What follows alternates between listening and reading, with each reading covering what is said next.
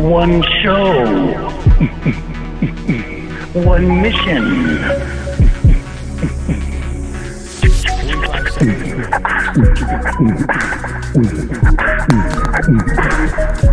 Maggie Perloff, coming soon to a station near you. One show. One mission.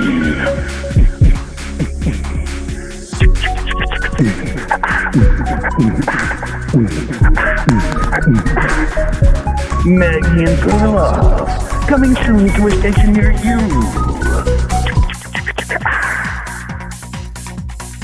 One show. One mission.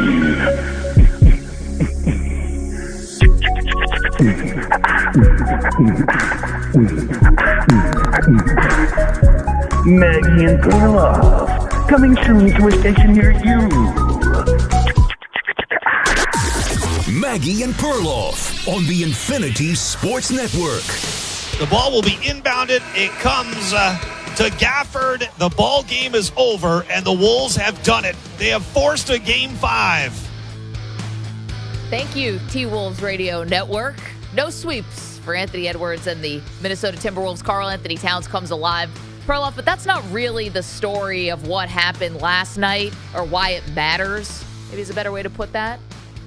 Okay, I'm curious. Why does it matter? Because history says 3-0 is 3-0, and it's just a stay of execution. Yeah, and it kind of felt like that a little bit last night, and Minnesota came out. They were really aggressive from the beginning, especially Anthony Edwards, and despite some foul trouble, there was this sort of, like, what do we have to lose kind of YOLO, you only live once kind of mentality for the Timberwolves, and I don't know if they can keep that up. But here's why this matters.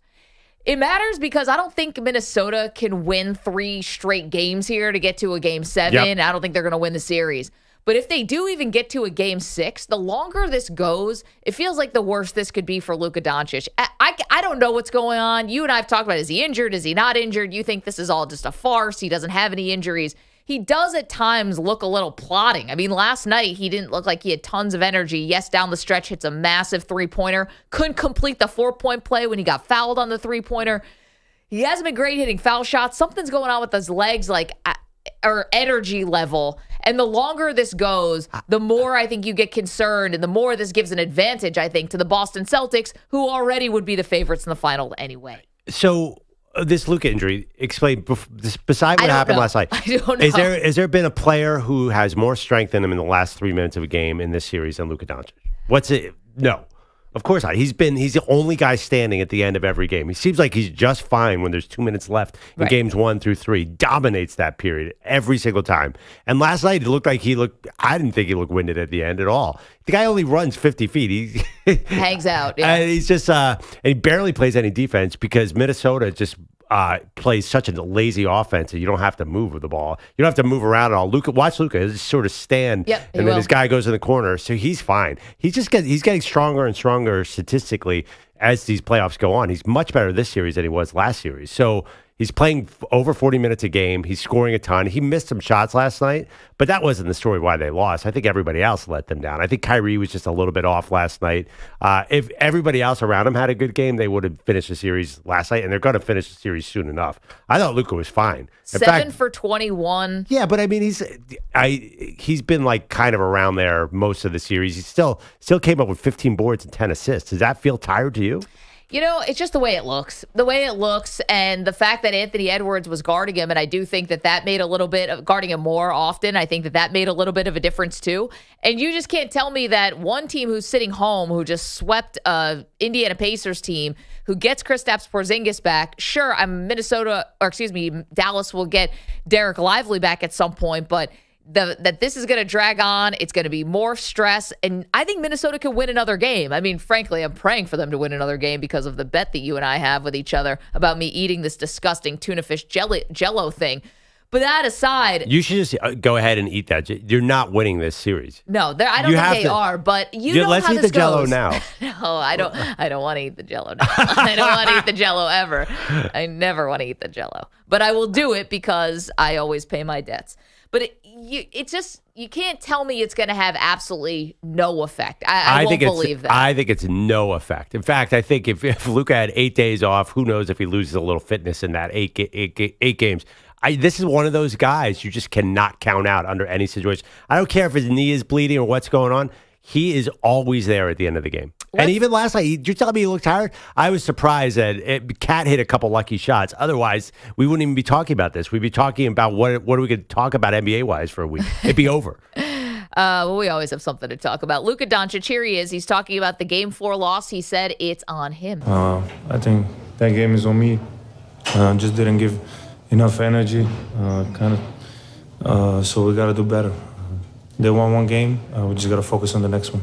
Yeah, I mean, I think that he's right about the energy level. I think it did seem a little bit off. Yes, in the final few seconds, was he able to hit a big shot? Sure he was. He's still Luka. But at the same time, that's the thing. You're letting this team hang around in a closeout game. And this team has been basically leading with 5 minutes left to go in every game in the series, and Dallas has found a way to figure it out. It's not like Minnesota's been getting the doors blown off of them in the series. Well, that's what I'm saying. Like, this basically played out the same way. Just Minnesota hit some shots, and they're not going to keep you. Honestly, you can't trust the Minnesota players. You cannot trust Karl-Anthony Towns to continue to hit his shots. I'm telling you right now, this is not going to last. Anthony Edwards missed a ton of shots last night, too. Even he's so out. Talking about out of gas. He's out of gas. How many times has he gotten to the rim and had a layup that just fell short? Okay, why is he out of gas? Because he's played 20, a lot of games. Yeah, but he's 22. Yeah, you're right. But he's 22, and he hit that 22-year-old wall. It's like Jalen Carter in football, like a rookie defensive player in football. You can only do so much when you're that young. Luka is getting stronger and stronger as these playoffs go. I think last night was a blip. And I think Luka's going to be just fine because his game he's got an old man game. He conserves energy. He's not flying up and down the court. He doesn't really do anything on defense. He doesn't have to. They have these rim protectors. Yeah, they built a perfect team for him. They have those guys behind him. I think they missed Derek Lively a lot last night. I think if Lively's in that game, then Dallas probably wins the game. I'm not worried at all. Honestly, I'm scared of Luka if I'm Boston. I don't even care if he plays Game 7. He is definitely going to be there for the finals. 855-212-4227. You are welcome to weigh in on, are you worried at all the longer the series goes for the Mavericks, the worse that this could be for Dallas and for Luka? And you can't just ignore it. And I think that the Minnesota Timberwolves, listen, this is an interesting team. I really don't know how you describe this team. They're loose, yet sometimes at the end of games, they seem tight. They seem like they're joking around, really jovial. Yet at other times, maybe it doesn't feel serious enough. I'm not exactly sure how to figure out this Minnesota team. I know they go as Anthony Edwards goes. And last night, he had a funny moment where Micah Parsons, of course, the Dallas pass rusher, the Cowboys pass rusher, sitting front row, just hoovering popcorn. I mean, that guy, that was like bringing back shades of, I don't know, him like sacking Jalen Hurts or something. I don't know. But anyway, he's front row and he sees Anthony Edwards. And apparently he was wearing a pair of Anthony Edwards' signature shoes. And Edwards goes to him, "What size do you wear?" And Parsons tells him, and he goes, "All right, I'm going to bring you back a pair for when we're back here for Game 6. And it's kind of like reminiscent of the trash talk that he gave to the Denver Nuggets locker room attendant who's like, "I'll see you back here, for the Game 7. It ended up coming true. I do think Minnesota gets this back to Dallas for a Game 6. I don't think it was just about staving off the sweep. Maybe that was part of it. There's a lot of pride. Karl-Anthony Towns did find his shot at the end of the game, but I think they do want to drag this out. Like, they've got nothing to lose. They want to drag it out, and Dallas, now it's incumbent on them to finish off the series. Yeah, but I think that Minnesota has a Gobert problem. The fact that Rudy Gobert is never winning an NBA title, that guy has loser energy with a capital L on his forehead. I mean, there's no interesting. I mean, how can you watch that guy and think this team is ever going to win anything? Like, he's just embarrassing to me. Really? Even after last night? Oh, my God, he's so embarrassing. There was a play where his man outran him for an alley-oop, and this was like a low moment for Rudy. He was getting all these calls and complaining. His man, I can't even remember, it might have been Derek Jones, outran him. And basically, the guy dunked the ball, grabbed on the rim, and swung and hit Rudy in the face. And he was all like embarrassed. Like, he gets beat all the time. He's such a stiff on defense. I'm sorry. Rudy is not a serious player. And he complains and he makes a lot of turnovers on Anthony Edwards, which he has a ton, or because Rudy Gobert can't catch. I do not like that guy. I don't like his game. I don't think he's a serious player. I'm going to put that right out there now. And I think most people agree with me. I don't think a lot of people like Rudy Gobert's game. You're going to put me in a position to defend Rudy Gobert. You're putting me in a tough spot. I can't do that. But what I can say is last night, I do think you saw a difference of when he's starting to be aggressive. This is the stuff that maybe doesn't show up on the stat sheet a lot, but he's like, Draymond Green said it even after the game. It's like he's getting physical with guys, and that just sort of builds. Like he's not just letting dudes at that particular alley-oop blow past him, but he's making his presence be known a lot more. You mean like lazy, last night than he was? Lazy fouls? Is that what you mean? Well, not lazy fouls. I'm talking about just being aggressive. Listen, they were all in foul trouble last night. Karl-Anthony Towns was playing with 5 fouls and fouled out. Rudy Gobert was playing with 5 fouls. Anthony Edwards was in foul trouble too. They all were. And they still won the game. Yeah, I mean, I think the T-Wolves they had some effective moments when they went small when he was off the court. Rudy Gobert actually Conley had the worst plus-minus, but Rudy Gobert was only +4 where McDaniels was +14. I think the key is the T-Wolves hit some threes last night. Yep, they did. And the Mavs did not. That hasn't been consistent. Jaden McDaniels and Walker Alexander have been terrible from 3. So I don't think there was anything systematic that Dallas has to worry about last night. I don't think Minnesota solved anything. It was basically the same game. Yep, what was different last night? Just a few baskets went in, and I just don't think you can count on those guys. And Kyrie missed a couple. I don't like Gobert. I'm just going to put it out there. I just don't like it. I don't like his style. I don't like his style. I don't think he's serious. I think he's kind of arrogant out there in a way that he hasn't earned. I'm not a big fan of his game. And also, it's 2024. 7'5" guys, unless you're Wemby, it's just hard to have that big guy up there because they're hunting him on defense. And last night, Kyrie got a lot of matchups on him, and he missed the shots. He's not going to miss those consistently. Could you at least buy that was a random off night for Kyrie Irving, and he'll probably bounce back? Probably. I mean, listen, he still ended up hitting a big shot inside, what was it, like a minute and a half or 2 minutes left to go in the game. I guess he shot it lefty because righty had not been working all night long and had this really bad turnover. Left hand sort of not shovel pass, like sort of, I don't know, just sort of lazy, I guess, pass. And it ends up getting turned over and intercepted, and it was kind of just off, just a little bit off. It's funny about Rudy Gobert because you're mentioning how you don't like his game and 7'5", and he's a liability out there, yet you need size in this league to win. I think the days of the Golden State Warriors and this really small death lineup and all that, I don't think that flies right now in the NBA. You need some size, maybe not his, but we're talking about the big men in this series and how important they are. Right now. That was 2 years ago that they won the NBA title. I'm just saying. Don't you feel that it's changed even a little bit? Not really. I don't think we have enough sample size. I think this Cat Gobert style 2 7-footers, assuming Minnesota loses a series, I'm not sure that's. What about Lively and Gafford? I mean, we're talking about these big guys. Okay. You need those big guys. Are they? And Cat and Gobert, I mean, we're talking about who's going to stop Jokic and how are they going to, with Denver, and how are they going to match up, and who's going to have the size to handle Denver. Like, you need that stuff. We'll see. I have a feeling when it gets to the finals, it's not going to be as much Lively Gafford. I think that everybody's going to go small in this finals. We'll see. Maybe Porzingis plays a big role. Yeah, I'm not sure there's a proof of concept just because there's 2 years. Last year, because of Denver, because Jokic won. Yeah. Honestly, if Dallas wins, this is a guard-driven team, too. It's really about the outside guys. It's not about the inside guys. I know that rim protector is important, but I'll bet you Boston starts to take advantage of that because Boston's got, how many guards does Boston have? They're going to say, okay, you got these defensive guys in the back. We're going to pull the game out. We'll see if Boston hits their shots. I'm just not reading anything into last night. I would caution anyone to say, okay, we saw a vulnerability with Dallas. We saw a vulnerability with Luka. Just it's a one-off. They're going to be fine.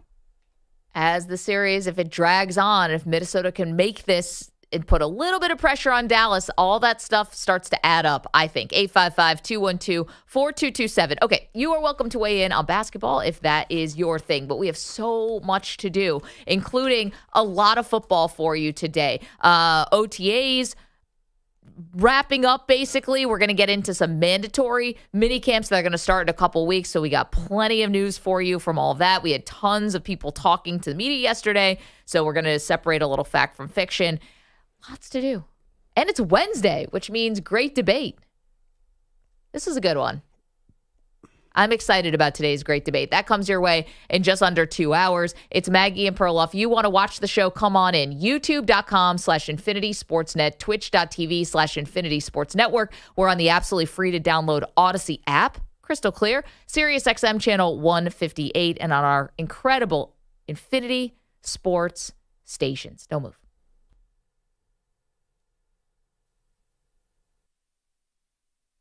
You're in a 5-minute break.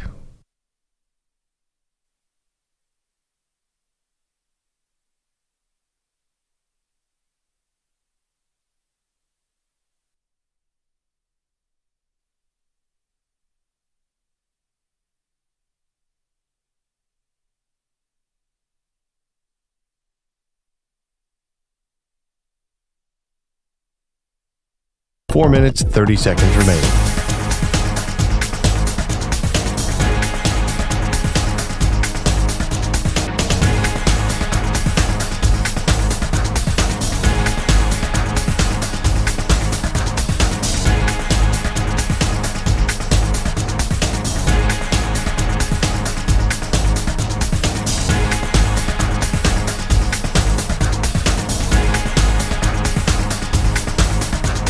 Four minutes remaining.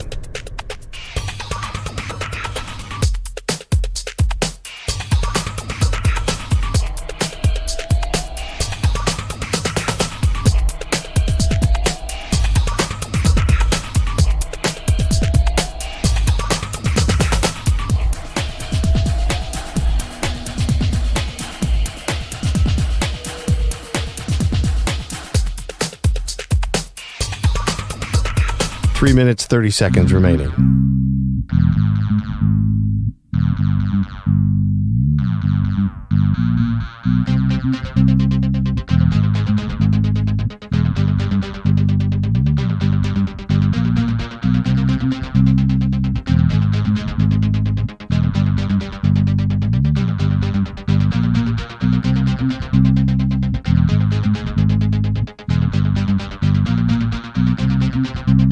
Three minutes remaining.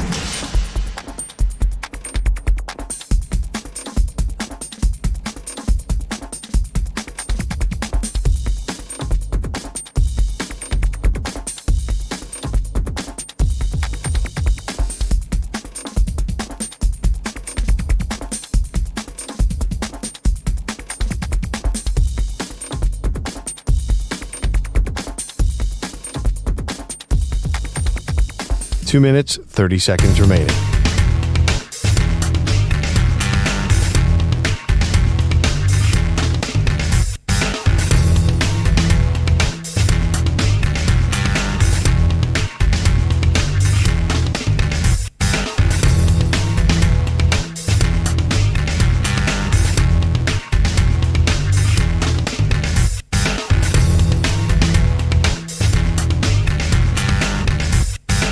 Two minutes remaining.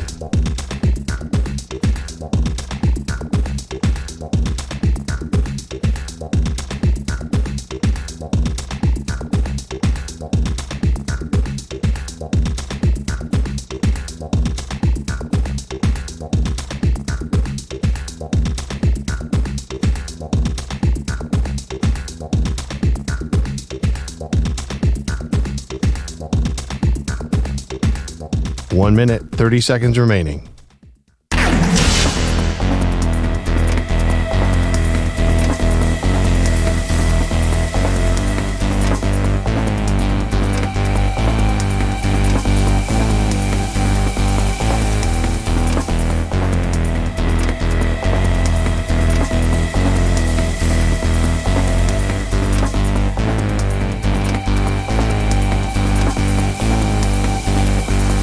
One minute remaining.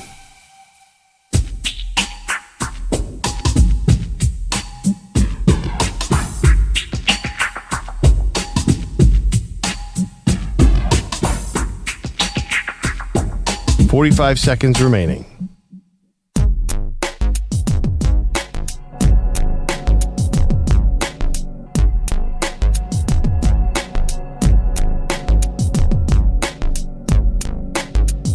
.30 seconds remaining.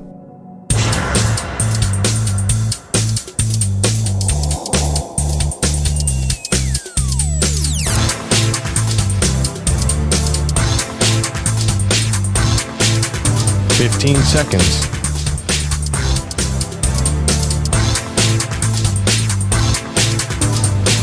Break ends in 5 seconds.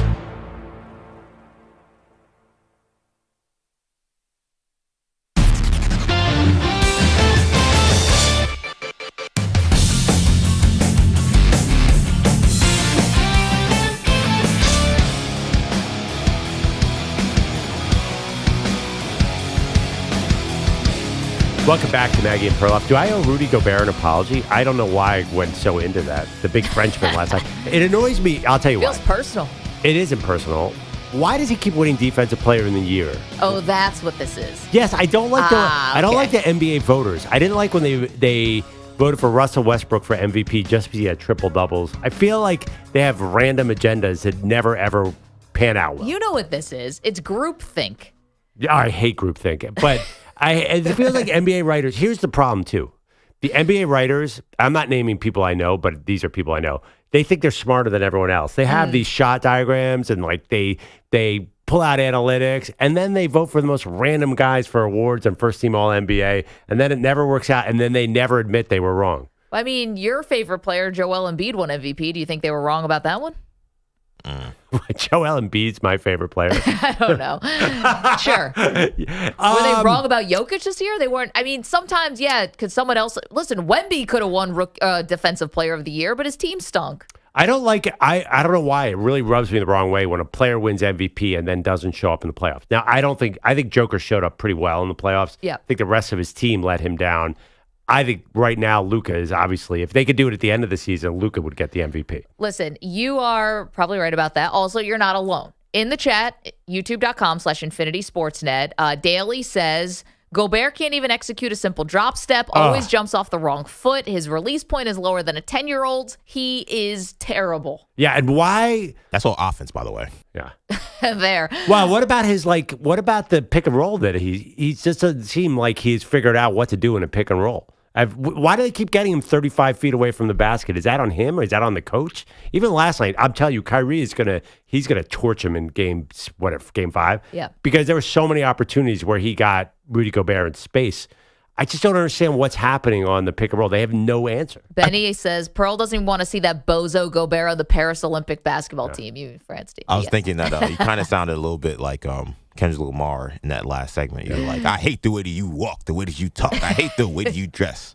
I hate the way you sneak this. I was actually laughing last night. I was thinking, oh my God, Rudy Gobert's going to be in the Olympics, and actually Luka's going to get to torch him too. That's going to be super fun. We'll see how group play works out. Phil would like an injury report on all of your ailments, Perloff, because you never believe that anybody is injured. Well, listen. Yet you always seem to be walking in here with something. I have a grade 2 right ankle sprain, a grade 3 left ankle sprain. Everyone knows I sprained my MCL. No damage on the ACL.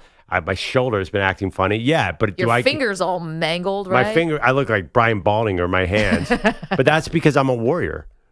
Sure. Right. Hashtag warrior. You're a warrior. What? Yeah. Anyway, Luka's fine. I don't want to hear this Luka's hurt because you know he's going to be there. Wait, okay, the bet against the Mavs is Luka's so hurt. That'd be foolish. I did. That'd be gone really bad. Terribly, in fact. Because I'm going to be eating some tuna fish Jell-O. The reason why I always mention the YouTube channel is for things specifically like that. I mean, you can tune in right now. We all look great. But when I eat this disgusting stuff, like the day Perloff put his face in a bowl of chili. I got Jell-O on the brain. This is where you want to be involved in the YouTube channel. Are you sure we're trying to sell this tuna lime Jell-O mold as something people want to see? Because it's going to be terrible. Well, you forgot to mention the Rocky Mountain oysters, which I also doubled down on. Do we really want to televise a grown woman throwing up on national radio? Well, we are. So I think it's a little late for those kind of questions. Well, you still have a double or nothing to get out of it. If somehow Minnesota comes back from 3-0, you're out. You're clean. You're done. Do we think this goofy squad is going to be the one that's going to pull off history? You're going to pull a Tanya Harding and take out Lucas' knees? I don't even know if that would work. Andrew Bogusch has headlines. Hello. Good morning. Those headlines are sponsored by Progressive Insurance. Protect your family, your phone, and your furry friends with life, electronic device, and pet health insurance. I'll be the positive one. The greatest comeback in show bet history is alive and well this morning because Karl Anthony Towns decided not to play like Jello tuna. Now a drive by Ant to the elbow, goes to the opposite corner. Cat got time, fires the three, and drains it again. 3 for 3 from long range for Karl Anthony Towns. The Wolves go up 5 with 5 minutes left to go in the fourth quarter. Alan Horton on T-Wolves Radio. Cat scoring 20 of his 25 points in the second half, shooting 9 of 13 overall, including 4 for 5 from 3. Being aggressive. There ain't no time to have any doubts in your mind, especially at this time. It's game 4. We down 3-0. There ain't no time to have any doubts. I'm going to go out there, be aggressive, shoot my shot. Like I've been doing all series, and be confident in every shot I shoot. Anthony Edwards threw in 29 in the season-extending 105-100 win in Game 4 in Dallas. No fourth-quarter heroics this time from Luka or Kyrie Irving. Doncic 1 for 5 in the final period. Kyrie shot 6 of 18 overall. Game 5's in Minnesota tomorrow night. Now, the Sixers would like to get back to the conference final one of these days. To that end, they'd like to add another star to Joel Embiid and Tyrese Maxey. Paul George is apparently their top target, but if that doesn't work, they could turn their attention to a Jimmy Butler reunion. That would require Butler asking out of Miami, then the Heat accepting a Sixer offer. Philly reportedly willing to give Butler a max extension if they could get him back. I blame LeBron James. Wait. Why is it his fault? Because LeBron gave this idea to everyone around the NBA that people could be effective till 43 years old. So Jimmy Butler is old. I blame Paul him George too. is old.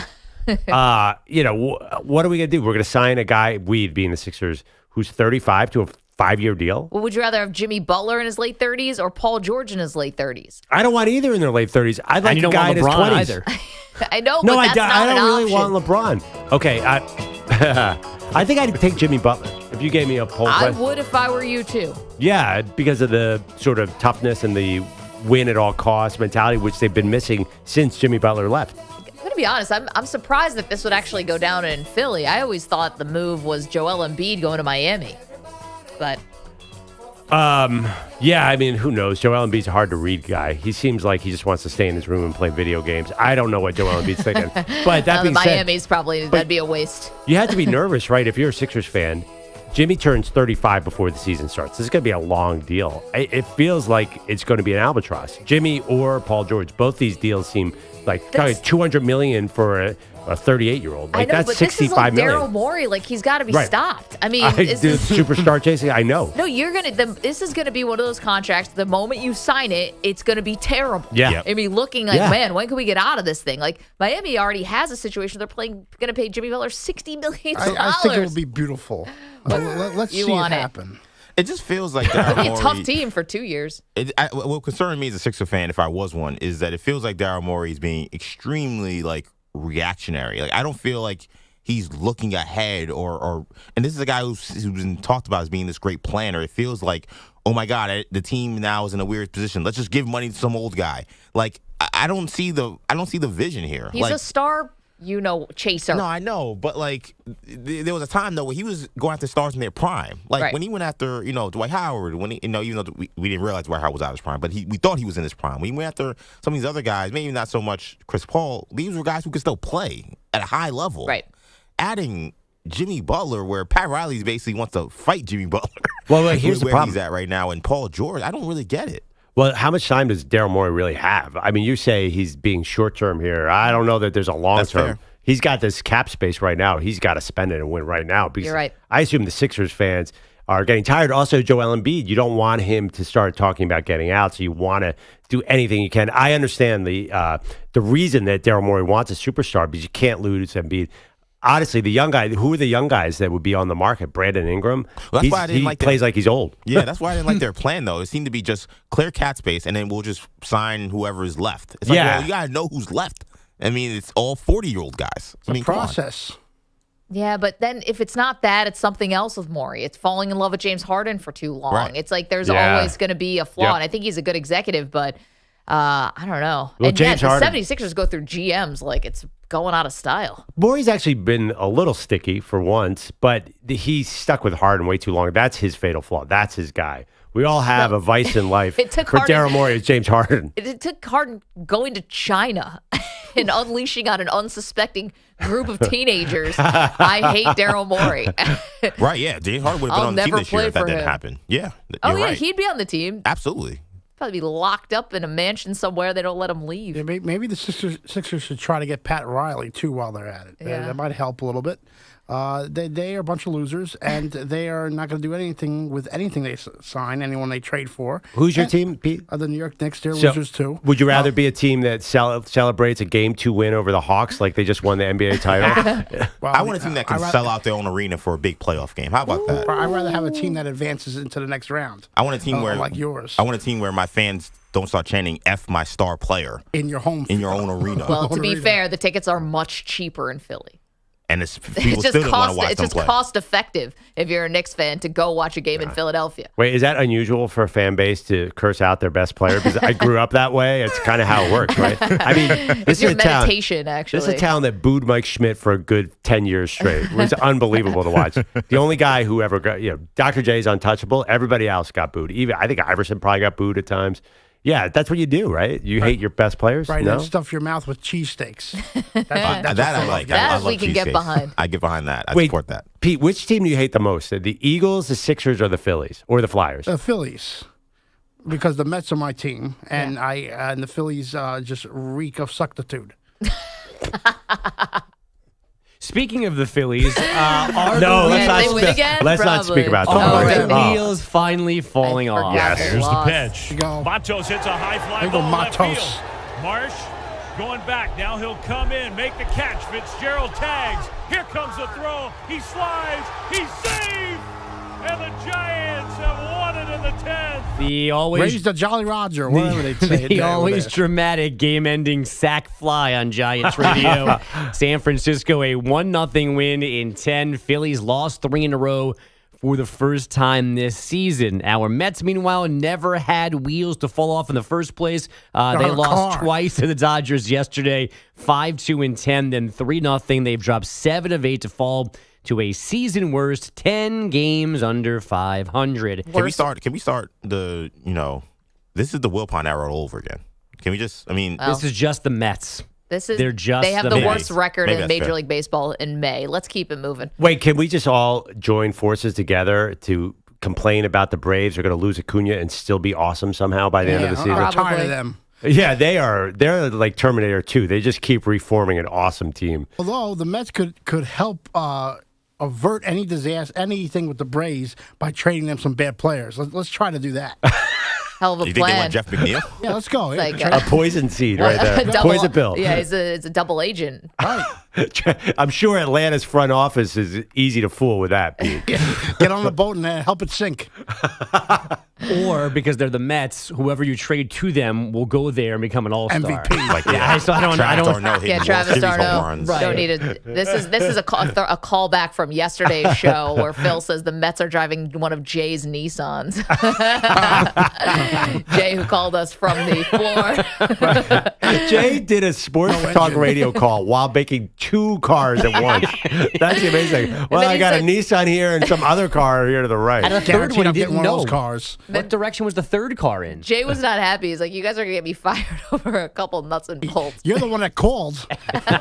We I had love something Jay. to call while he was on the clock. Jay's better on his best day than we ever will be. And thank God he wasn't building an airplane. That's all I have to say. Not today. What else we got? It was Caitlin Clark's most complete game as a pro, 30 points, 5 rebounds, 6 assists, but it was another Fever loss. They are 1-7, falling at home to the LA Sparks, 88-82. On playoff ice, the Rangers and Panthers went to overtime for the 3rd game in a row. This time, Florida won 3-2, tying the series at 2. Sam Reinhart scored the winner on the power play just 72 seconds into extra time. And the Houston Texans have signed wideout Nico Collins to an extension, 3 years, $52 million guaranteed. He would have been a free agent after the coming season. Guys, back to you. Can I ask a question about Caitlin Clark real quick? Yeah. Sure. What if she doesn't win Rookie of the Year? Because that is on the table. Why? Because Angels playing well? Cameron Brink's having a great season so far. And I'm not going to say that she won't win because I think Caitlin's playing a lot better. but the Sparks seem like a little bit of a better team. Yeah. I kind of want this to become a Chet Wemby situation. Where are you driving?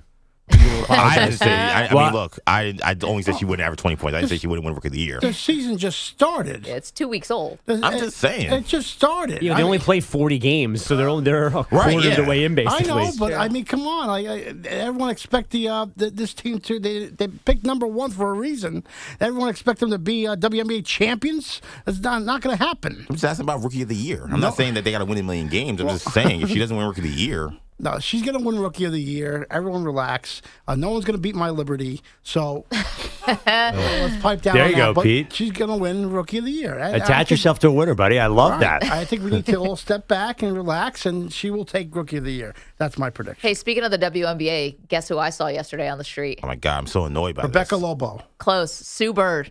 Nice. Sue Bird and Megan Rapinoe walking together. They walked by my car, and I had my window down, and I was stopped at a red light. And I couldn't think of anything else, and I just pointed at them. And Megan Rapinoe waved. They're our neighbors. Didn't I tell you? Yeah, you said you've seen them before. I walk into their front door. Let's go at 10 o'clock. I'll show you where they live. It was like wild. You mean neighbors, like home neighbors? They live right around here. Right around here.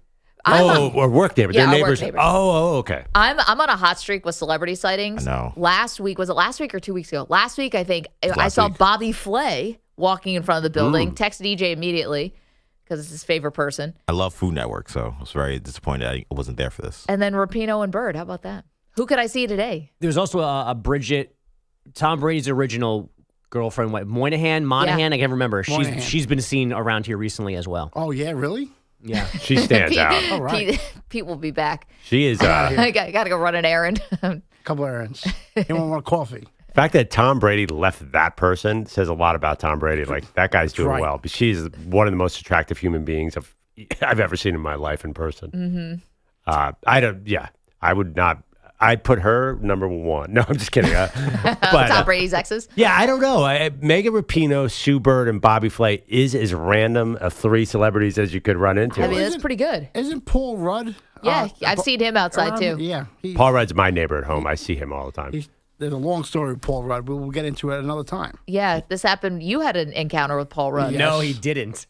Sort of. That's the best part of the story. Exactly. Oh, I'm sorry. Someone was messing with your car, right? And Paul Rudd witnessed it? Some vagrant put a garbage can through my car window one day, and I was on the phone with insurance away from the scene while Paul Rudd was looking at the accident, trying to figure out where I was. Full of sympathy, ready to be your friend, Right. and you were not there to accept all of that from Paul Rudd. Meanwhile, I'm on the phone trying to spell my name to some agent. Yeah, I get it. Listen, Paul Rudd, BE. take a seat. I'm on with insurance. It's probably been on hold for 20 minutes, and now I finally got a human to talk to, and I need to get this worked out. Right, and so that's my luck. What a day, Pete. Yeah, What a life. that's another book. What a Life by Pete Pilati. My life in lots of pieces.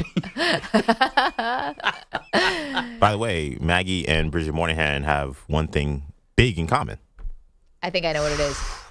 Binghamton, New York. There you go. Yep. She's from Binghamton? Born in Binghamton. Born in Binghamton. It's funny. She was born there, but I don't think she spent any significant amount of time. So she's not in the Greater Binghamton Hall of Fame. She's not a townie like me. Okay. I have a great idea. I think Bogus should go try to find one of these celebrities and bring him up here. I'll Just tell go you on what, a hunt right now? Yes, right now. the other guy I see all the time around here is the guy, the Mayhem guy from the commercial. Oh, Speaking yeah. of insurance. I used to live in the That building guy. with that guy. Yep.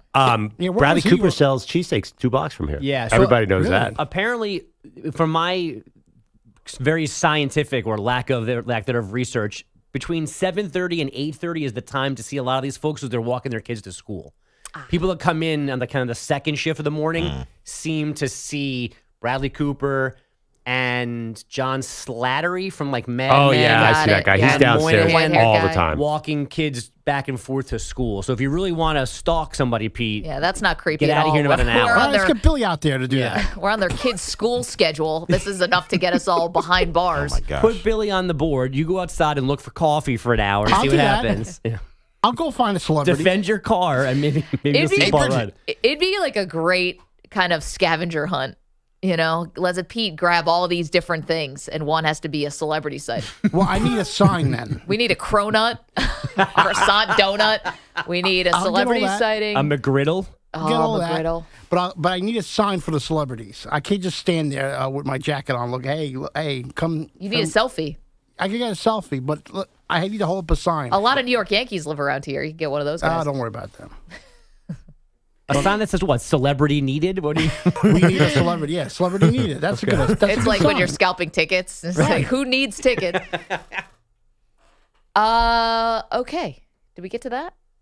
We did. All right. That's what we got. Thank you, Andrew Bogusch. Coming up, we check in on the 49ers with some big questions for this football team. What are they? We'll get to them next.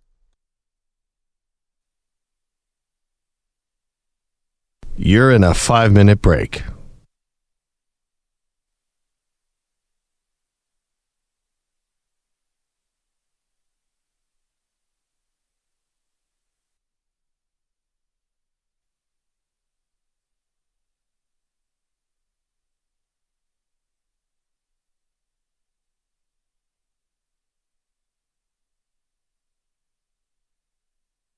Four minutes, 30 seconds remaining.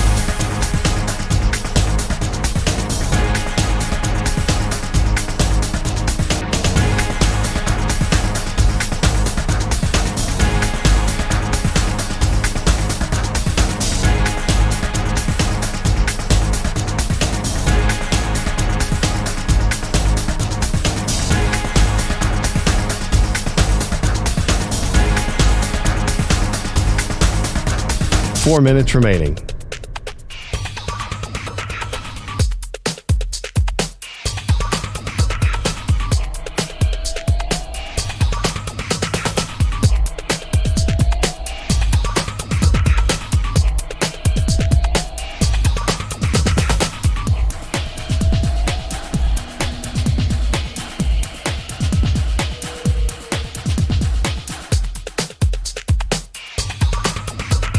Three minutes, 30 seconds remaining.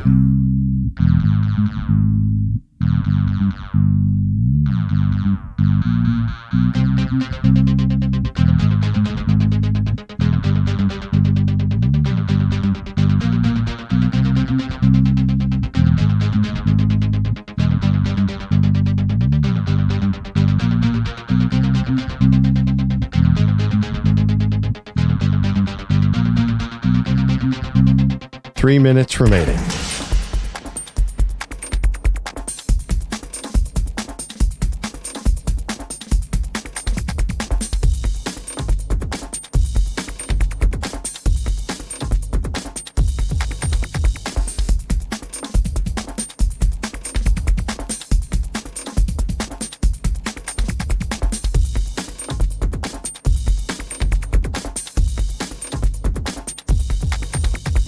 Two minutes, 30 seconds remaining.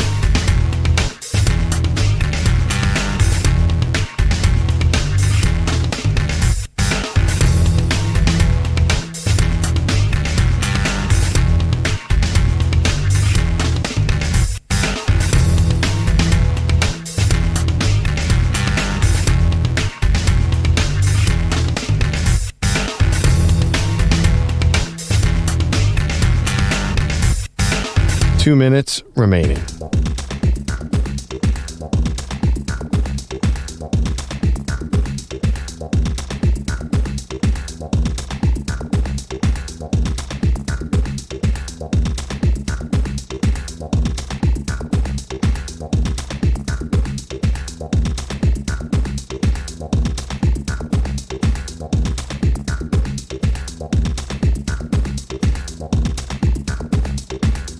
One minute, 30 seconds remaining.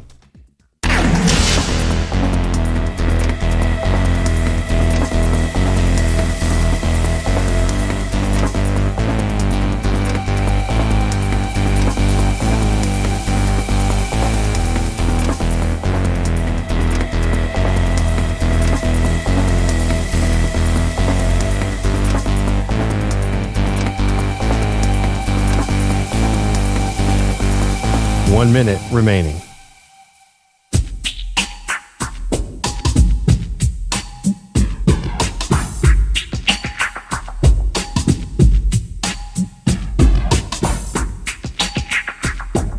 45 seconds remaining.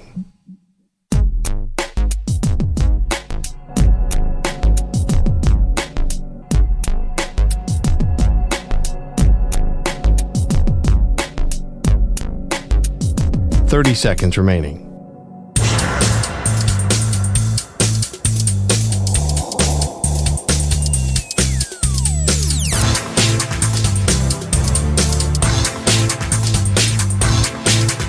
15 seconds.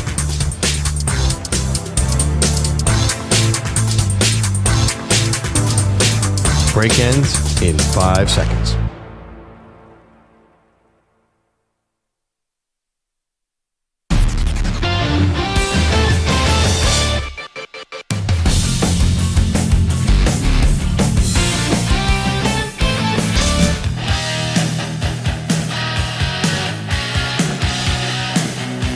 Talk about the San Francisco 49ers. Hey, welcome back to the show. Maggie Gray, Andrew Perloff. This Brandon Aiyuk situation not going anywhere. He says he wants an Amon-Ra St. Brown. That's kind of the neighborhood, Perloff, that they're thinking about. And that was about $120 million. Looking at $28 million per year for 4 years. Should the 49ers just give it to Aiyuk? No. I am putting my fist down on these wide receiver contracts. There's 14 great receivers that come in the league every year. Why are you paying every one of them $30 million? I told you 2 years ago, wide receivers are going to become the new running back. It's happening in real time. Every wide receiver is holding out. Everybody wants enough money, more money, because they realize this is the last gold rush. It has just become the most anonymous position. You can find 3 Brandon Aiyuks in next year's draft. Yeah. That's the reality of the situation. But I think the wide receivers are still getting paid. So they're not the new running backs yet, because I just watched Amon-Ra St. Brown get $120 million. I think CeeDee Lamb's going to get a ton, and Justin Jefferson's going to get the most out of all those guys. But I feel like of the number of potential holdouts in the NFL this year, if say they're 10, I'd say 8 of them are wide receivers. So there's a disconnect between what the wide receivers want and what they're getting, because they're having to hold out of OTAs. You don't see left tackles holding out. They're just getting paid. Well, I saw Nick Bosa hold out last year, and he eventually did get paid. Bosa didn't really hold out. Well, he did. I mean, he missed the whole preseason. He missed all of training camp, and he eventually got his contract. Nick Bosa missed all of preseason? Yes, this happened. And so I get where the wide receivers are coming from. For Brandon Aiyuk. Why though? What's so special about Brandon Aiyuk? Look at this year's draft. How many good receivers? There was 15 guys that were all the draft experts are saying are going to make immediate impacts. Like you could get clearly a player in the 3rd round. Yeah. So why are you paying? Because you need 2 wide receivers. Yeah. I just don't think you need to pay all these guys $30 million. But I guess here's the thing, right? For the 49ers, is this going to end up having any kind of impact? Because I don't think that Brandon Aiyuk's going to sit out the season, right? You have this year on his deal. You could franchise tag him a year after that if you really want to get down the road with this thing. But they also were clearly looking to trade him, and that ended up being an issue too, because they were asking way too much for the trade. You can't ask the Jacksonville Jaguars for your, 19th overall pick or whatever, and knowing that Jacksonville's also going to have to pay him. Yeah. It was just way too rich. And so I'm actually surprised that they never got the trade, any kind of trade done during the draft. I thought that they would. They haven't. Now you're here. This is the kind of thing, though, Pearl, I think where you're this close to a Super Bowl, right? Right. And you're the 49ers, and it's, we can talk about teams that come into the season with pressure on them. I don't think there is any other team that has more pressure on them to finally win than the San Francisco 49ers. And I don't want to go into that season a one that feels, I can't say like a make or break, because I don't know if Kyle Shanahan's not going anywhere. Brock Purdy's still in the beginning. But how many times you're going to bang your head against the wall before you actually break through? This starts to wear on teams. And so to go in with anyone having any kind of issues, I'm not saying you pay Brandon Aiyuk just to avoid a conflict, but at the same time, I want everyone feeling pretty good, because there's a lot to feel weird about here. And let's also not forget, Christian McCaffrey was a no-show, and nobody knows why for OTAs. Now, it's voluntary, but nobody either knew or was willing to say why Christian McCaffrey wasn't also at OTAs when Bosa's there, Purdy's there, Kittle's there, Debo's there. Well, here's the thing about Aiyuk, though. Back to him, did he help you beat Kansas City in any way? He helped you beat Detroit. He's a one lucky catch and a butterfly. Without that, they don't even get to the Super Bowl. Okay, that was one play. That could have been any receiver. The point is, he was not a big part of the offense in the postseason at all. He disappeared. He definitely disappeared in the Super Bowl. I know he had a couple catches, but it doesn't feel like he's so special to me that you need to pay him $30 million. You don't think you could plug in Jawan Jennings in the same spot and be okay? With that Kyle Shanahan kind of offense? I said this before. Why do you have Kyle Shanahan if you have to pay all your skill positions at the top of the market? Like, what's the point of having Kyle Shanahan as your coach? Use that money on defense and let Shanahan coach him up. Well, I think they are. I mean, I think they do use it on defense also. They paid Bosa. They paid Warner. They're paying McCaffrey a lot, and he's going to want more. They paid Debo. If they pay Aiyuk, and, that's a lot of money into your skill position, guys. I know that Brock Purdy hasn't made his deal yet, but I just don't think you need that offensively. What I'm really concerned about in San Francisco is, are they going to get back to a dominant defense? They fell off tremendously last year. They went from 1 to 8 overall. Like, what do they need to do to get back to what they were? Is that going to happen? I mean, I know they're switching up defensive coordinators. Yep. To me, I'm not worried about Aiyuk. I'm not worried about McCaffrey. I'm not worried about any of that. Are they going to be ferocious with their pass rush anymore? Last year, it seemed like it was sort of Nick Bosa or bust to me. Nobody else really stepped up. Warner, I mean, Dre Greenlaw gets hurt in the Super Bowl. If he doesn't get hurt in the Super Bowl, maybe we're talking about a totally different outcome. I mean, and where is Dre Greenlaw this year? Is he going to be recovering fully from healthy? Injury? Yeah, I worry about that. And is Fred Warner, is he getting old? He's so good. 855-212-4227. You are welcome to weigh in on the 49ers and the concerns that you have going into the season. Listen, maybe it's none. Maybe you say, listen, our team lost in overtime because our coach made a bonehead move and we're still great and I've got nothing to worry about. We're favored in every single game we play this season because you got Kansas City at your place. This is setting up to be another phenomenal year for the 49ers. You can't tell me this stuff doesn't build on itself. You can't tell me that it doesn't create more pressure in the building. You can't tell me it doesn't make Kyle Shanahan even tighter when you get to these massive games, Super Bowls, NFC Championship games over and over again, and you keep losing. I mean, it's got to be just killer. I hear what you're saying. So you're saying the losing builds on losing, but the guys won a lot of playoff games. No, I know, but then you get judged by something else, right? It's right. It's like the Boston Celtics right now. The Boston Celtics. Yeah, everyone's saying congrats, Indiana Pacers. You made it all the way to the Eastern Conference Finals, and then they're looking at the Celtics and saying, if you don't win this title, then your season was a failure. This is exactly where the 49ers are at. Yeah, I mean, I'll just give the model. Andy Reid in his 40s did exactly what Kyle Shanahan's doing now. Got to the conference championship game every year and lost pretty much every year.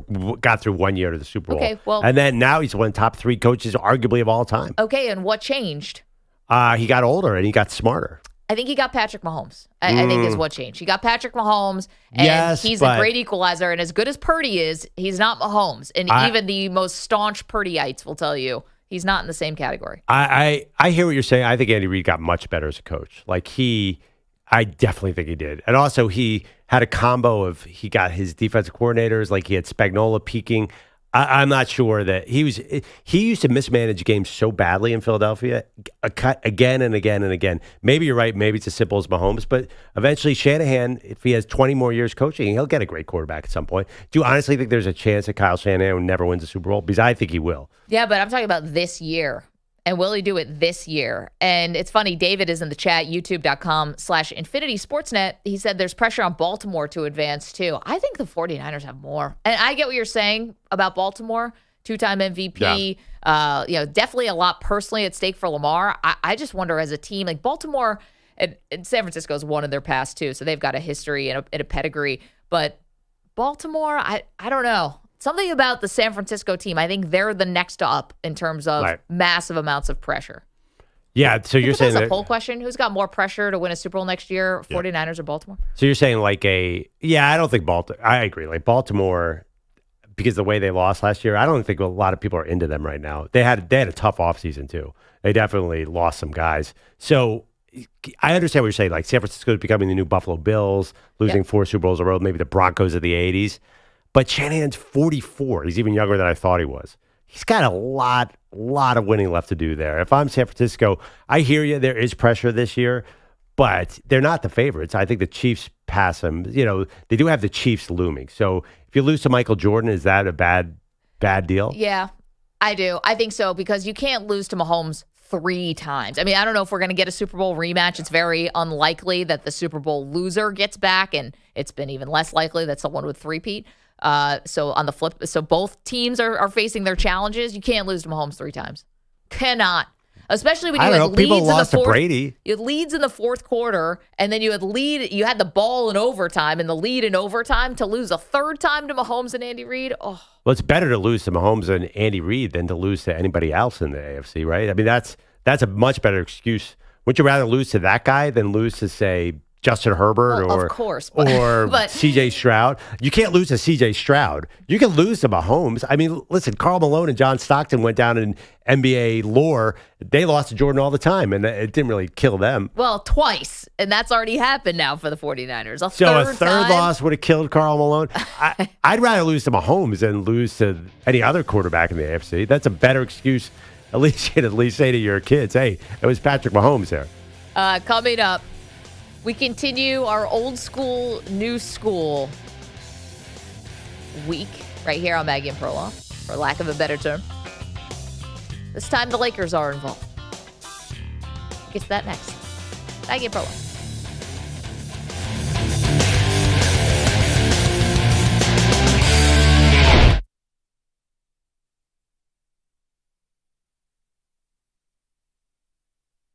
You're in a 5-minute break.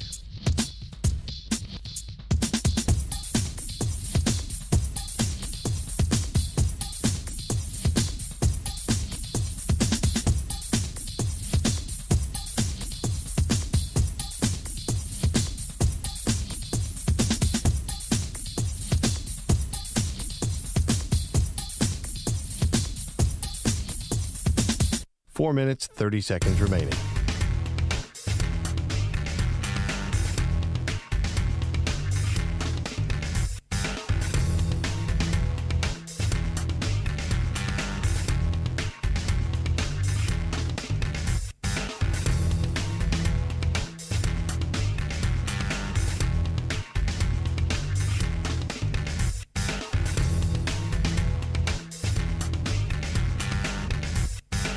Four minutes remaining.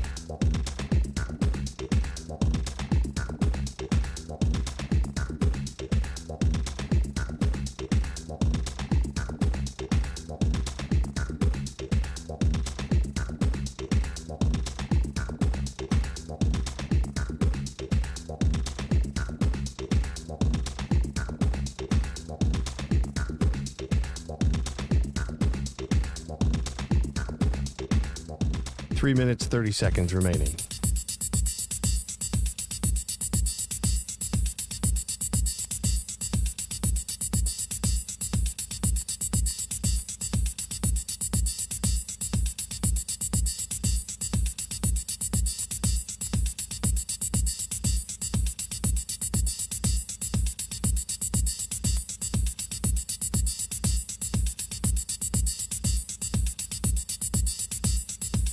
Three minutes remaining.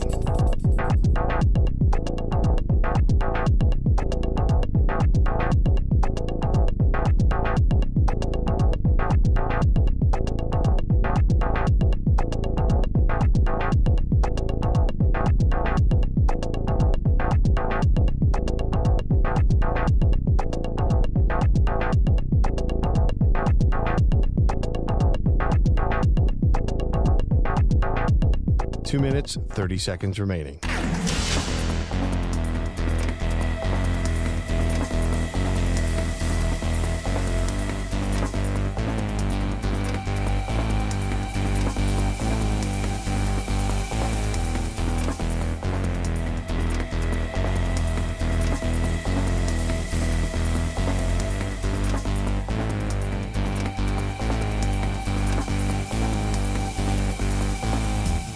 Two minutes remaining.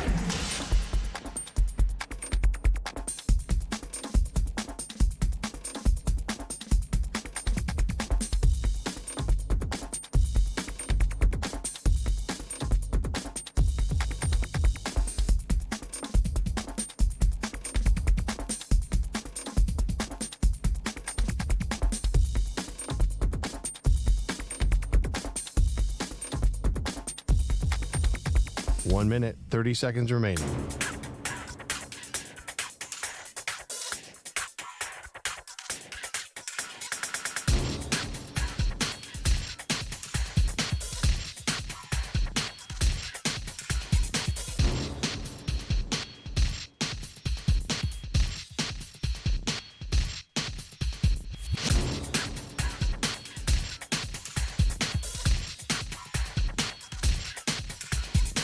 1 minute remaining.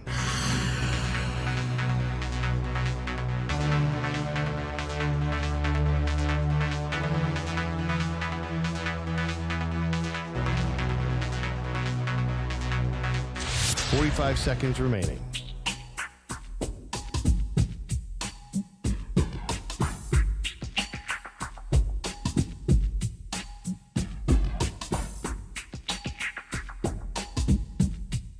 .30 seconds remaining.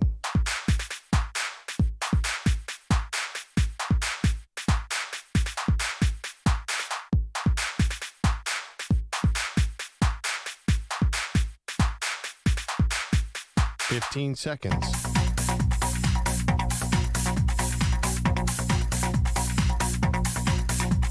Break ends in 5 seconds.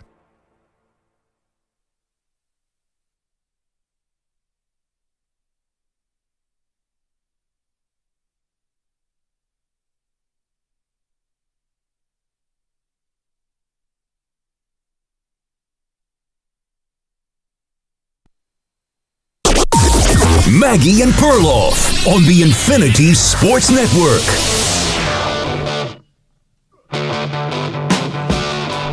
Timberwolves get on the board last night.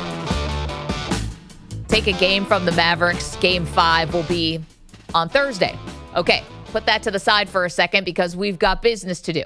This week, we have been dubbing it old school versus new school. Pete, hit the music. It's Maggie and Perloff's Old School, New School.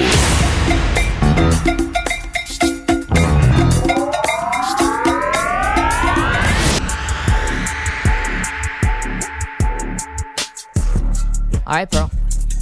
Let's do it. Yesterday, we talked old school running backs versus new school quarterbacks. Today, we turn our attention to basketball. And this conversation caught our ear last week. It was between Draymond Green and Shaquille O'Neal talking on Shaquille's big podcast about who would win, the Lakers of Shaquille's years or Draymond's Warriors. We're going to guard you with a guy in front of you, a guy behind you. They did that. Yeah, I wasn't on the court, though. All right, so what you going to do, stand behind me? I'm standing in front. Ain't no ball getting to you. What you mean the ball don't get to me? I'm not 6 feet. But you ain't 7 feet. I'm in the front. Stop it. We're leaving somebody over there to shoot because you couldn't shoot. But however, Bogey going to be in foul trouble. Now, who your backup center? Me. Draymond, stop. You would have had to bring your big out of that drop. Man, if you stay back there, I'm going to nail whoever guarding Steph. I'm going to nail whoever guarding Clay, and we're going to dot your eye every play. All right. That was a very entertaining conversation between Draymond Green and Shaquille O'Neal. They go back and forth about how they would have guarded Shaq and who would have won if the Shaq's Lakers dynasty had played the Golden State dynasty. Okay, so here's what we're up against. Let's set it up. The old school versus the new school. We're talking about the old school LA Lakers dynasty, which sounds like this. Bryant to Shaq! They've got to get a stop here and give themselves a chance to take the lead, and you know Kobe is going to go to work again. Here he is over Jackson. How good is this kid?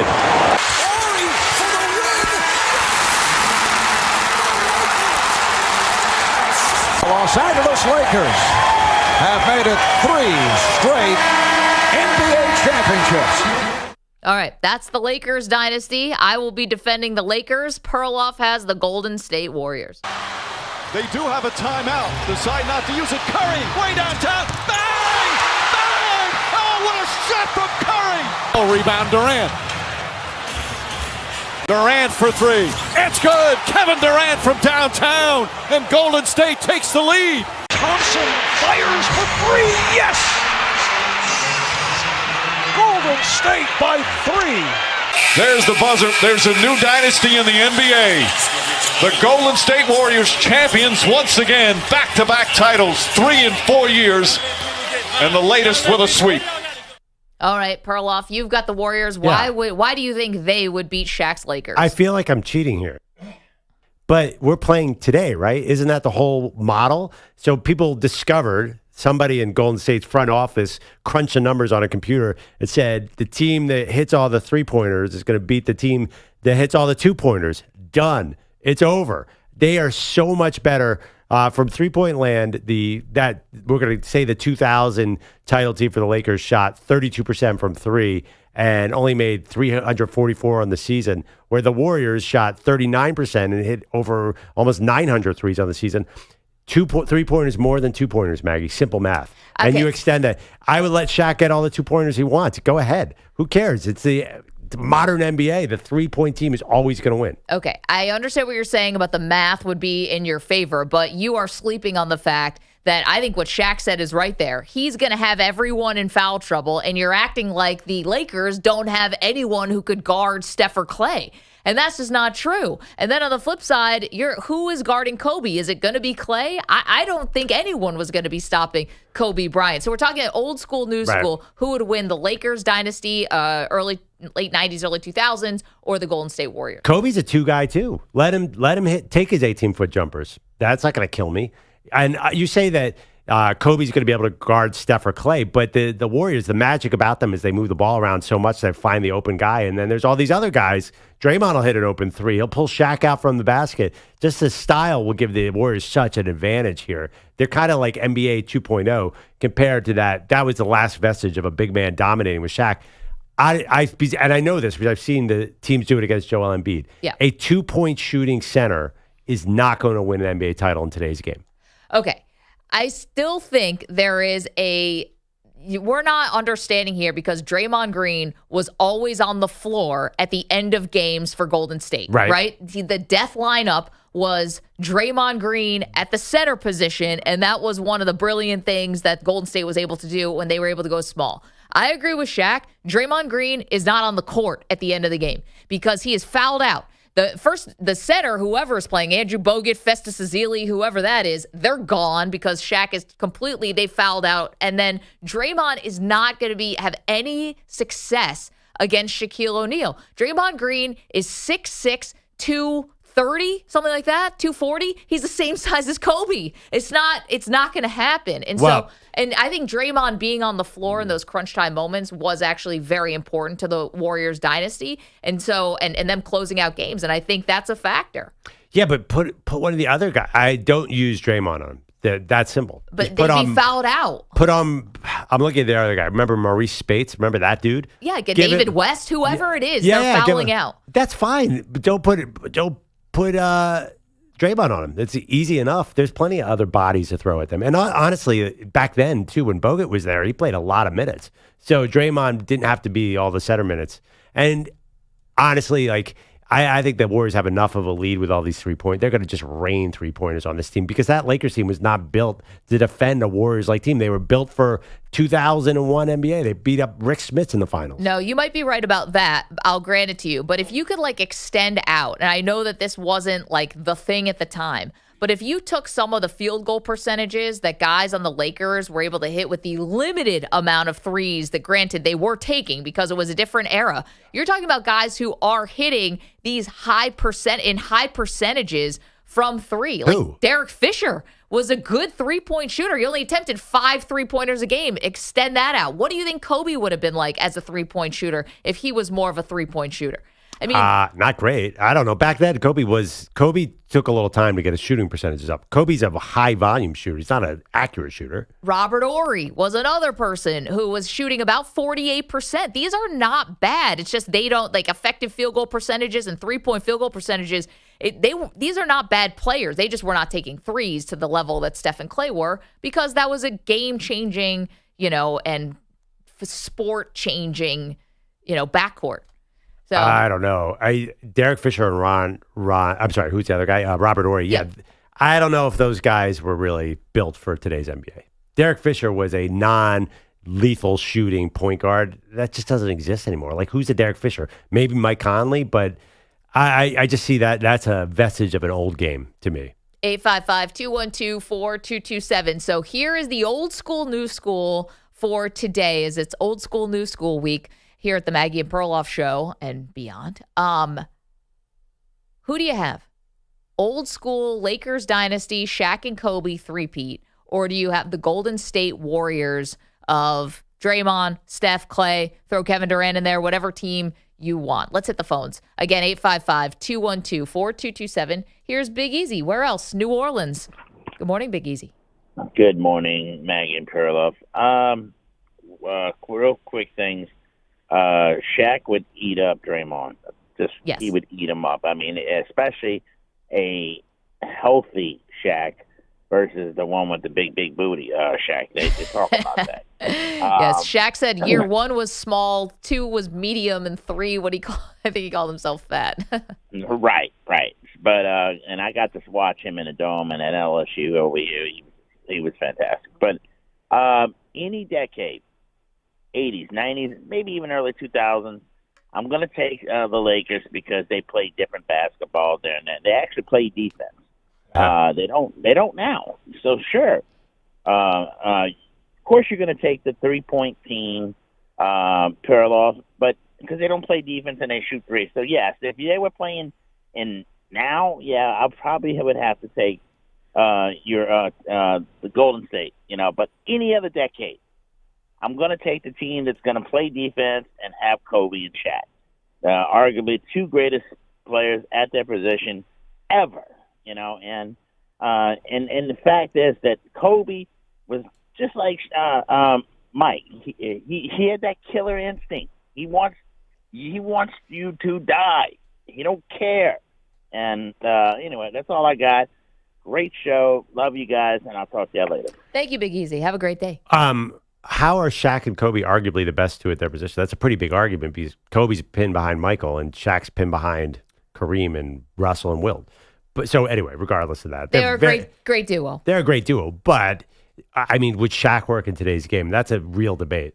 Well, and today's debate is the old school versus the new school. Would you have the old school Lakers dynasty, or do you have the new school Golden State Warriors? And this was inspired by a conversation Shaq had with Draymond Green. And it's hilarious because Draymond keeps saying, how are you going to guard me? How are you going to guard me? And every response that Draymond has, Shaq just gives him a look, oh, come on, what are you, crazy? Well, the funny thing, this would all be about tempo. Like the Warriors would want to run and the Lakers would have to slow it down so Shaq could get up and down. Yeah, but they did that. I mean, they did that against a Sacramento Kings team. They did that against teams that get fast. Yeah, but who was on that Kings team? They were big and slow too. Did they have Weber and Vlade and all those guys? Yeah, but also Peja, and they had Mike Bibby, and they had Jay Will, and they had guys who had speed too. Right. I just think the Warriors, tempo-wise, they would hit them with that third quarter strike, and the Lakers would desperately want to slow it down and have Kobe be like Luka, where he just dribble. Mm-hmm. But that helps. That works sometimes in the playoffs, where the game does become more of a half-court game. It doesn't work against the Warriors. I mean, the Warriors are just built to beat a team like that, I think, because they're going to spread them out and just take away all their advantages by style. That being said, and also I think what Curry and Clay were, young Curry and Clay, when they were on fire, I think they would outshoot the Lakers. Because Kobe was, I'm going early Kobe. Sure. Kobe was not a dead-eye shooter. Like in 2000, their first title, he was shooting low 30s from three. Most of those guys were. It was a different league, I'll give you. It does seem like the Lakers might have adjusted, I'll give you that, but you never said that. I think, well, that's what I said. If you extend out their percentages and if you add more three-pointers, I don't think you get like this massive drop-off from the Lakers. I mean, Derek Fisher shot 31% from three in the year 2000. Like, they were not... Nobody was hitting threes. Maybe there was something going on back then. They just weren't as comfortable. Now, like, I think Curry came along and everyone's like, oh, my God, this little twerp can hit all these shots. I can, too. Well, and Curry's a special talent. Kevin is in San Antonio, has a thought on this. Old school or new school, Kevin? Old school Lakers dynasty, new school Golden State Warriors? I think it will be the new school for the Warriors. I know that end of an era of dominate the big man, yes, Shaq would dominate, but for the three-pointers, when Curry and Clay came in, the Splash Brothers, oh man, they turned the NBA around with them three-pointers. We know, Kevin, and this would be, I'm not saying it wouldn't be a challenge for the Lakers, and thank you for weighing in. It's not that it wouldn't be a challenge. I just think the Lakers would be up to the challenge. I mean, we're acting like they never had to guard anyone on the perimeter, like that never happened. Of course it did, and they were good at it. of course they didn't guard anyone like the Warriors. There was nothing like that back maybe then. there wasn't anything like it, actually, but- there was a little bit. The Phoenix Suns With did some Steve similar Nash? things. Yeah, Mike D'Antoni. But that team was way different than this. The Warriors team took that and sort of fixed a lot of the flaws with the old Suns team. Also, by the time that Suns team came along, Shaq was already gone for the Lakers. Yeah, I mean, if So- you're talking about the era, the reason why I like the Lakers is because I watched them play against the Kings and the Mavericks of that era, which that would be closer to what you're seeing with the Warriors. Now, the Kings didn't shoot as many threes. No one shoots as many threes as Warriors, but they did have that free-flowing, everybody run up and down, everybody moves the ball kind of offense. And the Lakers, they were challenged, but they beat those teams. Well, them, and they had some help. Yeah. Controversial. Well, they swept them the year before, so it wasn't like they Right, not always- every year. Every year, it wasn't like death to the nail, Game 7 kind of battle. So I think the Lakers would have. I think they would beat the Warriors. I think that you slow the game down. Shaq. The problem with Shaq is you're always taking the ball out of your own basket, so you can't run on them the way people think you can, because he's either getting fouled or he's scoring on you. Yeah. Right. So But it's also, just- too, it's tough. You don't get stops consistently. Also, sometimes Shaq would get in foul trouble on his own, too. He would just bowl over the But guy how- behind him. If the officials decide to call stuff on Shaq, totally different How game. who's getting him in foul trouble from the Warriors? They're taking jump shots. The officials. No, but the Warriors, they're taking threes. Oh, You're not- Yeah, you're not no, gonna no, get- you're not offensive getting in foul. They would trouble. call that when Shaq would turn around and level somebody with his elbow. Sometimes they would call that. That would take the Lakers right out of their game. Yeah, I but saw would it that be happen for- a million times. But would it be for 4 games worth? You're maybe getting 1 game where those calls happen. It's going to be a simple exchange of 2s for 3s. I mean, watch the Celtics play Embiid.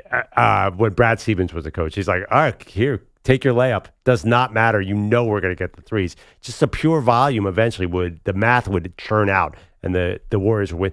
And also, let's not take this Warriors team lightly. That same core won 73 games the next year and probably would have won the finals if Draymond hadn't been a knucklehead. Right. So they are one of the great all-time teams too. They had a lot of talent to match the Lakers. We're talking old school, new school. Do you have the old school Lakers dynasty with Shaq and Kobe, or the new school Warriors dynasty? This is off of a conversation Draymond Green and Shaquille O'Neal were having on Shaq's podcast. This is another funny moment from the podcast where they were talking about how, Shaq would tell Derek Fisher, hey, lay off these guys, let them come down the lane, and I would foul, Steph or Clay really hard. Yep. And then he goes, and Draymond goes, well, then you and I are fighting.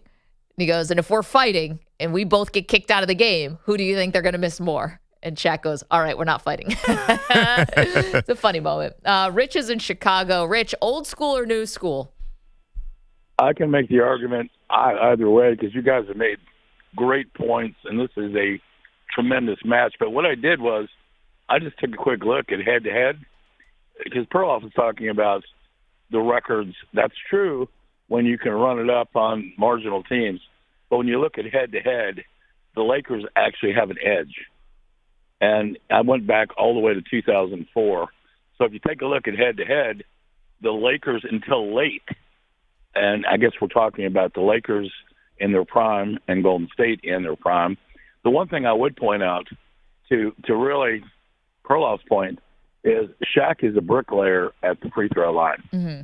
So if you did foul him, right, and you're giving up layups to him and free throws, at the end of the game, the old hack-a-Shaq may have worked in if you look at them head-to-head. But I think I'm with the Lakers only because the earlier caller was right. They actually played a little defense. Golden State plays the game as it's played today. And I think if you let them play, and this is something I guess you got to look at, is the referees how they call the game. If they call fouls, I think it's different. Because what I would do is, if in fact the Lakers were ahead, I would do nothing but foul O'Neal. Yeah, Because he's a brick. you're right, Rich. The Hack-a-Shack was effective. Thank you so much. But the thing about that is, even like Golden State, how good were they in transition, And it's harder, even if Shaq, I guess, I don't say missing those free throws. It's not great. You don't want to slow the game down. Anytime it halts the game, it works in the Lakers' favor, right? Yeah. Whether it's at the free throw line or whether it's a basket, as EJ said. But you can't give up a lot of possessions against an offensive force like the Warriors. Sure. So you can't even get ones. I mean, I was saying 3s versus 2s. I'm not a hack-a-Shack guy. I feel like you sort of give up a mental edge when you have to resort to hack-a-Shack. But regardless, that the Shaq's free throw shooting problem, you don't see a lot of bad free throw shooters these days. I mean, there's not a lot of hacker guys. No, I think Shaq taught people, you got to be able to hit free throws. Well, I don't think they use centers like that anymore. And that's true. I mean, Gobert, by the way, feels like an adventure every time he gets up to the free throw. Giannis for a long time was an adventure too, and he turned it around. Yeah, but again, I think that's really hard. You have very little margin for error against an offensive team like the Warriors. That would definitely be a factor. And I've actually been going through these Warriors lineups. I just got to get enough big bodies to foul Shaq throughout the game. I mean, going through the list of the Warriors backup centers is an interesting one. I'm trying to think how many I can name off the top of my head. I mean, Bogut for sure. You mentioned Spates. Definitely David West. David Lee, I believe, was on one of those teams. I don't know. I mean, is he a center? I don't know, but none of these guys are hanging with Shaq is my point. Right. But they could definitely get some fouls. Steve Kerr loved Andrew Bogut. He always said that was one of the key cogs to their early title run. I just think that the style wouldn't matter. Everything that the Lakers do would not matter because eventually the Warriors are just going to start raining threes on them and take all those advantages away. 855-212-4227. So there you have it. This is our old school, new school debate for today. Would you have the old school Laker dynasty, Shaq and Kobe, or do you have the new school Golden State Warriors? This is off a conversation that Draymond Green and Shaq had last week on Shaq's podcast. You can vote at Maggie and Pearl. Put the poll question up there. You can also hang out with us. Again, 855-212-4227. You want to watch the show, youtube.com/Infinity Sports Net.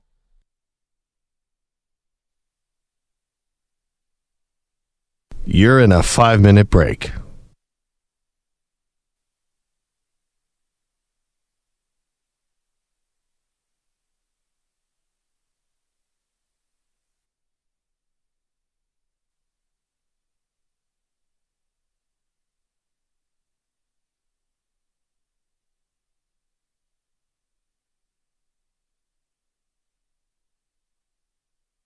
Four minutes, 30 seconds remaining.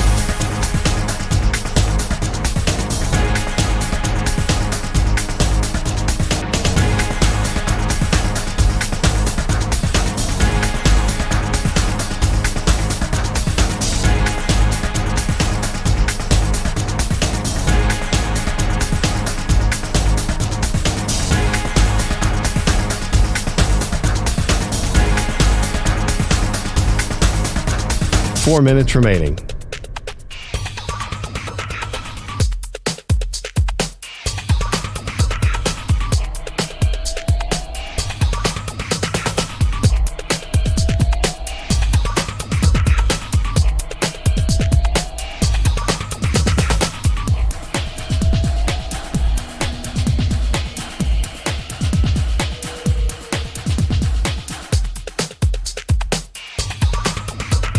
Three minutes, 30 seconds remaining.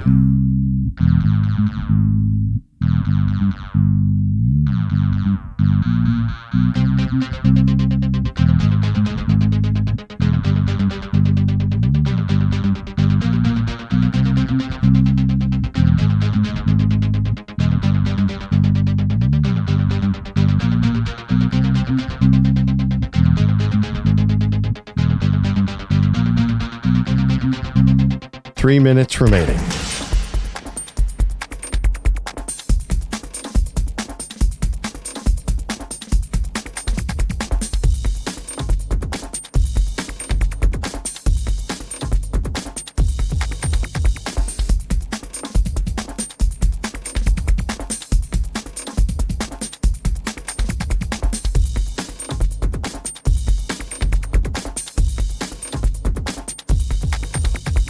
Two minutes, 30 seconds remaining.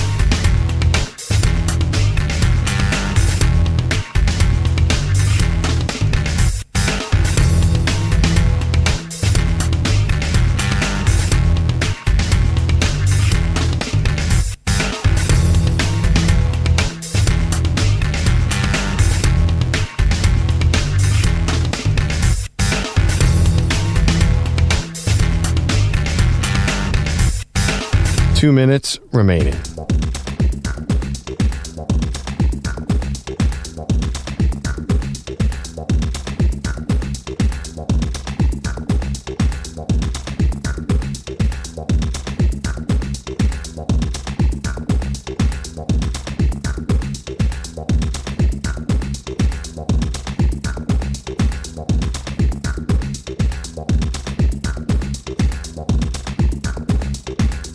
1 minute, 30 seconds remaining.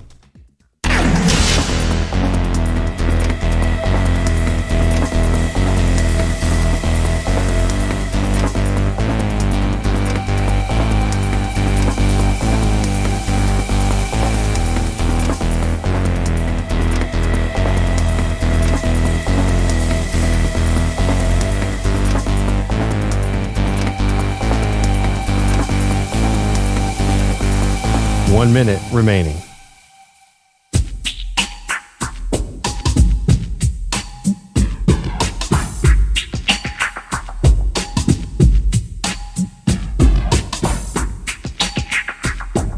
$45 seconds remaining.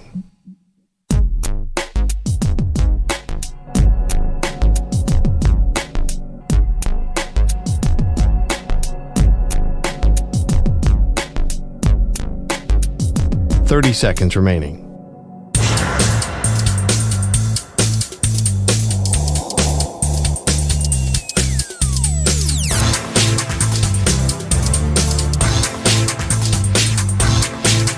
$15 seconds.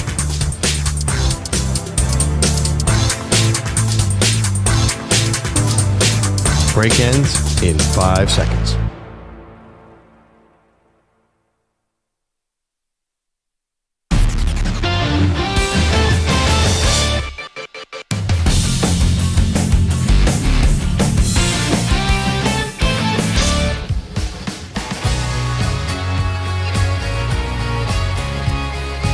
We're back here on Maggie and Perloff. Old school, new school debate, a new thing we're doing this week every day.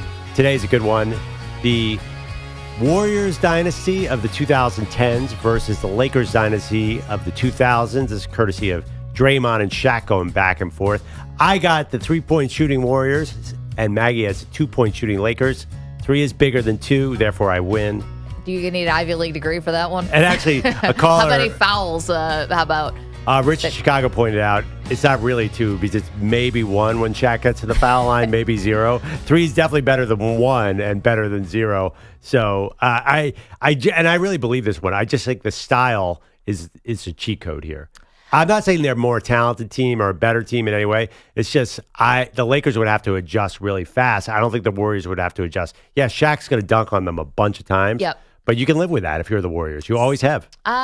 I don't know. I think we're underselling the physicality of Shaq, how much he'd get your guys into foul trouble. That's what I said. I see you say 3 is bigger than 2, but what about 6, which is the fouls that he would be drawing on not just Draymond, but whoever else the Warriors were trying to send at Shaq.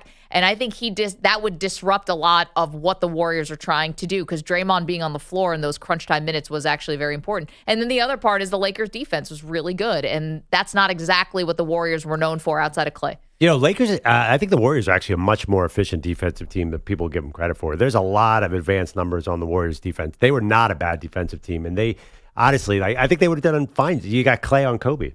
That's better than most people have. Yeah, I still think Kobe's getting off there. 855-212-4227. Let's hit the phones. Old school, new school. Who do you have? Pat's in Alberta, Canada. Pat, Lakers or Warriors, sir? I got to go with the Lakers, and I got to tell you why. Perloff, I'm sorry. If you're going to pick Draymond stretching out the 3, then that's the only, 2 good years you had shooting? You can't tell me Kobe didn't have more than 2 good years shooting there. Well, early on, though, Kobe took a while to get his shooting percentage up, and Kobe was not a dead-eye 3-point shooter. No, you're right. But then again, we're discrediting the defensive part that Maggie has. The best shot the Warriors would have is honestly their bench with Iguodala and Livingston at the time.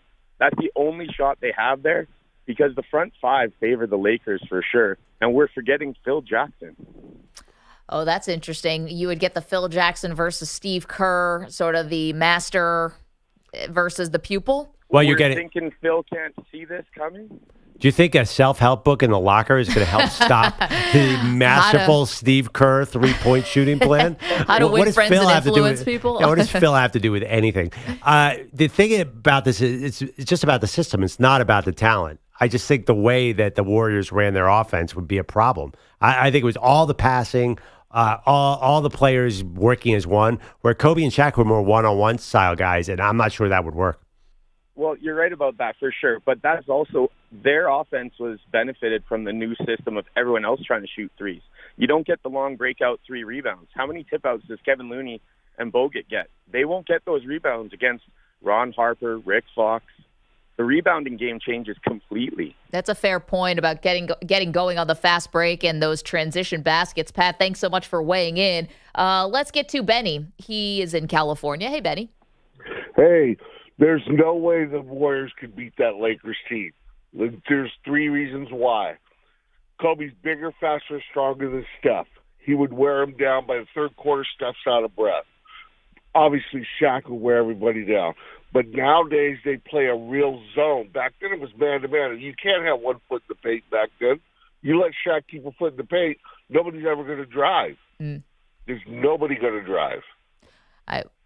Perloff said that's not going to matter because they're going to be jump shooting everyone to death. But the modern rules help that Warriors team. The other thing, Steph Curry's not going to get. Steph Curry never gets worn out. The Warriors would never let Steph cover Kobe. There would never be 1%. They would hide Steph. Oh my God! If that matchup happened, Steve Kerr would run onto the court and switch himself. There's no way Steph's covering Kobe.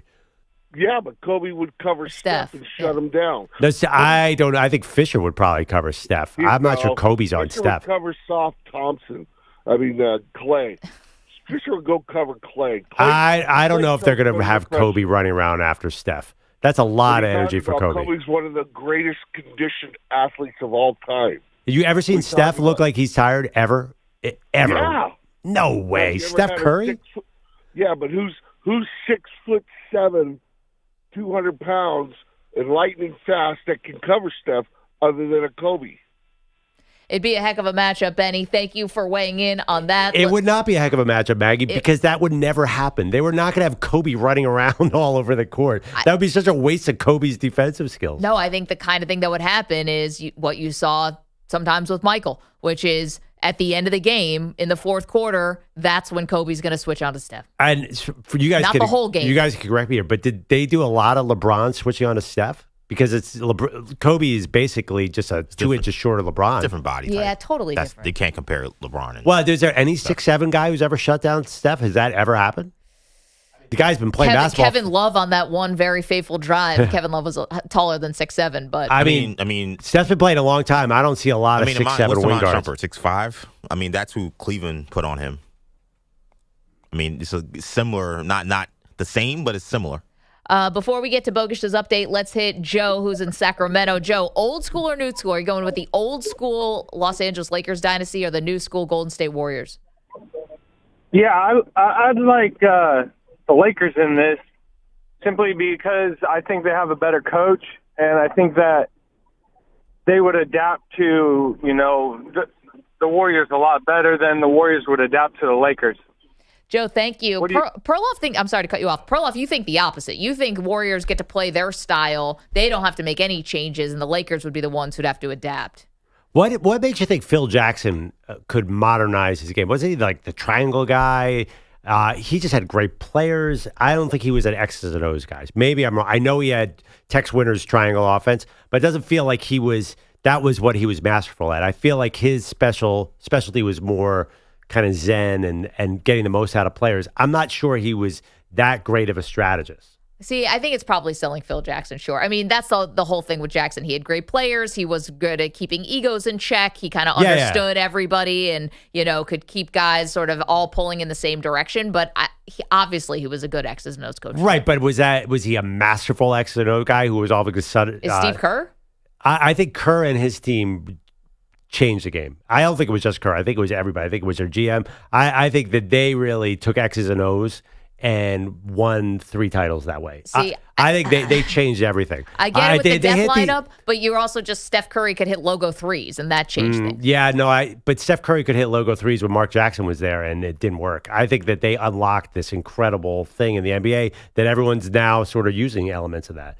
I think it was a strategic move where, honestly, I could have coached Shaq and Kobe to a title. I'm sorry, Shaq and Kobe. What is a coaching style for Shaq? Dump the ball in and have him turn around and dunk on 3 guys' head. Like that's not an X and O's thing.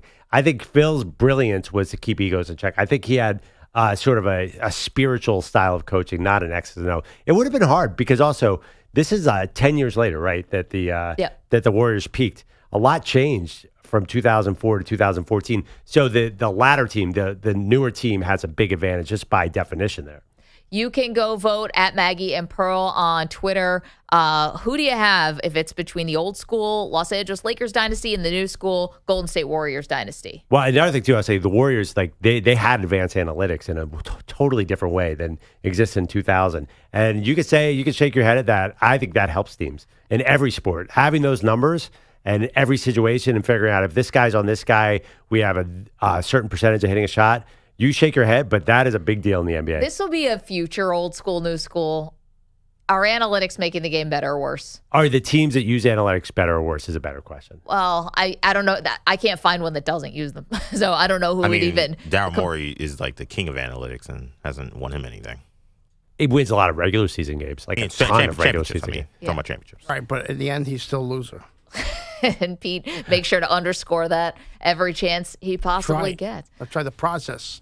Process means 10 years of futility and then try to get mediocre free agents every offseason. Now you're putting the process on Daryl Morey? I'm putting it on Daryl Morey. He's another guy in charge, right? I just wonder why Hinkie never got another job, but that's for another day. Old school, new school, old school Lakers, new school Warriors. Andrew Bogusch, what do you have for updates? Well, not surprisingly, guys, agent Rich Paul is now telling every media outlet that Bronny James will stay in the NBA draft, not return to college. The deadline for these decisions is midnight Eastern tonight. So Andrew Perloff does not believe Luka Doncic is hurt and or tired, but Luka Doncic believes Luka Doncic is hurt and or tired. That game is on me. Just didn't give enough energy, so we got to do better. They won one game. We just got to focus on the next one. Doncic had 28 points, but on 7 for 21 shooting last night. He hit just one shot in the fourth as the T-Wolves pulled out a 105-100 win in Dallas to avoid a sweep. Kyrie Irving couldn't help either, scoring just 16 on 6 of 18 shooting.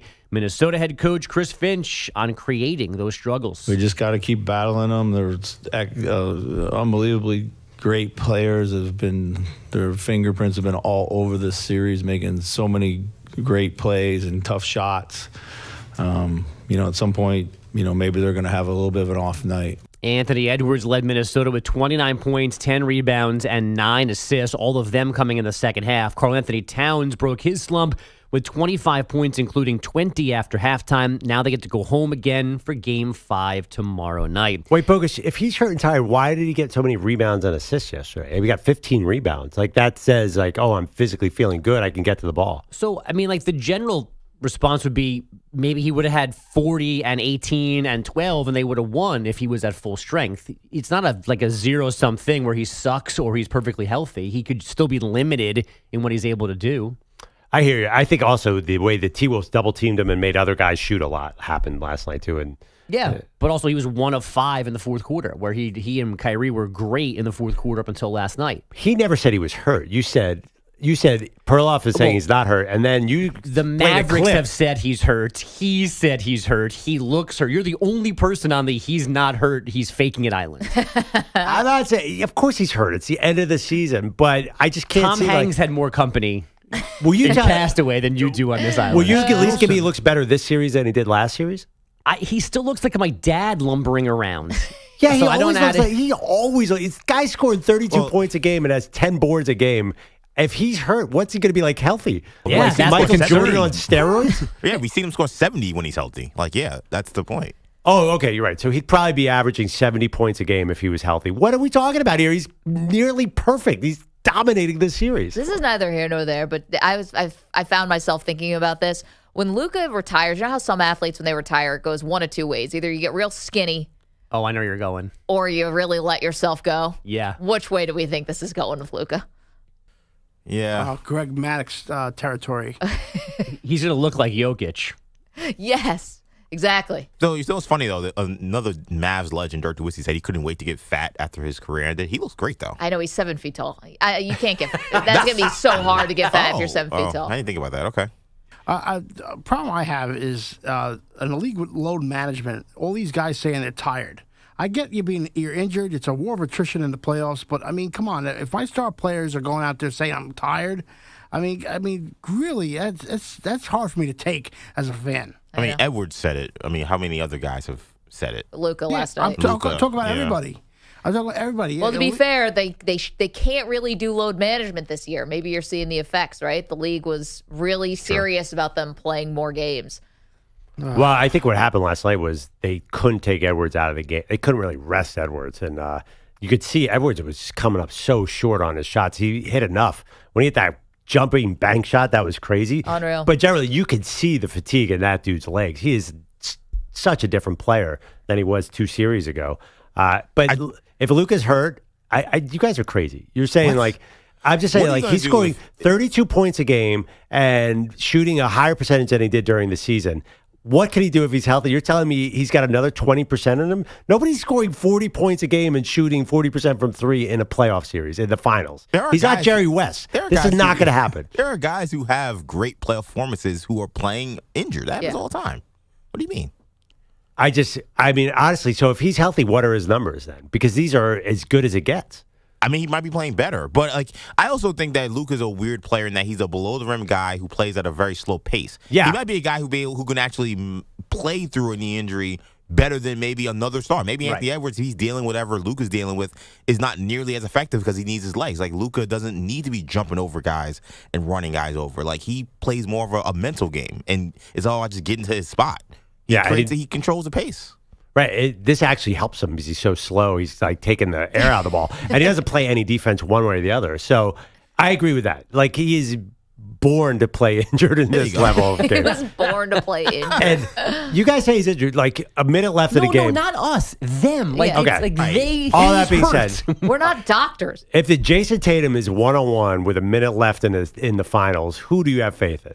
Regardless of injury, does it mean he's not hurt? I don't understand. We should commend him more because if he gets surgery this offseason, I mean, well, they all do. I know, but if he gets surgery, then that confirms he's injured, which I think he will. Right, and you have a diagnosed knee sprain, right? Like when that was still fresh. If you and I walked on the basketball court and had a shooting contest, you'd still beat me because you're a better player. But it wouldn't take away from the fact that your MCL was sprained. But I think, and maybe you'd shoot 6 of 10 instead of 8 of 10. Luka looks noticeably healthier than he did in last series to me. I think he looks like pretty darn good.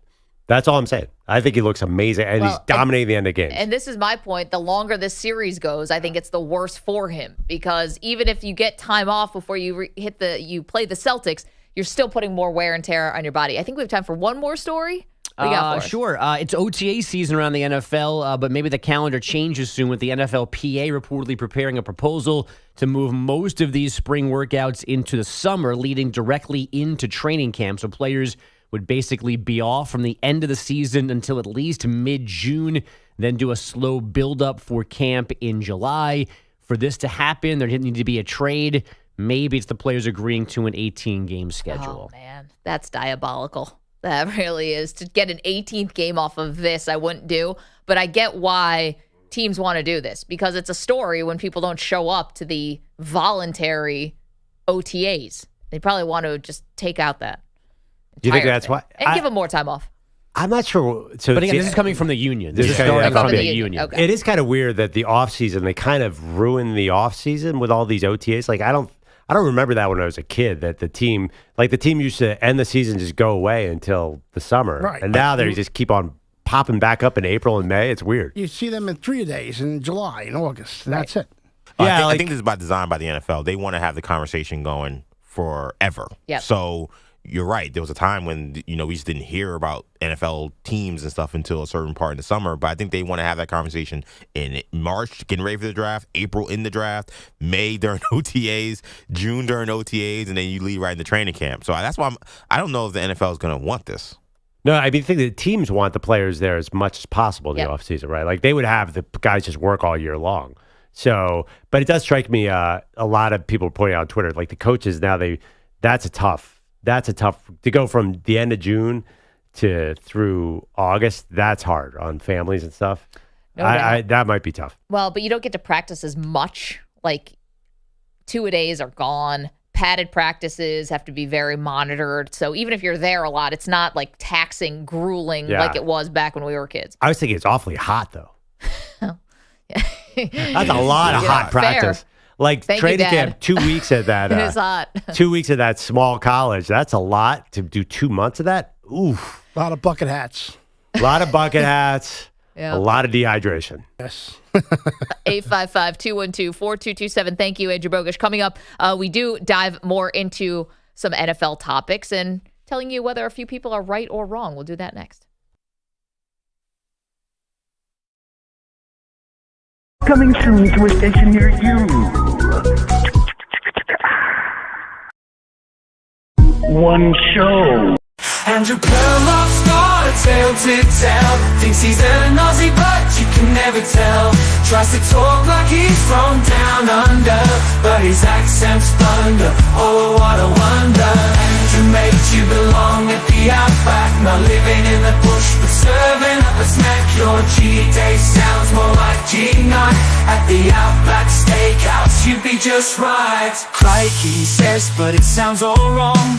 Mixes kangaroos with a New York song. Crocodile Dundee would have a laugh if he heard our Andrew with his strange mishmash. Andrew makes you belong at the Outback. Not living in the bush, but serving up a snack. Your cheat day sounds more like G9 at the Outback Steakhouse. You'd be just right. Foster's in his hand, trying to fit in, but his mates back home just chuckle and grin.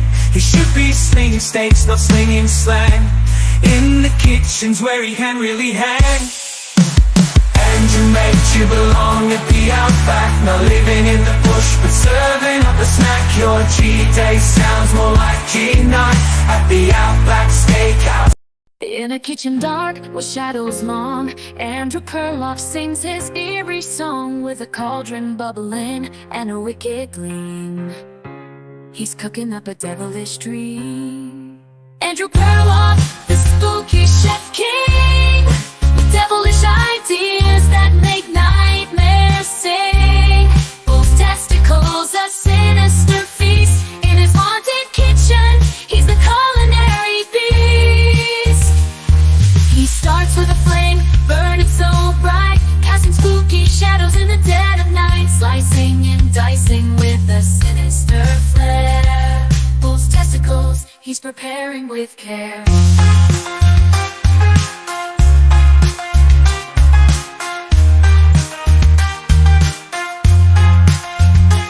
Andrew Perloff, Andrew Bogusch, lost in the fog of golf. Bogusch can't see his way. People out his voice in his ears every day. Tom Brady's glory, it's all too much. Andrew Bogusch needs a break. Bogusch has had enough of Pete. Freedom from Bilotti, that's what Bogusch needs. People he won't leave alone. His voice keeps ringing in his headphones like a drone. Oh, get out of Bogusch's head.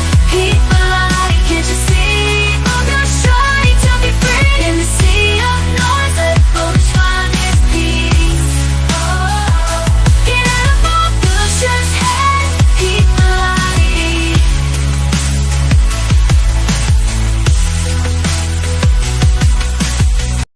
Peter Bilotti, 5 days off in a row, but his grumpy demeanor didn't let it show. Back on the Maggie and Perloff show, his frown as deep as ever, you know. Peter, oh Peter, why the grumpy face? 5 days of freedom, not a single trace of joy or laughter, just that familiar frown. Back on the air, bringing everyone down. A week of no work, just time to unwind. Still that grumpy mood he couldn't leave behind. 5 days off, but it's all the same. Back with a grumble, no one to blame. Peter, oh Peter, why the grumpy face? 5 days of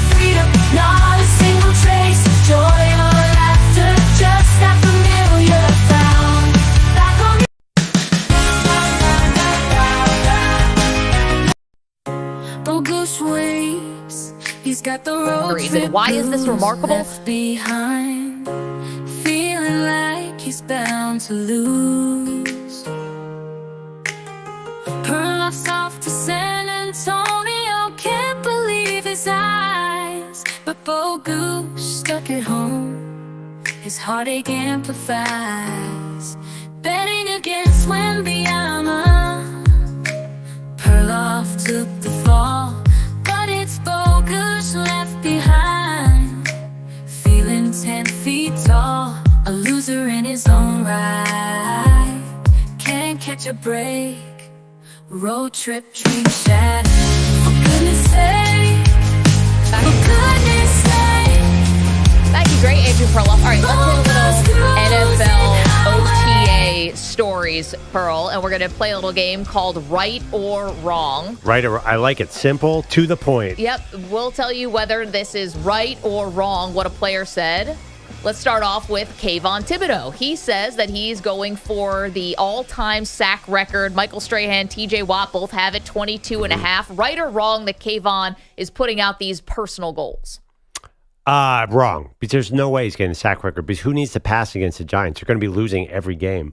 This team stinks. There's no way he's at any sack record. You can't have a sack record on a bad team. So, but you got to be in a position to put the other team to pass.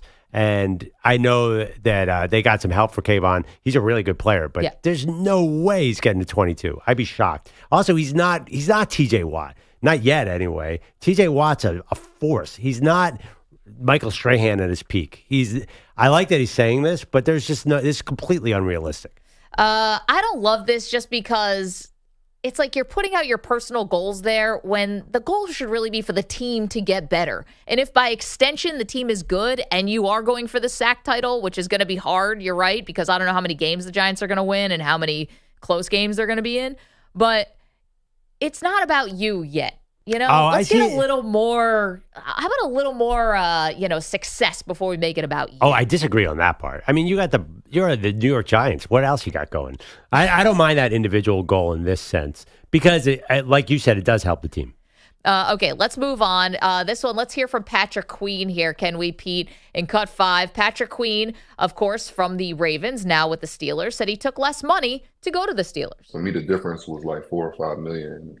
I'm looking at it as like I never been on a losing team before, and then I also don't want to be a part of like anything being rebuilt because I'm trying to win now. Even though I'm young, I'm trying to win now. Because like being around like people like Calais, who's trying to win in a late stage of his career, and like all the other guys that I played with, this is not something that I would really want to do, you know. So I'm really just trying to win right now. Okay, he wants to win right now, so is going to the Steelers the best situation for him? Are the Steelers winning right now? Yeah, I mean, I understand. Yes, if because the other options, who was giving him $4 or $5 million more? Was it the Carolina Panthers, who were the worst team in the league last year? I can see wanting to go to the Steelers instead of a team like Carolina, who's rebuilding completely. So I think that probably was the right move by Patrick Queen, if that's really his priority. Yeah, I'm going to be with you on this one. I think that if even to take a little bit less, I think guys not only want to play for a team that's always in the mix like the Pittsburgh Steelers, has this great history. I think guys want to play for Tomlin. I don't think that's a small thing. Is it worth an extra $4 or $5 million to Patrick Queen? He says yes. Okay, right or wrong, do our last one here. Raheem Mostert, okay, from the Miami Dolphins. Raheem Mostert, right or wrong, says it's a make or break year for the Dolphins. Is that right or wrong? You know, it probably is because how many years in a row have they been right around 10 games? 2 years now? Haven't won a playoff game with Mike McDaniel. Yeah, and I think the coach might be in some trouble here because they seem like a regular season team with no chance in the playoffs. In that sense, they are make or break. I'd be shocked if they made it. I just don't see the formula for them to get out of the AFC. If that's the goal for Mike McDaniel, to have postseason progress here, I think it's going to be really hard. So I understand what he's saying, but I don't see how they're going to make that kind of goal. Listen, if I'm Mostert, he was over 30 as a running back. I get why this year's make or break. I don't think it is for the Dolphins. I think it'd be so short-sighted if they fired Mike McDaniel after this year. First of all, that one playoff game they lost in Buffalo, Skylar Thompson was playing quarterback. Tua was long hurt. Teddy Bridgewater had gotten hurt. They were down to their third-string quarterback, and they still made it a football game. And then you go to Kansas City. It's negative 30 degrees. I mean, you weren't winning that game. I don't know anybody who may have won that game. That, to me, is not just on the Dolphins. They got hurt at the end of the year, and I thought that was more of their issue than like, they completely imploded. I didn't see the Dolphins in that way. I thought that they got hurt in some key situations, some key areas, and if they had actually been healthier, I think they would win the division. Well, Tyreek Hill's hit in the end, though. If they don't win this year, like, what are you banking on there? What's the future? But he's not like getting taken out to the woodshed after this season. He'll be 31. It just doesn't feel like if they don't do it now with Tyreek Hill still at his peak, I don't know, like, what's left in that team? Like, who are you looking forward to? Tua throwing to Jalen Waddle and no one else? I just don't see a bright future. I disagree. I actually like McDaniel. I know he's a little quirky, a little bit odd, but let's see what he has in store for their offense this year. They realized they had to change the defense. Vic Fangio is gone. They did put someone new in place there. Like, let's see. I think people are writing the obituary for the Dolphins way too soon. I think everyone thinks they'll win 10 games and go out in the first round. Yeah, but I think they're capable of more than that.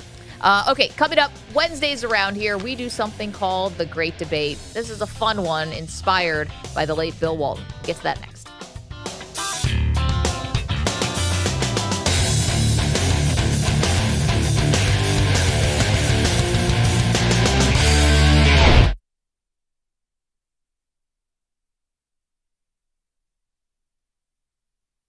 You're in a 5-minute break.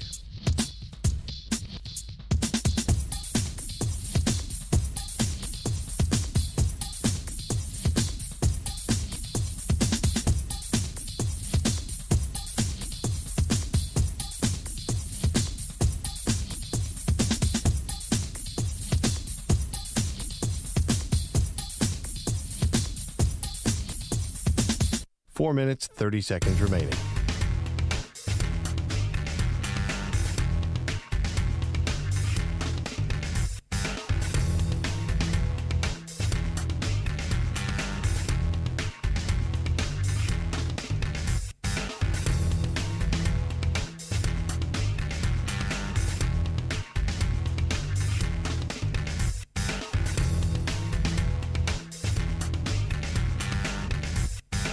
Four minutes remaining.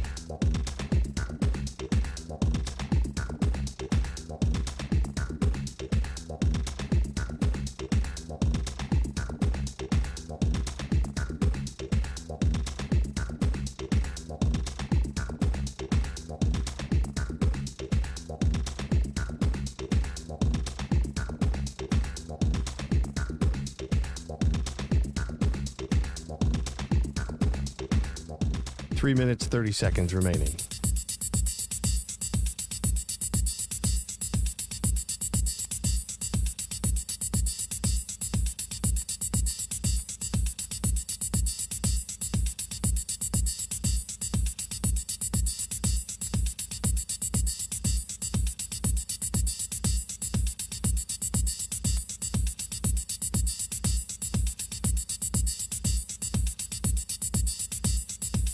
Three minutes remaining.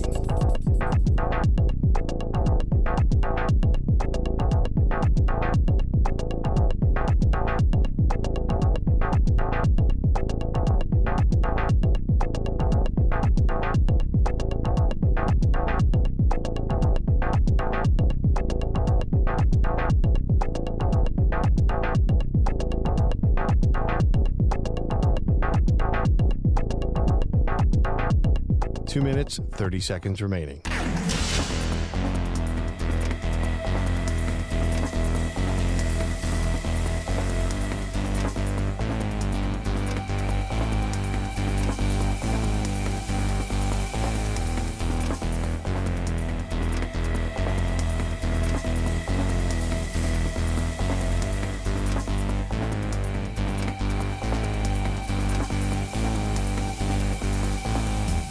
Two minutes remaining.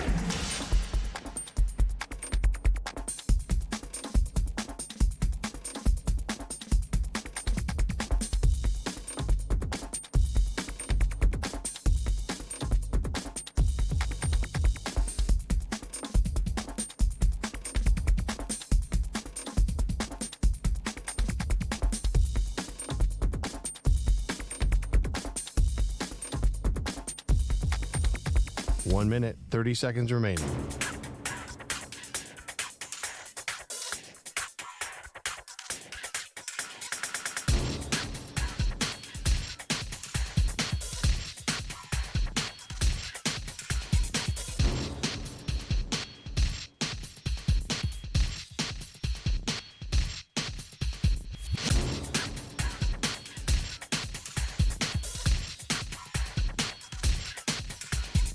One minute remaining.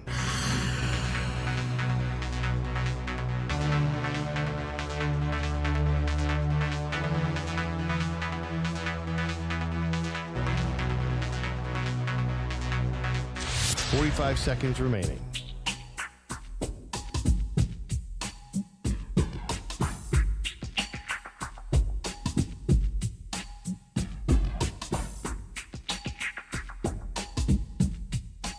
Seconds remaining.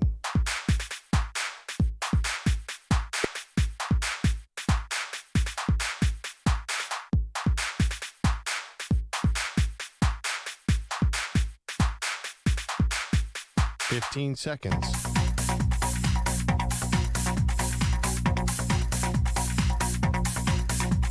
Break ends in 5 seconds.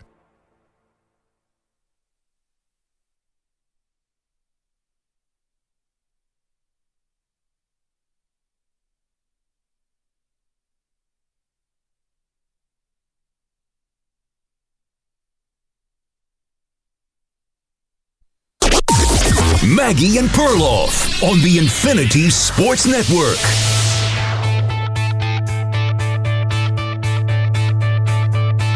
Minnesota Timberwolves get on the board last night. They win a game in Dallas, so the series now 3-1. It moves to Minnesota on Thursday. Okay, take care of that. Perloff, we were reminiscing yesterday with our good friend Jack McCallum about Bill Walton, right? One of the great legends of the game.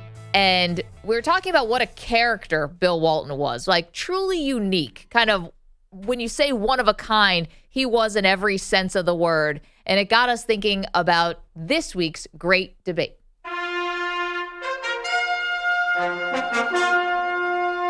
The Great Debate Series. Something we do every Wednesday at this time. And the great debate for today, who was the biggest character in sports? And this is inspired by Bill Walton, who was truly himself and authentic. We want to call out the other great characters that we have in sports, and you are welcome to kick it off, sir. Okay.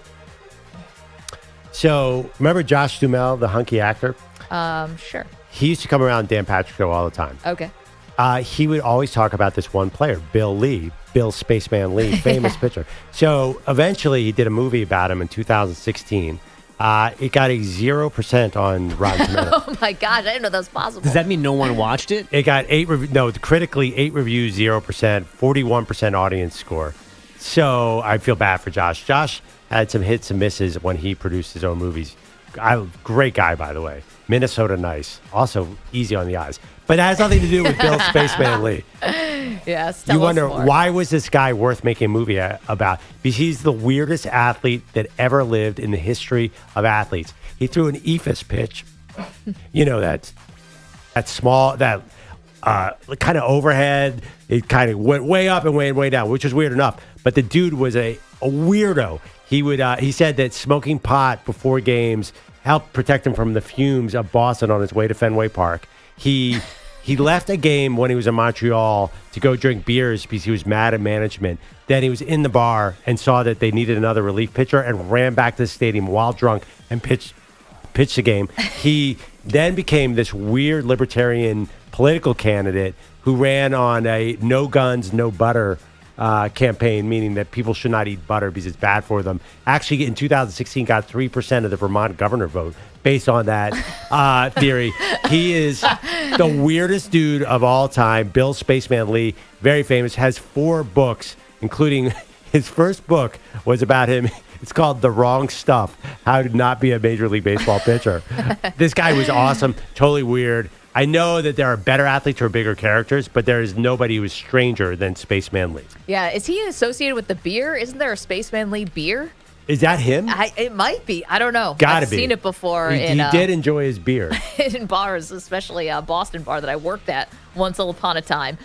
Okay, we're talking the great debate today, the greatest characters and the biggest characters that we have in sports. This is a send-up and a tribute to Bill Walton, who was a great character and truly authentic. I'm going to go with the guy who you never knew what he was going to be on any given day, but you knew that he was a great basketball player, and that is Dennis Rodman. People said that Dennis Rodman is this, Dennis Rodman is that, but they can't deny, but he's a hell of a basketball player. Yes, he is. Thanks a lot, Dennis. Let's go back to Bert. Dennis Rodman talking about himself. Here's Michael Jordan, one of his most famous teammates, talking about wanting Dennis Rodman to return after they won their second title together. Want Rodman back? Sure. His dresses doesn't bother me. His hair doesn't bother me. Sure, I mean, he's going to go wacko every now and then. To his credit, he's done a good job in mentally focusing himself, not to be too much of a diversion, not to say he wasn't a little bit. That was Michael Jordan at the podium as they're celebrating a title. Dennis Rodman, from the hair dye to the wedding dresses, the flamboyant looks always juxtaposed against his hard-nosed play. It never made sense. He's wearing eyeshadow and lipstick and looking androgynous, and then he would go out and just be an absolute monster on the court. The worm and his ability to rebound got him to the Hall of Fame. And then having to take a break from the playoffs to go to Vegas, marrying Carmen Electra, dating Madonna.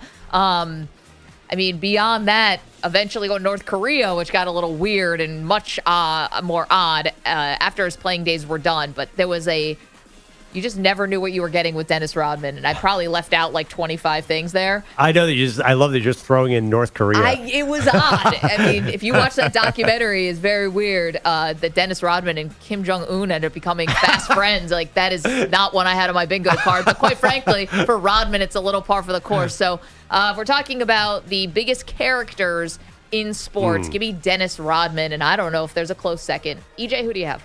Okay, so this gentleman changed his name, had weird touchdown celebrations, including wearing his own Hall of Fame jacket for the future.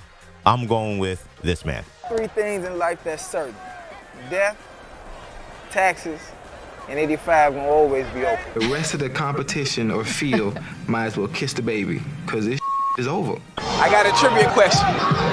It's a new year, same old question. How do you stop 85? My name ain't Chad no more. We celebrating Spanish Heritage Month, right in the month of October in the NFL, Ocho Cinco from now on. Anybody that writes about whatever I say today, you call me Ocho Cinco. Do not say Chad. You're going to get a pay cut. I'm not playing. All right. Questions?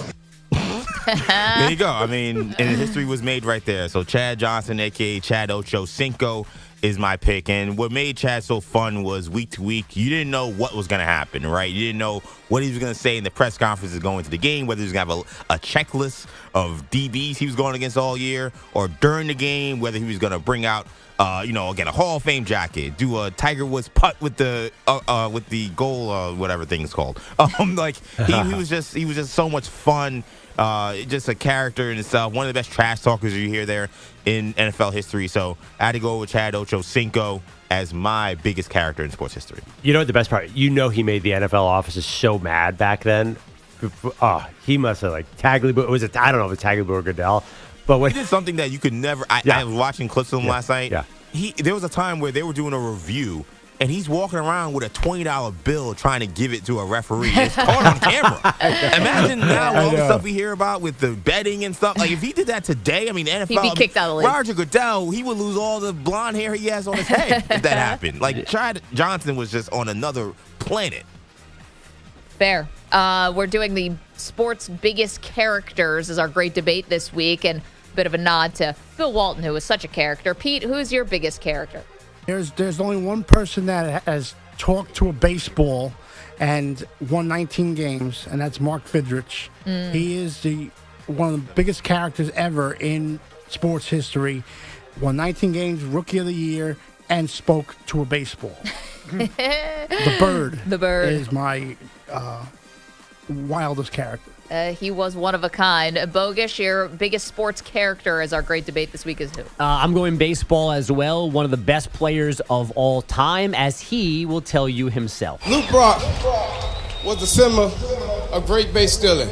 But today, I am the greatest of all time. What's odd there about Ricky Henderson is he was not talking in the third person, which is one of his famous tricks. Ricky this, Ricky that. There's a story of he heard somebody reference John 3:16, the Bible verse, and he said, Ricky don't care about John hitting 3:16. Ricky's hitting 3:30. Now, there's also the story of where his first $1 million signing bonus check from the A's didn't know where it went. It wasn't cashed. And when they asked Ricky, he had framed it and put it on his wall. My favorite story, though, apparently is not true. I looked it up this morning to get all the details right. The story was, in 2000, Ricky Henderson becomes a Seattle Mariner, sees John Olerud, asks him why he's wearing a helmet on the field. Olerud explains why, and Ricky goes, oh, I played with a guy like that in New York. And John said, yes, Ricky, that was me. They were teammates with the Mets, and Henderson had apparently forgotten, but the story was completely made up, according to Olerud, by clubhouse members in Seattle. So, but I'm still going to believe it's real. Sounds real to me. Yeah, either way, Ricky Henderson, nobody like him. When you're in that conversation where anything could be true, like you'll believe anything. Yeah. So the greatest characters in sports, you are welcome to weigh in with yours. Now, we did leave a big one off, guys. You realize, and he's going to be back in the news. He's already back in the news. Mike Tyson, was one of the biggest characters in sports. So another guy you'd believe anything about. I'm not calling a man that's going to knock me out character. He's not going to barge in here. Yeah. Baby. I mean, none of our guys bit another body part off of anybody. As far Dennis as I know. Rodman may have. Actually, yeah. I don't know. But, I don't know if that person asked him to, though. So, that's a different situation. Okay, so go around the horn again. Our great debate today. Greatest characters in sports. Spaceman Lee. Going to go with Dennis Rodman. I got Chad Ochocinco. The Bird, Mark Fidrich. Ricky Henderson. All right. You're welcome to weigh in on yours. 855-212-4227. And that is, again, send up to Bill Walton, who was a great character and passed away on Monday. Who do we leave out? Who were some of the other maybe? Charles Barkley. Barkley's a great character. Bob Uecker. Yeah, that's a good one. I mean, some of these guys are just characters. They weren't even great players. Yeah, I was going to say, Uecker was a little different, right? And Right. He really, I think Barkley for sure. I think Tyson for sure. And maybe a lot of boxers. A lot of boxers and MMA guys like Conor McGregor is a big character as well. But, but there's a different, the boxers and fighters are different kind of characters because they're still just there's a meanness. They go out and kill people. Like, are they as lovable? It's hard to be lovable when you're knocking guys out all the time. I think some people think Tyson is kind of lovable. I don't see him that way, but after he did the one-man show and did The Hangover, he got the sort of lovable quality back about him. Huh. He doesn't look that's not how I see Mike Tyson. I think a lot of us remember the 1980s go out and knock a guy out in 30 seconds. That's going to be his ultimate legacy. If you're too great a player, you can't be too great a character, right? I mean, that's funny. Chad Ochocinco is a borderline Hall of Fame player. Do you know him more as a character or as a great player? That's always a debate, too. I don't know. Do you ever talk to Andy Dalton about Chad? No. I can't. No, I never. He loved Chad. Opposites. No. They got along great. Like, that's one thing that... But I don't even know if he had Chad, but I know he likes Chad Ochocinco. Was he there? I'm not sure they were there together, but because AJ Green and Andy came in together. They were good friends. But I think Andy loves guys like that. I think that's the funny thing. Chad Ochocinco, I don't think quarterbacks ever had a problem or teammates. Oh, he's a great player. I think he just drove the front office crazy. Yeah, and definitely commissioner's office. Okay, you are welcome to weigh in. 855-212-4227. We're asking for the biggest characters in sports. Let's go to Charles. He's in Maine. Good morning, Charles. Morning. Thank you for taking my call. I'm very tempted after you mentioned Mike Tyson a few minutes ago to go with Muhammad Ali, and it's hard not to. Yep. As the biggest character or perhaps biggest personality ever in sports. But I'm going to stick with Yogi Berra. Oh, I should have done Yogi. Who had so many famous quotes or misquotes or malapropisms that he was actually, I guess, maybe apocryphal quoted as saying, "I never said all the things that I said." Right. Something like that. And But by he was the way, also, but Charles, he was such a great player too, though. Yeah, he's three-time MVP, 10-time champion. Sure, and some of the guys that you've mentioned were also great players. Ricky Henderson is one of the 5 or 10 best players in baseball history. And so before you let me go, I want to shout out Perloff for being a fellow Dartmouth grad. Yeah. I'm a class of 91, hung with Brad Ausmus, played baseball there. It was a great time. How good was Brad Ausmus in college? I tell the story of Brad Ausmus dominating. Did you know he was going to be a pro? Well, he had already been drafted we were both class of 87 in high school, and so I got there, and he got there. He'd already signed with the Yankees. I think it was about a 49th round draft pick or something like that. Back when they had that many rounds. Yep. And we used to have these fall practices where the field that we practiced on, the sun would set in center field, and he was catching one day and threw the ball to second base so hard that the second baseman didn't see it and caught it square in the forehead. Oh. And that was the end of practice. It was he tipped it down there, and the sun was low enough in the sky. The guy never moved his glove, and that was the end of practice, and we went home. Oh, my gosh. We're lucky that wasn't the end of that guy. Charles, thank you so much for the call. Yogi Bear is a great one. You worked with Yogi. Probably. Yeah, Yogi was a great character. So that's the first ever Brad Ausmus Yogi Berra call of all time. 2 iconic catchers in their own ways. Yeah, Racket. Yeah, I don't know why Yogi didn't jump to any of our minds. Like, he is the great sort of character in baseball history in a way. Also, his name was Yogi. That helps, right? If his name was like Bill Smith, would we view him the same way? I don't know. Matt is in Arkansas. Matt, we're talking about the greatest characters in sports is our great debate today. Who do you have? Oh, I got a hometown native, John Daly.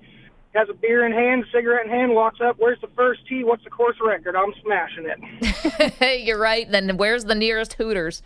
Matt, thank you. Thank you for the call.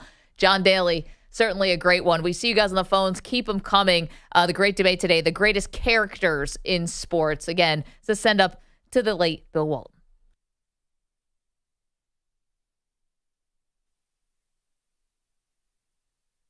You're in a 5-minute break.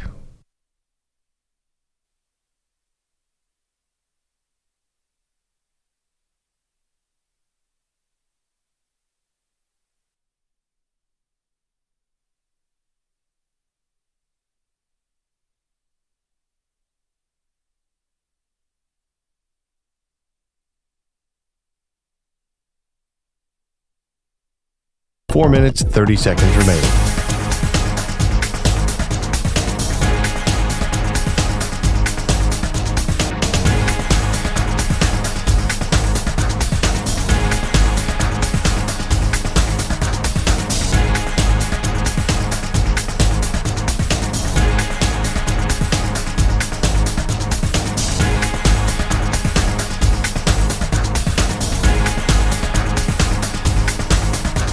Four minutes remaining.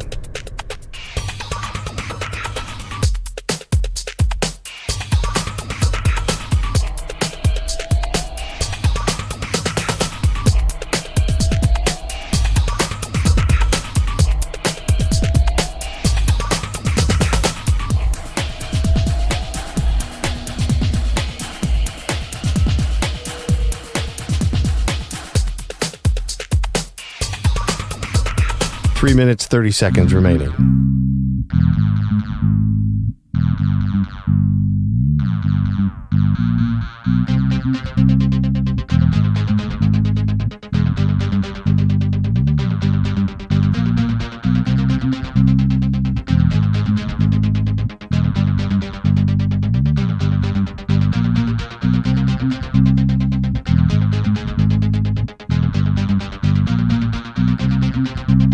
Three minutes remaining.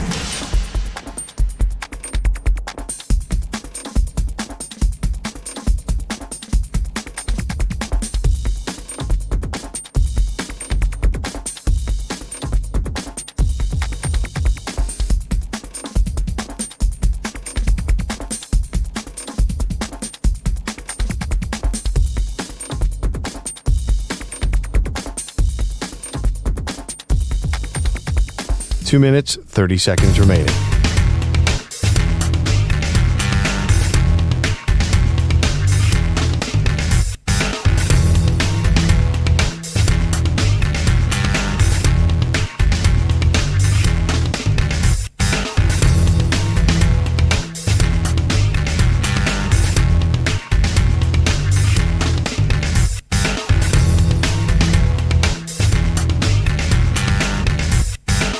2 minutes remaining.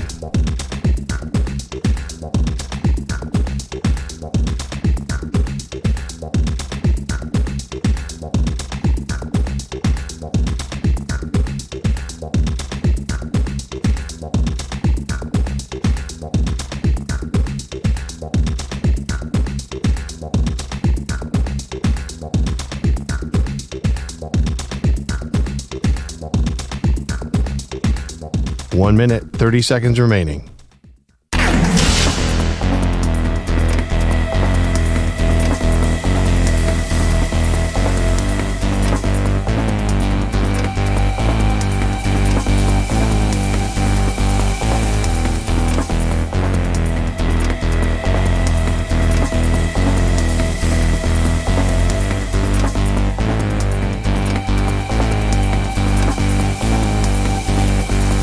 One minute remaining.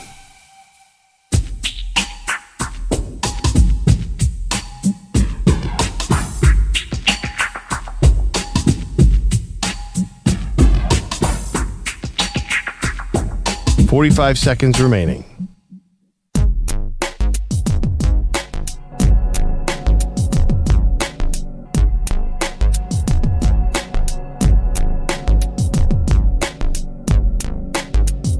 .30 seconds remaining.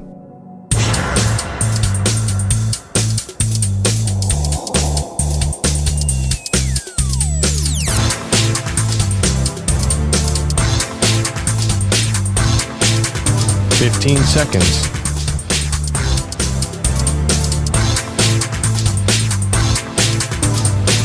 Break ends in 5 seconds.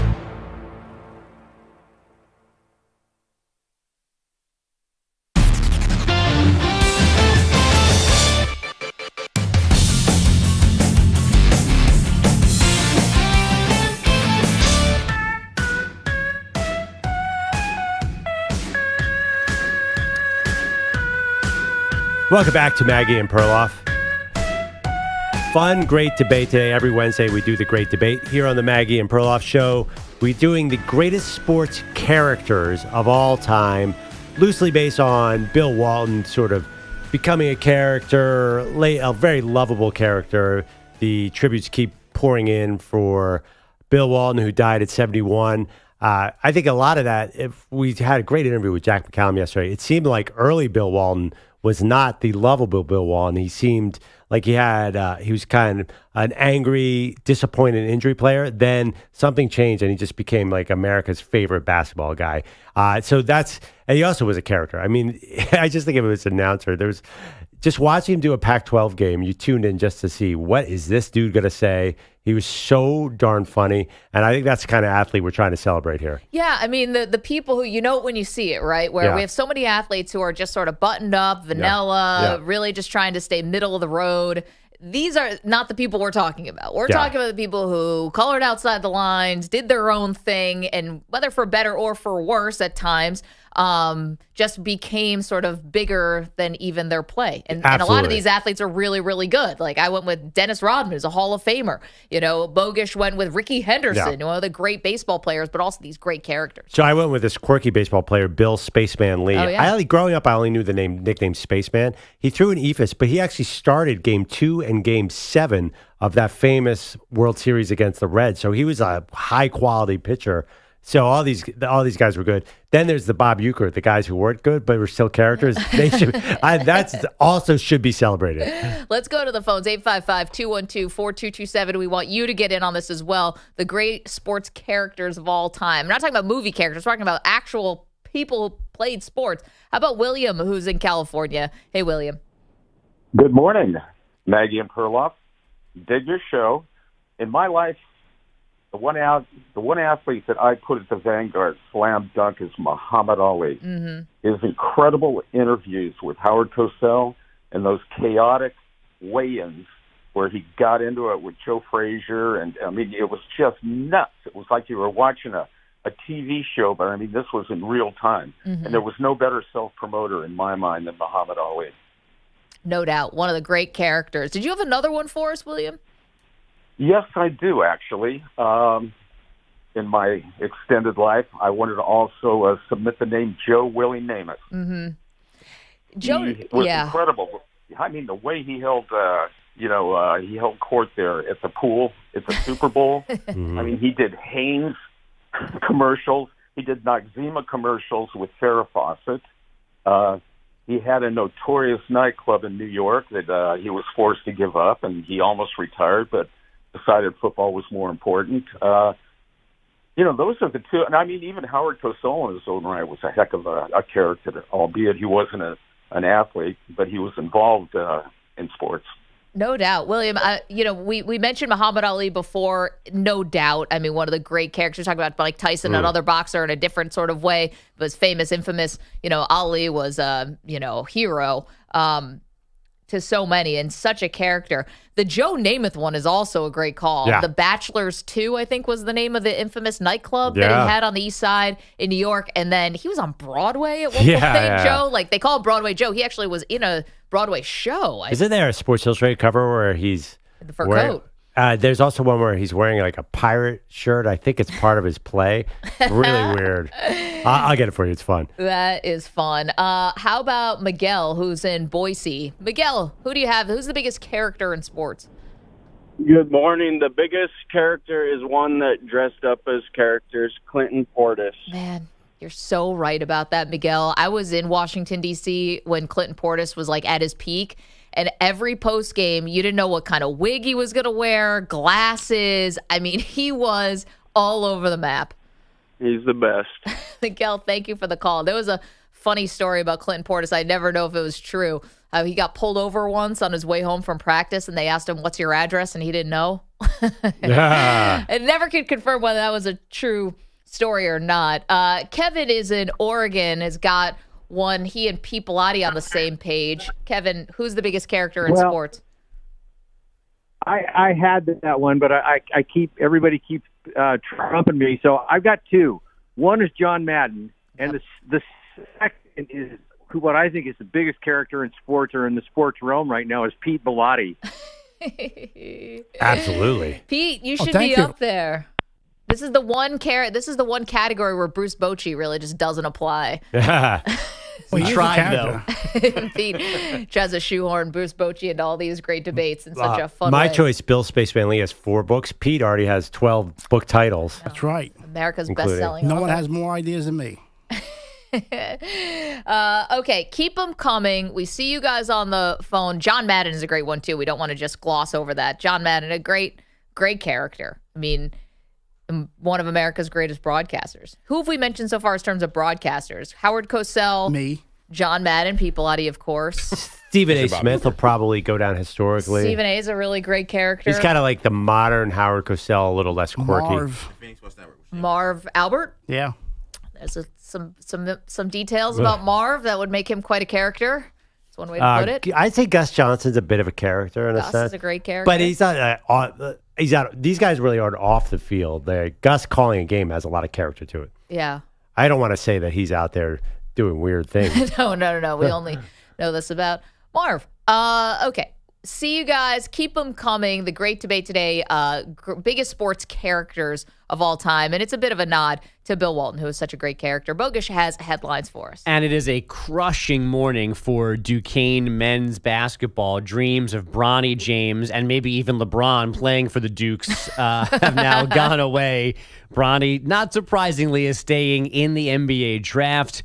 Where he'll be picked remains to be seen. Tonight is the deadline for these decisions. Now, Luka Doncic made just one shot in the fourth quarter last night. It was a three-pointer in the final seconds, and he was fouled, but he missed the free throw, leaving the T-Wolves lead at 3, so this became the knockout punch. Kyle Anderson struggling to get it in. They lob it to Naz Reid to the rim. He got the layup with the right hand. 105-100, and Dallas has called a timeout. That's Alan Horton on T-Wolves Radio. Minnesota staying alive, taking Game 4 in Dallas, 105-100. Luka was asked for the Mavs mindset for Game 5 in Minnesota. We got to win 4 games. What mindset? We got to win one more game, that's it. Doncic posting 28 points, 15 rebounds, 10 assists, only shot 7 for 21 from the floor. Kyrie Irving was 6 for 18 for 16 points. It's the first time he has ever lost a knockout game. Do you have a stat on how many times Luka complained last night, by the way? Was it between 50 and 100 times? He had a quadruple double. If you factor in complaints. How many times did he get fouled and be like, oh, why didn't you call a flagrant or something? There's no complainer like Luka. He's taken Tim Duncan to the next level. And was it this round or the last one where he said, I tried to leave the referees alone tonight? And they played well. So that lasted one game. He's given up on that, man. Yeah. That guy, and he's working those refs, and I think you have to do it, but it's hard to watch. Just wait till the finals. If he does that in the finals, sorry, I'm anti-Luka, aren't I? Just, he complains just like every other guy. No. They all complain like crazy. And to be honest, the refs literally change how they call games in the middle of the season. I'd be complaining too. There is nobody who complains like Luka Doncic. There is just every single play of every single game, he is complaining. Well, except for every other star who also complains. I know what you're saying, but he seems to take it to the next level. Major League Baseball made a long-debated decision yesterday, adding Negro League stats to the official record book. So Josh Gibson is now the career leader in average slugging percentage and OPS. He also owns the single-season average record for hitting .446 for the Homestead Grays in 1943. As for the current players, the Cubs snapping their 5-game skid with a 5-run 10th, winning in Milwaukee 6-3. Max Fried, 8 shutout innings in the Braves 2-0 win over the Nats, and the Mariners scored 3 times bottom 8 to sneak past Houston 4-2. Ravens tight end Mark Andrews is the poster boy for banning the hip drop tackle because of the nasty leg injury that cost him a big chunk of last season. Andrews said yesterday defenses will be just fine without this type of tackle. Making the game safer is always a good idea. Yeah, he is the poster boy for this, right? Yeah. I mean, I don't. This is the problem with this thing. It's going to cause a controversial call, but just add it to the list of controversial calls. I mean, I totally understand what you're saying. It does. I had trouble a lot of people were mad about this hip drop tackle being banned. I have trouble seeing it because it looks kind of dangerous to me. Like, keeping players healthy is really the number one priority, even if the game seems sort of jagged because of these calls. It's still better than not having. I hate watching backups, right? Yep, absolutely. And to leave like all your body weight just to pull somebody down like that, it doesn't feel right. But I also don't know how they're going to officiate this in real time like that. It's going to lead to some really controversial calls. I know. You and I are going to be week 10 and we're going to be yelling, how could they call that? The Florida Panthers once again outplayed the Rangers, but unlike Sunday, they got the win this time, 3-2 in overtime on a power play goal from Sam Reinhart. That series is now 2-2. Rangers in 7. Caitlin Clark scored 30 points, 13 of 15 from the free throw line because the Sparks tried to rough her up like everybody else. I think everybody's physical with me. They get away with things that, probably other people don't get away with. And it's tough, but that's just the fact of the matter. Is like this is a very physical game. You're gonna get pressured. That's just professional basketball. I am getting really tired of everybody complaining about calls. Well, we've just given you 3 stories in a row about calls. That's because you're a Knicks fan and you get all the calls. Oh, enough with calls. You have to play the game in spite of the referees then. If the referees are going to be so bad, then go out there and play the game in spite of the referees and work around it. Not complain about it all the time. Just don't do post-game scrums anymore either, because I'm tired of everyone saying, oh, I didn't get a call here, I didn't get a call there. I mean, get lost. I know, Pete, why do they do this, though? Because it works. They send messages to the referees through the post-game. It is stupid. I've never seen a league so consumed by the referees in my life. WNBA? Than the NBA and WNBA. No. The funny thing about Caitlin complaining about this, you would think it'd be the opposite, right? That she would be getting this sort of preferential treatment from the refs because she's like the new superstar of the league. You think that she would be the beneficiary of the calls, not the other way around. Go in there, be better. That's it. Well, 2 weeks on the job. Be better. I think the problem is, Pete, that the officials impact a basketball game in such a heavy way. I mean, there's just no way to. Last night you could see it. The T-Wolves were not getting a lot of calls. Well, this is where Adam Silver has to step in and say, "Hey, swallow the whistle in the playoffs." I mean, I don't want to hear about the referees all the time. It's ridiculous. Thank you. I do feel like I don't want to hear this from a rookie. That was my thing. I was like, you got to let your coach. You got to let your coach do that. You don't go out there and say, hey, they're getting away with stuff that other people get away with. You just got here. Yeah, sounds like complaining because it is. What else we got, folks? Clark, by the way, had all those 30 points in a loss, 88-82 to the Sparks. She's complaining and she had 30 points? Now 1-7. Oh, come on. Really? Next game. Step up. Thank you. I've had it with the referee all the time, everywhere. It's all about their calls. Enough. These commissioners have to step in and not make it about these officials anymore. Well, here's I'm tired of it. Listen, I don't think you're wrong about that, and I don't think you're alone either. People, it seems like sports talk and what we do kind of gets consumed by calls and bad calls. I don't have a solution for you unless you just want to take instant replay away. You know, I have a solution. What's that?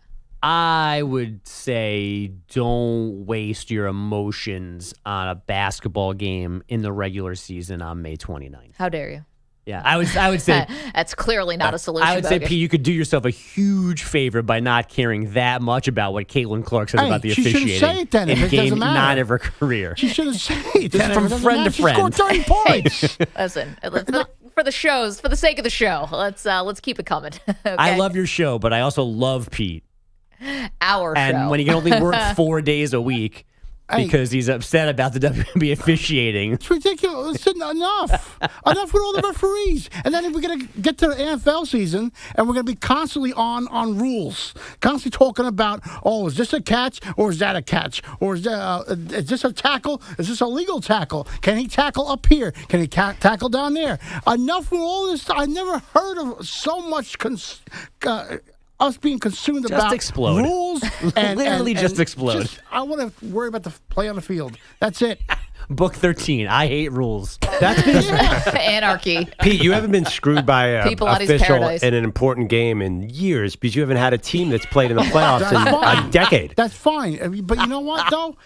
It should be, the team should go out there and say, look, we're going to be beyond that. We're going to step up beyond Mets, that. irrelevant. Islanders, irrelevant. And by the way, Jets, irrelevant. How did you feel about Angel Hernandez retiring the other day? Well, I mean, he was obvious.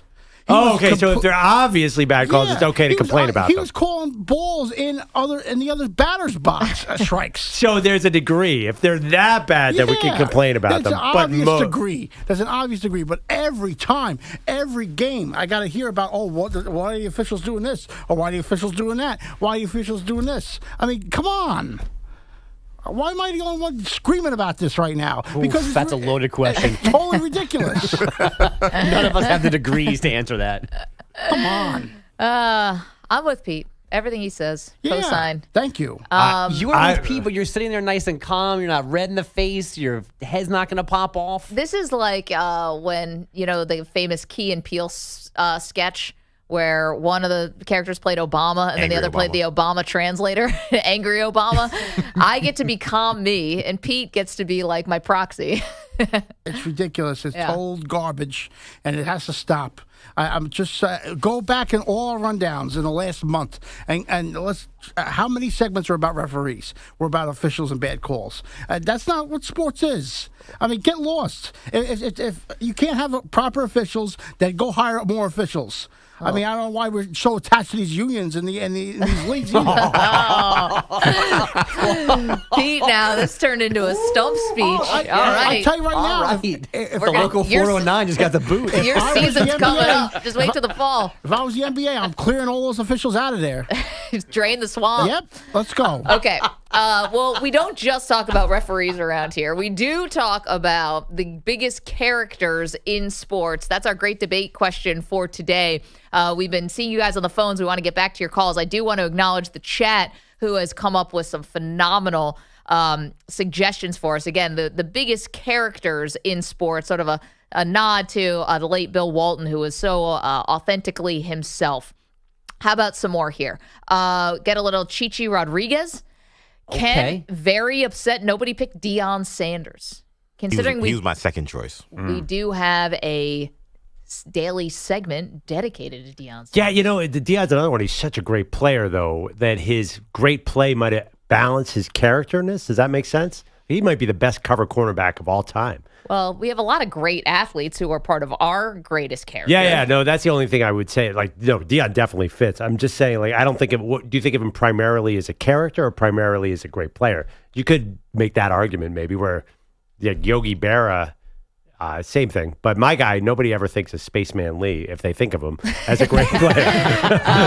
Jerome says Marshawn Lynch. Great Marshawn one. Lynch, a Okay. fantastic character. Cam Newton says Delta. John Kruk, another great one. Cam Newton, because he dresses like a character. I don't know if he acts like a character. He's kind of a character, the Superman stuff, but I would agree. He probably would not be my choice. I picked Dennis Rodman. John Crook is very underrated as a character. Yeah. He's a great character. He is a very good in the announce booth and as a player in terms of being a character. David said Doc Ellis. Now, the thing about Doc Ellis and famously pitching on LSD, was he more of a character than just that? Because that's the story I know.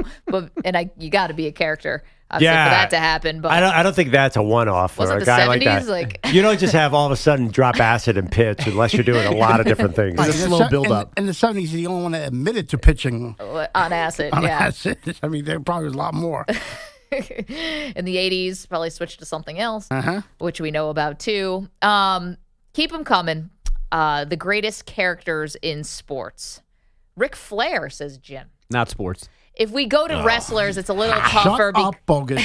It's a little tougher because their whole idea is to have a character. Yeah, you're always in kayfabe, as they say. You have a lot of characters, not just Ric Flair, if you go down the wrestling road. Yeah, which we won't because it's not sports. Shut up. Gosh, bogus. Okay, so that's what's going on today. Our great debate, the biggest characters in sports. You can keep them coming. We also have to check in with one of my teams. What the heck is going on in Buffalo? Why is the general manager out here defending himself against the Stefon Diggs trade? We'll get to that as well. Don't move. Maggie and Perloff.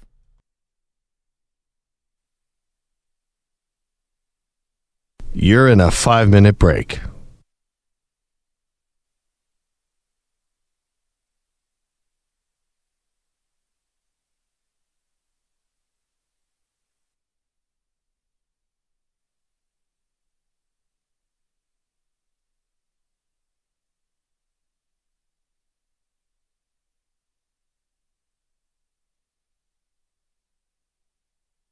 Four minutes, 30 seconds remaining. 5 days off in a row, but his grumpy demeanor didn't let it show.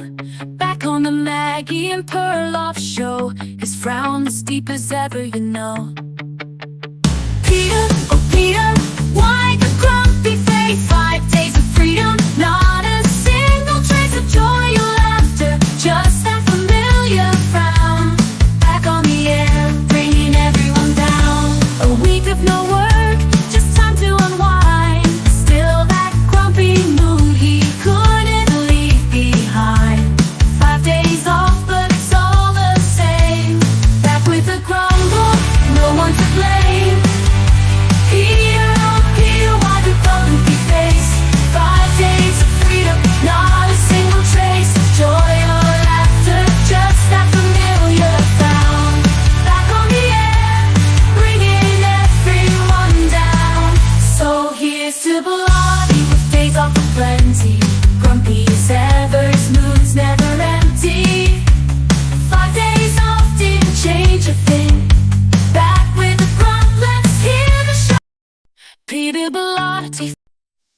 Believe Belotti's got something to say. Infinity's mice. He's feeling the dismay. No NBA on NBC.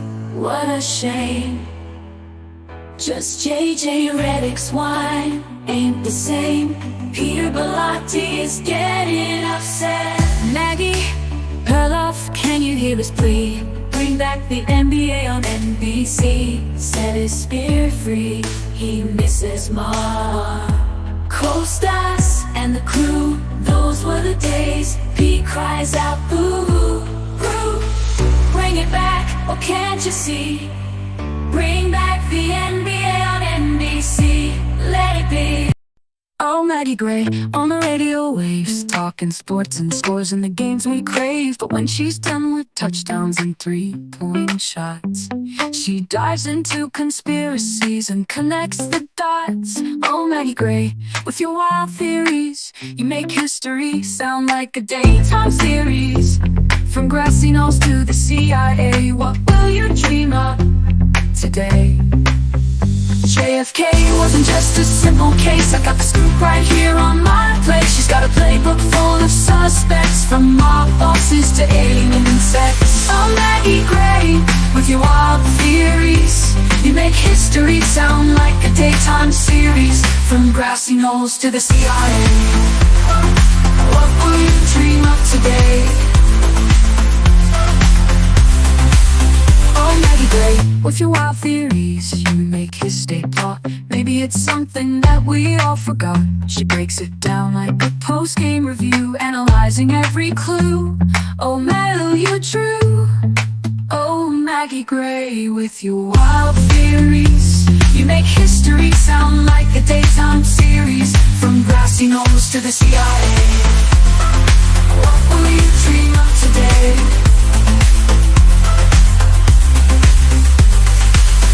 1 minute remaining. With your wild theories, you make history sound like a daytime series. From grassy knolls to the CIA, what will you dream of today? Oh, Maggie Gray on the radio waves, talking.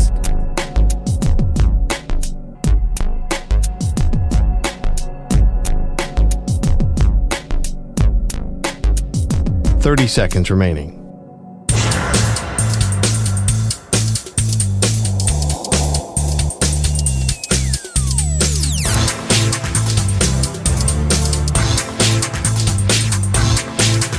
Fifteen seconds.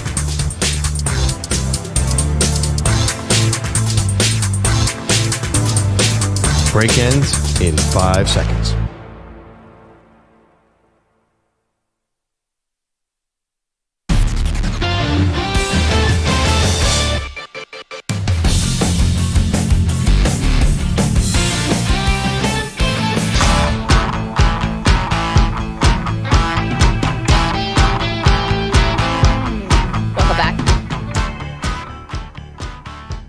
Get back to the great debate question in just a moment. Today's question is, who's the biggest character in sports? Sort of a nod to Bill Walton, who was so authentic and such a personality, larger than life.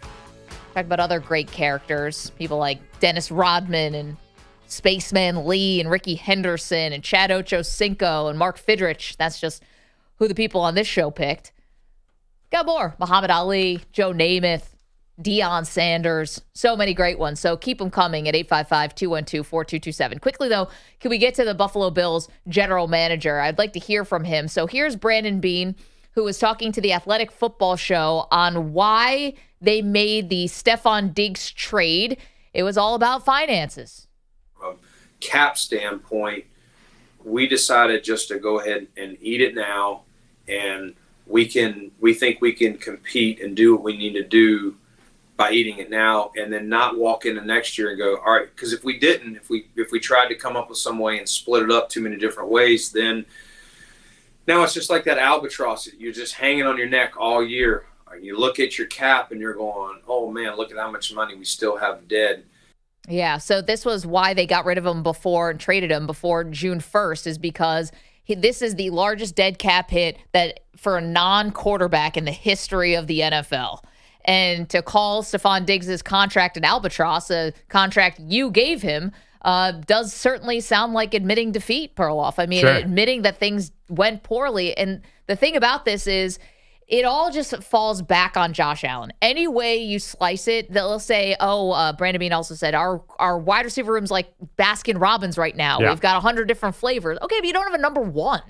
You know, and what is the number one flavor? Mint chocolate chip? There's nothing. Yeah, yeah. Who's that? MVS? Like, it's not that inspiring. And so, but I don't think it's all about Josh Allen, because it's also about the way the offense changed last year when Joe Brady took over for Ken Dorsey. they de-emphasize Stefon Diggs. Isn't that in their thinking here? Isn't that a big part of this whole equation? It might be, but you're going to tell me that Stefon Diggs, like I get you don't want to be forcing the ball to him, and the ball did go away from him, maybe more towards the run game. And they won a lot of games. Okay, but they also won a lot of games with Stefon Diggs. Like, I don't think that Diggs was necessarily the problem here. I think that it's all about whether Allen is forcing to Diggs. Now, Diggs had a couple drops in the playoffs, but overall, he's still a great player. And you're a better football team with Stefon Diggs on it. And you know how I know that's true? Because the Houston Texans win total ticked up the day that he got traded to Houston. And that generally doesn't happen for non-quarterback players. But are you a better franchise long-term with Stefon Diggs turning 31 this season, taking up all your money? The answer is obviously no. Okay, but here's the thing. Every single year is so important because you're in Josh Allen's prime, and knock on wood, he's stayed healthy. You can't think like that, Maggie. Well, the That's general going to kill manager's you. not. I know he's not, because he's talking about the cap in 2025 and 2026, and I get that's his job, but it's also your job to win now. We talked about the San Francisco 49ers and how much pressure's on them to win. There's tons on the Buffalo Bills as well. Did you learn anything by getting beat by the Patriots by all those years? Anybody who thinks short-term in the NFL is not going to go anywhere, and even short-term, I think you've already gotten the best out of Stefon Diggs for their money. Yes, this cap hit hurts, but getting rid of him long-term is a smart move. I think any smart team would have done the same exact thing. And to keep him and pay him, that'd be a mess. Also, too, I just don't think they want to use him like they used him in the past. I think they want to move on, and it's probably going to be easier for everyone not having him there. Great. So when you're targeting Curtis Samuel, you're going to be wishing for the days of Stefon Diggs. Hand the ball off to James Cook and win some football games, Maggie. Okay. So the other part of this is, and this is what's always tough about the general managers, is that if Brandon Beane doesn't give a king's ransom to Von Miller, then maybe you're not strapped like this. Maybe you're not thinking in this way. You say that now. Did you criticize the Von Miller move when it happened? It made sense at the time. $50 million guaranteed to a guy who was already... Show me the clip. When you added Von Miller to a team that needed to get over the hump, you think that was a bad move at the time? You need that closer, that guy's going to get to the quarterback. Of course that made some sense. Yeah, and now Von Miller's a rumor, and he is... I know. He's a ghost. He's not there. The whiffs of Von Miller is not even there. So you would keep Stefon Diggs? Yeah. I also never bought the personality stuff as much as other people did. I think we're talking about the great characters in sports and Chad Ochocinco and Terrell Owens and people like that. I don't think that Diggs, I thought a lot of that may have been overblown. I think that when the second half of the season, when they got away from Diggs, they were a much better team last year. I can't get that out of my head. And Diggs is definitely a declining asset. He's getting old. He might be good this year for the Texans. Maybe 1 year, maybe two. There's no. This is the Bills' window. 1 year, what maybe do you mean this two. window? Josh Allen's 28 years old. You can't be 1 year at a time here. You got to build a champion. 855-212. I think you have a 5 to 10 year window where you can win Super Bowls. Well, as long as he's upright and healthy, yes. But at some point, he's going to have to change the way he plays, right? Yeah. And meanwhile, the AFC keeps getting harder and harder. 855-212-4227. Let's go back to our great debate today, which is the greatest characters, the biggest characters in sports. How about Bill, who's in California? Bill, who do you have for us? Hey, guys. Good morning. Hey, my two have already been called out with John Madden and Deion Sanders, but so I want to take this back to, I want to say, Pete Pilati, your name should be on the show now. I appreciate you coming out and getting on these people about referees. I love that you're calling out these whiny millionaires. They can't play and they should not change the game. They should not change the rules. I'm so sick and tired of hearing baseball is getting ready to be like self-checkout for balls and strikes. The fact of the matter is, referees and umpires and all that stuff, they're part of the game. They get in there. There's going to be bad calls, all this stuff. I'm so tired of the GOAT Tom Brady because he got rules changed for him so he can play better, all this stuff. It's a game.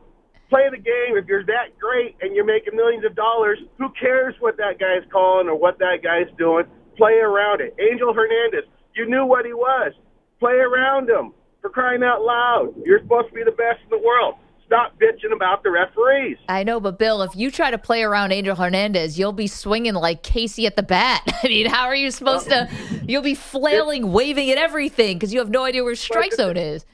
the thing of it was, if it was that bad, they would have got rid of him 32 years ago. He's been in the game for 32 years. No, I know. And like Pilati did, calling out the unions. Good for you, Pete. I'm glad you did that. I'm telling you. Call them out. All that good stuff. This is where Pilati's presidential campaign apparently started this morning, Bill. Thank you. No, we are a union shop, actually. Literally, Perloff and I are in a union. Yeah, not me. Think you guys are not. We're part of the SAG-AFTRA union. You know, for better or for worse. I have an idea. I'm sorry, go ahead. Yeah, I don't understand this. Like, we're okay with bad officiating? What are we doing here? Like, how can you watch that game last night and not wonder what the heck the officials were doing? Okay. I don't understand what game everyone's watching. No. I think this is the distinction. I don't think that Bill or Pete, they don't want the athletes calling out the referees. No. We still can, right? No. That's not what Pete's saying at all. Okay, so maybe, do we do this as a challenge to the show? Do you think that we could go a week of shows not talking about any kind of official? No, and there's no disrespect to anybody.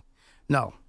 But I'd say 97% of my Twitter feed is me taking clips off the TV of bad officiating and saying, what the heck are they doing? Okay, but that's your social media. We're talking about the show. No, but that's where my brain is. Like, it drives me crazy the way they officiate the NBA right now. It's driving me insane. Okay. And the NFL is just as bad. I think we can. I think we could too. I can't. I think it'd be a challenge for the show. It's like going on a diet. Do it during the NBA Finals. I dare you. Do it during the NBA Finals. There is no way. Even you, Pete, you are going to call out some of these calls. It's so bad right now. There's no way you could go a week. We're the commissioners. Let's go. Let's go. I think this is our summer diet. We're going to get our beach bodies here by not talking about officials. We're getting fat talking about officials. Coming up, we got news on LeBron.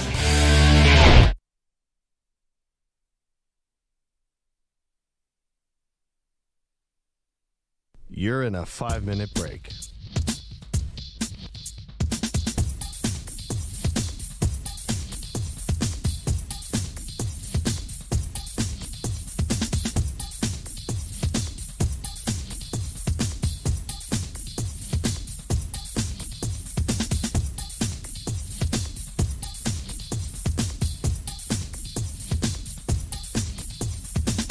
Four minutes, 30 seconds remaining.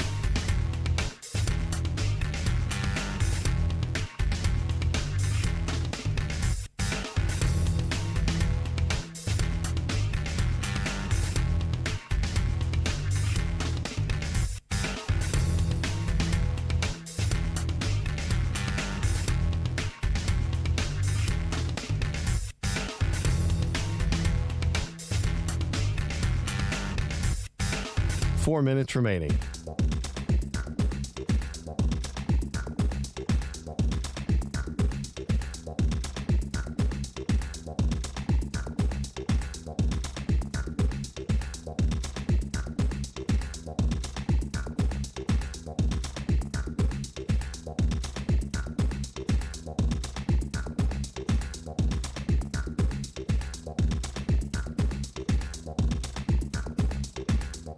Three minutes, 30 seconds remaining.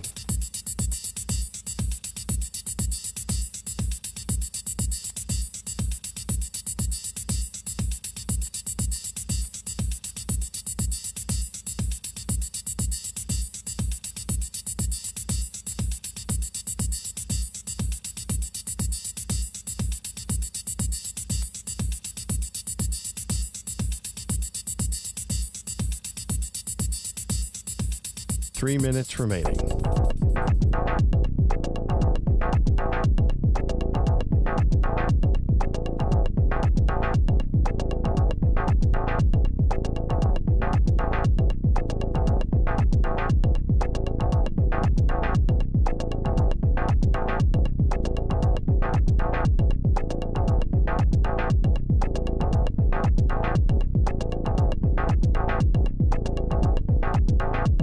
Two minutes, 30 seconds remaining.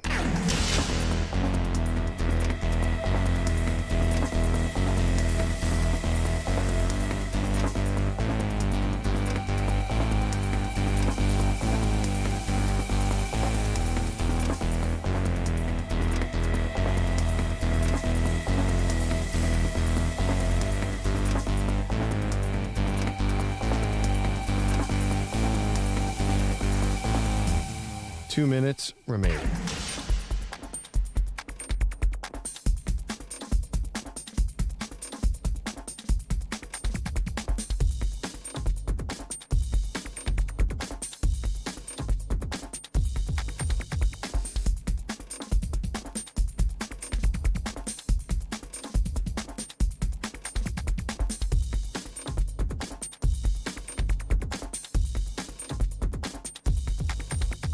One minute, 30 seconds remaining.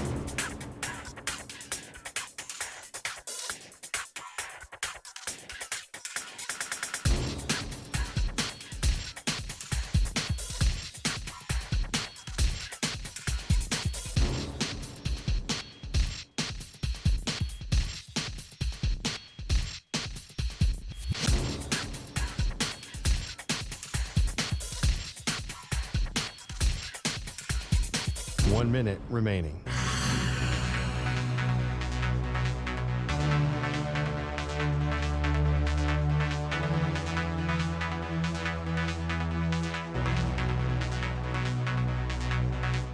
Forty-five seconds remaining.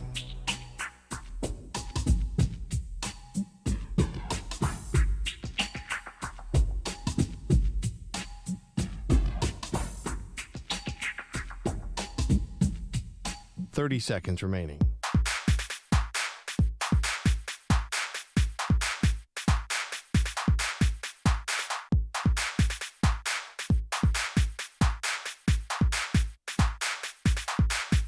Fifteen seconds.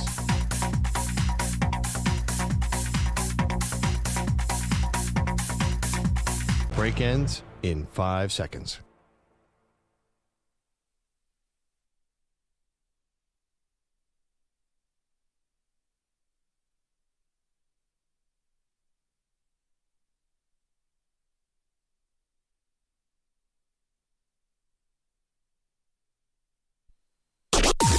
Maggie and Perloff on the Infinity Sports Network. Well, if you're wondering where LeBron James is going to play next season, you got to follow the breadcrumbs here of Bronny James. Welcome to the show. Maggie Gray, Andrew Perloff. Get back to Minnesota taking a game off of the Mavericks last night in just a moment, but we've got to pause for this all-important LeBron James, Bronny James update because this is the latest. Bronny is going to stay in the NBA draft. Yep. He is going to be, well, obviously draft eligible. No more college for Bronny, and this is one step closer to LeBron realizing his dream of playing with his eldest son. Now, here's something, a detail about this that we all found very, very odd, and this is from Shams Charania, who is basically like the LeBron biographer at this point, who said that Bronny is only doing a few private workouts. He had 10 workout invites, but he's only going to visit a couple of those teams. They include the Lakers and the Phoenix Sun. He's only going to go to a couple teams, 2, maybe 3 teams, and that's it. And this is a little odd because this whole thing has been odd. If you are someone who averaged about 4 points in college and also is coming, has questions about maybe a heart defect or something like that, you went to the combine. Why wouldn't you be working out for every team under the sun who actually wanted to bring you into the building? You're a fringe, not even real NBA player at this point. Right. Wouldn't you do every workout possible? What is your name? What is your full God-given name? LeBron James Jr.? Yes. Yeah. That is why. That's all you need to know. This is not like any other situation in the history of basketball because Michael Jordan's kids weren't good enough to even be this highly thought of. This is all about LeBron James' future. Everyone knows he wants. I don't care what Rich Paul says. LeBron wants to play with Bronny, and that's what is the defining factor on this. They're not going to let him go out to all these teams where somebody's going to poach Bronny in the draft and screw up LeBron's future. I think they want to control the situation from start to finish. Okay, but if somebody actually wanted to take Bronny high up in the first round maybe, or even high in the second round before the Lakers are on the clock, couldn't they just do it? They don't have to bring him in for that. We see this in the NFL all the time. Guys get drafted when they didn't do the official visit. They just saw him at the combine. It kind of be the same thing. But doesn't it sort of send the message to the NBA, don't draft me? If I'm not even coming to work out for you, that is a big red flag to me. Well, then why even go to Phoenix then? Well, he's saying LA and Phoenix. Okay, because maybe LeBron will end up in Phoenix. In That's where Phoenix? people go to old people go to retire Oh, gosh. and play basketball. How do they have any money for LeBron? Let alone, how do they have any money for Bronny? I haven't figured that out. Bronny's going to make like $1 million a year. I don't even think they have that type of money. But listen, obviously LeBron and KD go back. That makes some sense. In Phoenix, I actually have no idea about the cap ramifications. That sort of spiritually makes sense for LeBron. Yeah. And it feels like that's part of the LeBron family. It's close to LA. It's his other kids there. So I guess he's got to stay west. Doesn't Phoenix feel right for some reason? No, it doesn't. But that's to me. I see this story, and the story is that Bronny James is only going to work out for 2 or 3 teams as he heads up in the draft process. I think that they don't want Bronny crisscrossing the country, going to all these private workouts where he might look bad. And there's something about the one thing what Bronny can do is work out in shorts. He looked awesome at the combine. He did look good at the combine. Leave on a high note. They call it the Vegas exit. You want to leave as everybody is applauding for you. Don't go and play these one-on-one games. I'm thinking of some of the classic sort of, the NBA is like this sometimes with basketball because it can be such a one-on-one. There were stories about Kwame Brown and Tyson Chandler and Michael Jordan working all these guys out in D.C., and they became legendary because the guys failed. And I think they're trying to manicure this thing for Bronny. It's almost like he's in the Truman Show. Like they're creating this world where he doesn't really belong, not with the stats that he's shown right now. He doesn't belong yet. And that they're creating this false world for him where he's this highly touted draft prospect. It's just not true. He's just LeBron's son right now. And so I think they don't want him in reports leaking out and people doing negative stories like, oh, Bronny matched up one-on-one against this draft prospect and he got smoked. Well, or something like that. I don't understand because those are positive stories. Kwame went number 1 and Tyson went number 2, right? So it was Eddie Curry, I guess, against Tyson Chandler. That was the one-on-one matchup. There was a Kwame Brown versus Tyson Chandler matchup, and Kwame won, which is essentially why he went number 1. Right. Which was stupid. Curry went 7 feet tall. And Curry went. What did Curry go? 2. Curry and Chandler went 2 and 3 in that year's draft. So it's not like they fell. I don't know how bad. I don't think there's going to be negative stories. What can you do in a workout that's so bad? I mean, it's a basketball workout. Lonzo Ball apparently almost flunked the workout, and the Lakers almost took De'Aaron Fox because of it. And you're right. Lonzo fell all the way to 2. No, I'm saying that. I'm just saying, the second workout. I don't know. I know the Teddy Bridgewater bad workout, but generally, I don't know all these legends of horrible workouts. I don't think word was going to get. How hard is it to hit a bunch of threes in an open gym? I think Bronny's good at that. I think that's his strength. No, I think they want you to play one-on-one against guys, though, whoever they bring you in with. And I think he'd be good at that. That's my theory on this thing. They don't want negative stuff coming out, any negative stories coming out against Bronny. That does make sense. Because they just want this. They're creating this sort of world for him. I mean, your theory is good, too, that he's just basically going to be with the Lakers. So why even work out? Don't you think it's like there are teams around the NBA are looking at the situation saying LeBron can be had? I mean, why wouldn't you? If you're the odds of the number 18 pick, whoever it is, hitting are slim in today's NBA. So why not take Bronny and get a bonus of the second greatest player in the history of the NBA? You're not getting LeBron James in year 1 and 2. Yeah, I mean, this has turned into a totally ridiculous situation. Oh, you don't think LeBron would come right away to play with Bronny? No. But how much longer is LeBron playing, Pete? But I just, like, for teams to pick a guy that scored 4 points in college basketball in the first round of the NBA draft is ridiculous. Well, that goes to show if he actually does get taken there, people think LeBron's coming with him. Oh, come on. I've never seen anything like this in my life. You're right. With players and their sons. You didn't see this with Ken Griffey Jr. Sr. or whatnot. I mean, they found a way to play with each other, but it wasn't a thing where they sacrificed the team's roster over it. And Ken Griffey Jr. was an all-time prospect where Bronny Ken Griffey wasn't hitting 180. You didn't see with Pete Rose and Pete Rose Jr. No, this is why it's interesting, is because it is unprecedented. You're right. You're saying I've never seen anything like it. We've never seen anything like this, where a player like LeBron is manipulating this process to get his son drafted. But it is potentially drafted high. Has there ever been a time where an NBA draft pick was worth less than now, though? I mean, honestly, Pete, what do you think that the 23rd pick in this year's draft is going to be? Well, a journeyman. This is a bad draft to go by. EJ Grunt over there. The NBA draft's not what it used to be. They're drafting a lot of 19-year-olds that are huge prospects by the time they reach their contract. I don't disagree it with just that. is not what it used to be. I don't disagree with that, but there's always one guy. Yeah, but there's always a guy. To say that, you could just throw a pick on fire, I'm like, well, then why was Jokic drafted during a commercial? Or why was Draymond Green drafted in the second round? But there's one Draymond, there's one Jokic for every 350 and you would have blew bucks. It on a 4-point-a-game player who we know is not NBA ready. Well, but if LeBron comes with him, then teams are going to say, I didn't blow it, right? Then trade the pick. Trade the pick. If it's a bad draft this year, trade the pick. Nobody wants the pick. Nobody cares about the second-round pick in this year's draft. It's worth nothing. Well, that's always the funny thing about the draft picks. They become worth way less the moment you actually draft somebody. Right. They're way better in theory than they are in practice. They're doing this kid a massive disservice because I sit here today. I'm like, wow, I don't think LeBron is going to be that great just because what I've seen from him in college. But guys develop. Today, I'm almost convinced he's not going to be good because they are coddling this kid so much and doing such a disservice to him. Okay, he went out to the summer league or whatever, the combine. And he made some shots in what's the name in the scrimmage game. It looked like nobody wanted to guard him. I think those guys want to be clutch clients. They didn't want to rough him up too much. Like, this is ridiculous. I mean, this is a guy that averaged 4 points a game, and he's telling a third of the NBA, no, I don't need you. Thanks, but no thanks.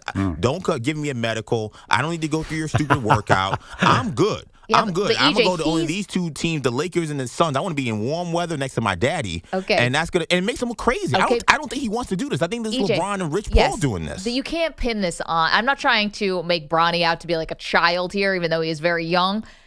He's not the one who's saying, I'm not going to work out for the Hawks. He's not the one. This is all being set up for him. And I don't know if these are forces that are bigger than him. LeBron, Rich Paul, he's saying no to these guys. I'm flying to Orlando so I can work out for the Magic. I don't think it's happening. They work for him. I'm sorry. Rich Paul is his employee. That's how it's supposed to go, right? That is how it's supposed to go. Rich Paul, you tell Rich Paul, no, I want to work for this team. I'm not ducking any smoke. I know, but EJ, he's 18 or 19 years old. It's like everyone else is 18, 19 doing this too. And just because, we weren't saying we have Steph Curry. Steph Curry did every workout. His dad played in the NBA. It wasn't like, oh, no, I'm not going to work out for the Clippers because I don't want to play for them. He worked out for the Knicks. He worked out for the Clippers. He worked out for everybody. I know, but EJ, he also had multiple years in the NCAA tournament. He had all this more experience to...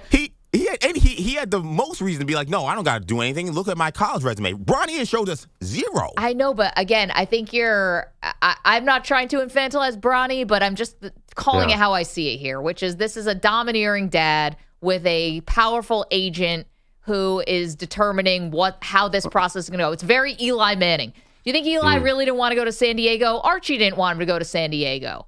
This is the same thing happened to him, and Eli was much older. But he did this for a guy who was you're talking about a guy who was a number one pick, a guy who was a superstar in college football. Like, doing this for a guy who was just not a bad college basketball player. I'm going to say that. He was a bad college basketball player. He had 4 points a game. Yeah. He shot 36% from the field. He shot 23% from three. There's nothing in his college tape besides him maybe blocking a few chase down blocks to say he was a good college basketball player. For a bad college basketball player to say, I'm going to not work out for a third of the league and I'm going to expect that guy to actually turn into something. I cannot see it. It's called room to grow, EJ. Nowhere but up. He's not saying By the way, he's not. So you would have hated when Kobe did that? Too, Kobe was a phenom. It is totally different. Kobe, but you're okay. So you would have been fine with a high school player telling the rest of the NBA, every team except LA don't draft me. I feel like you would have. First of all, it's not true. He worked out for the Celtics, so he did work out for other teams. He didn't want to go to the Nets. Okay, but here's the thing. Those people you're talking about, like I'm saying, Eli Manning allowed his dad to get involved in this. Kobe Bryant, his Jelly Bean must have been involved, and Arn Tellem was definitely involved, his agent, right? Those guys actually had a little leg to stand on. How's Bronny going to go up against his dad and Rich Paul and say, what, let me work out for the Pacers? It's not going to happen. He doesn't, because he realizes he's kind of along for the ride here, and that's not like his fault. It's just his station in life right now. He could grow into a great NBA player, but right now he's not a phenom. He doesn't have that. He's got to go with the plan of LeBron and Rich Paul, what they have planned for him. And that's fine, but I think there is something about a mental aspect of going into the NBA and when you don't belong. Because if you're doing this, then you know you don't belong. He knows that. We all know he doesn't belong. His name is Bronny James. Then what is he doing then? Well, he wants a free check. He just wants to get a jersey just like and sit on the sidelines like I did. That's the Perloff. His dad wants him to play. I think if you gave Bronny truth serum, I don't know what he would say. Maybe you say thanks for the leg up and open the door and this whole nepotism thing that people in LA say, oh, well, Hollywood producers cast their kids. Like this is anywhere close to that. It's silly. I think he'd probably say, I want to play college longer. I think but that's the problem for me is that I feel like there's maybe a scenario where Bronny becomes a really good player. Guess what? There are so many guys who averaged 4 points a game as a freshman and then went on to play 3-4 years of college and they turn into Dalton Connect and they turn into whatever college Derek White star. And all that. And they turn into really good players. Like they don't. I think what's frustrating for me is they are stunting this kid's growth and they're hurting his chances of developing by doing this, by thrusting him out there. Because it's not about him. And coddling him it's about and LeBron. protecting him. It's about his dad. I disagree with both of you. I think rationally, this is Bronny's best chance to get the NBA. I think he'd be acting irrationally to not take this because LeBron's going to be gone. Once he's gone, if he's averaging 11 points a game at Duquesne, once LeBron retires, there's no NBA for Bronny. So why, I mean, as a rational actor, shouldn't he do this? Like, why would you say no to the chance to go to the NBA? Because would anybody say no? I'm like, nah, I'm good scoring 14 at Duquesne. Because you don't want to be the guy walking to the club with a fake chain. Because he's going out there, because that's what he is. That's the only way he's getting into the club. But we don't know that, Pearl. I'd rather be in the club with a fake chain than outside online, which is more normal for me. But it's different when you're around other people with real jewelry on, and you look crazy. Like, that's the thing is... You'd rather be outside the club? No, I think he could make the club and get a real chain and actually floss because guess what? He was a McDonald All-American. He was a top 20 recruit. There's no reason why he can't develop. No, it's not going to happen this way. To walk in with a fake chain and be like, I did it? No. I don't think he would want to do this either. He's a real competitor. I think you've got to rewind the whole thing, right? Which is he has to be questioning, and this is why I said it's like the Truman Show with Bronny James. He's got to be questioning, is any of this stuff real? Why was I a McDonald's All-American? Why was I a 5-star, 4-star, whatever he was, you know? And it's like, why? How did I get all this stuff? We talked about this with Arch Manning. Remember, it was Arch Manning. If his last name wasn't Manning, he'd be a 3-star instead of a 5-star. All that. Your crisis of confidence, if you pull that thread in your Bronny James, the whole house of cards could fall apart. And maybe you only get every opportunity in life because your dad's LeBron James. So, or basketball, not life. Yeah. In basketball. You guys are overthinking it. If the NBA wants you, just jump. Who cares? Well, he could develop in the NBA just as well. There are a lot of guys who go one and done and develop very well in the NBA. No, for sure. But the NBA does not want him. That's the thing. The NBA does not want them. LeBron. They want LeBron James. That's the problem. If you're telling me there are plenty of guys who I've said before on the show who have averaged 4 points a game as a freshman. Peyton Watson was just playing for the Nuggets in the playoffs. He had a terrible freshman year at UCLA. He's also 6'9" and has a 40-inch vertical. Right. So there's some differences there. But he's not the first freshman that struggled and went to the NBA. But they wanted Peyton Watson. They don't want Bronny James. They want LeBron James. Yeah, no duh. So what? What's he supposed to do? Just say, all right, fine, I give up and just not ever play in the NBA? Well, that's what's going to happen. He should take all these auditions, all the workouts, not auditions. He should take all the workouts. I don't.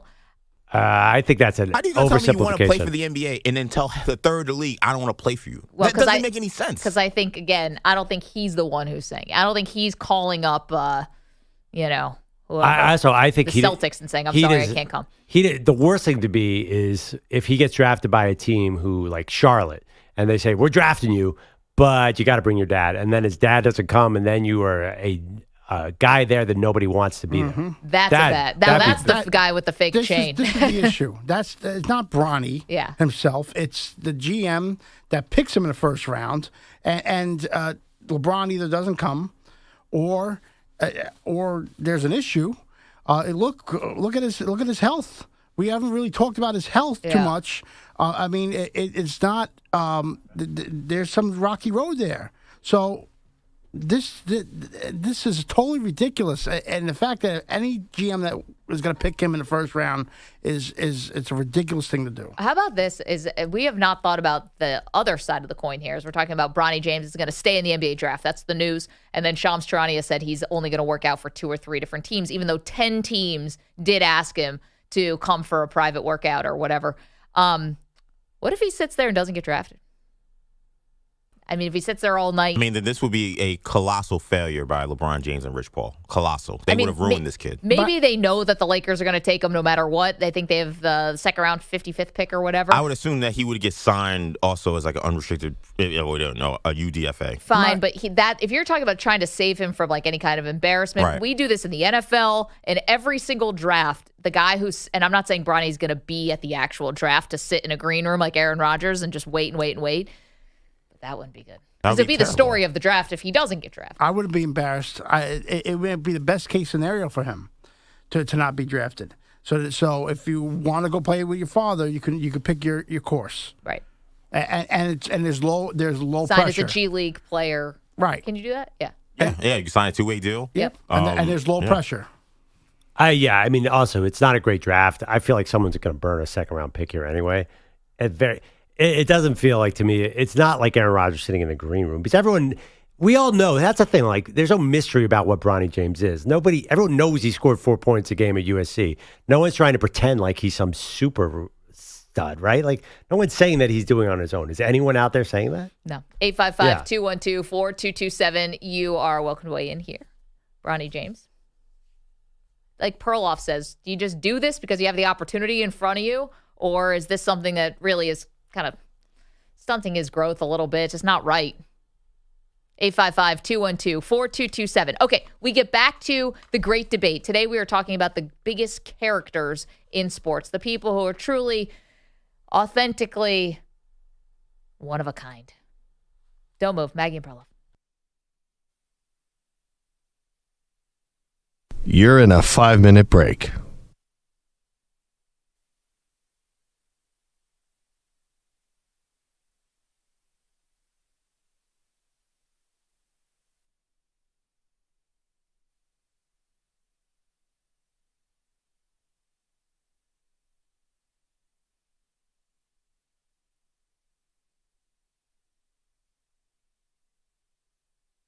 Four minutes, 30 seconds remaining.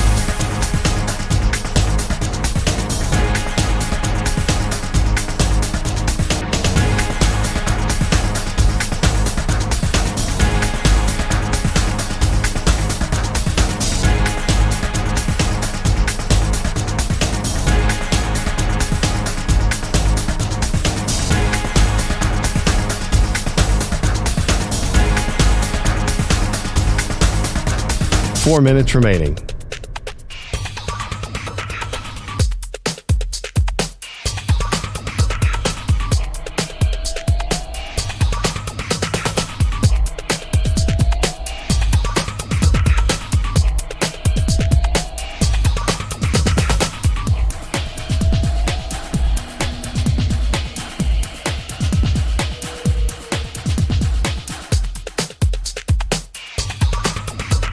Three minutes, 30 seconds remaining.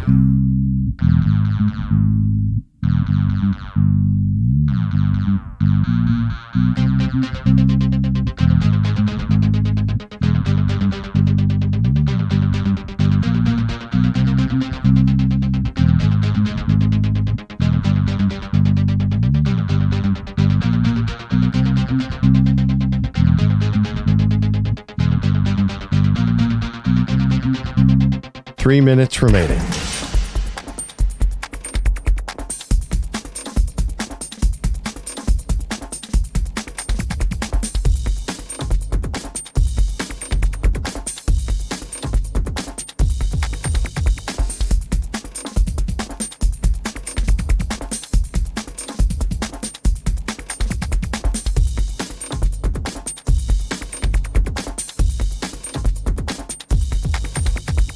Two minutes, 30 seconds remaining.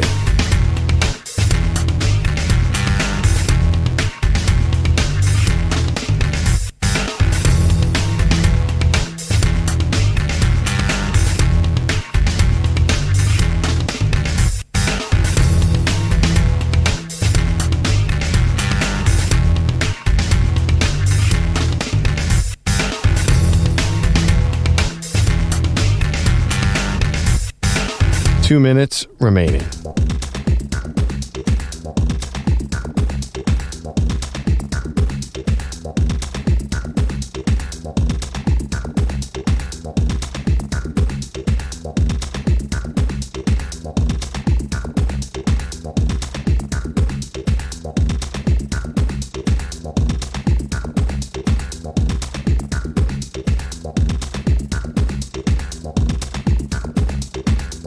1 minute, 30 seconds remaining.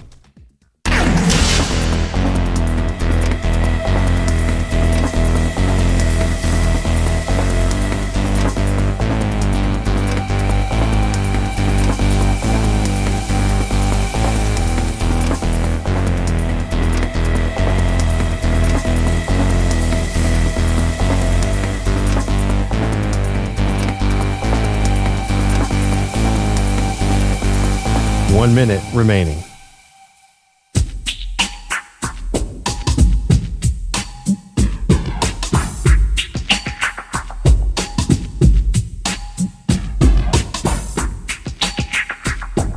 "45 seconds remaining.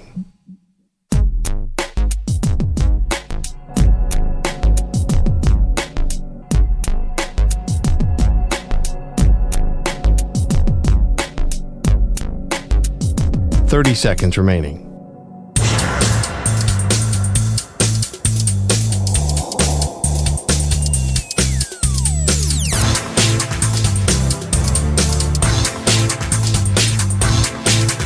"15 seconds.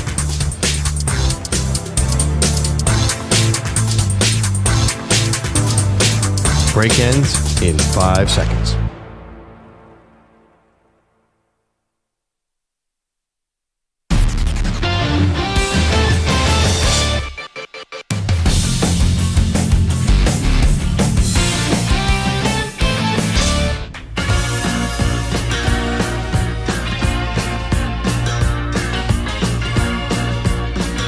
Back on Maggie and Perloff. Great debate Wednesday. So we were going through the greatest characters in sports history. We all did athletes. I've been thinking more about the announcers that we missed because we couldn't do everything. Right. But I don't know. Harry Carey is a strong front runner. Will Ferrell doing Harry Carey Amazing. might be the best. Hi. Yeah. I can't get the two separate in my mind, but there's nothing better than a picture of Harry Carey shirtless in the crowd drinking a beer. It's this is gonna sound like the old school take. We're also doing old school, new school. They just don't make them like that anymore, Maggie. The great broadcasters of yesteryear, unfortunately, are falling off. We all grew up with the voices. It's just different now. I don't know why you can't have a guy like Harry Carey today. Probably not. Especially the drinking. Yeah, like, shirts off. It's a lack of booze, right? Like they were hammered. The booze is still there. I just think maybe you can't indulge as much during the actual broadcast as you did before. Should I just go quickly around the horn about who we chose as our biggest sports characters? I went with Dennis Rodman. Perloff went with Bill Spaceman Lee. EJ went with Chad Ochocinco. Bogusch went with Ricky Henderson. And Pete went with Mark Fidrich. And those were just a couple. We had a great one just pouring in from all corners of the country and Canada, giving us fantastic ideas. When I was a kid, I was at the Spectrum, the old Spectrum where the Sixers played, and they were playing the Celtics. And for some reason, I had seats right next to the Celtics broadcaster. I didn't know what it was at the time, but Tommy Heinsohn had a glass of brown liquid with ice that kept refilled the whole game. That's like, they should add booze back. They should add booze back. I mean, last night, Reggie Miller and Stan Van Gundy, they could have used a fifth or something. And you think the ESPN studio show is boring? Like, get some booze in there, right? Imagine Barkley with them.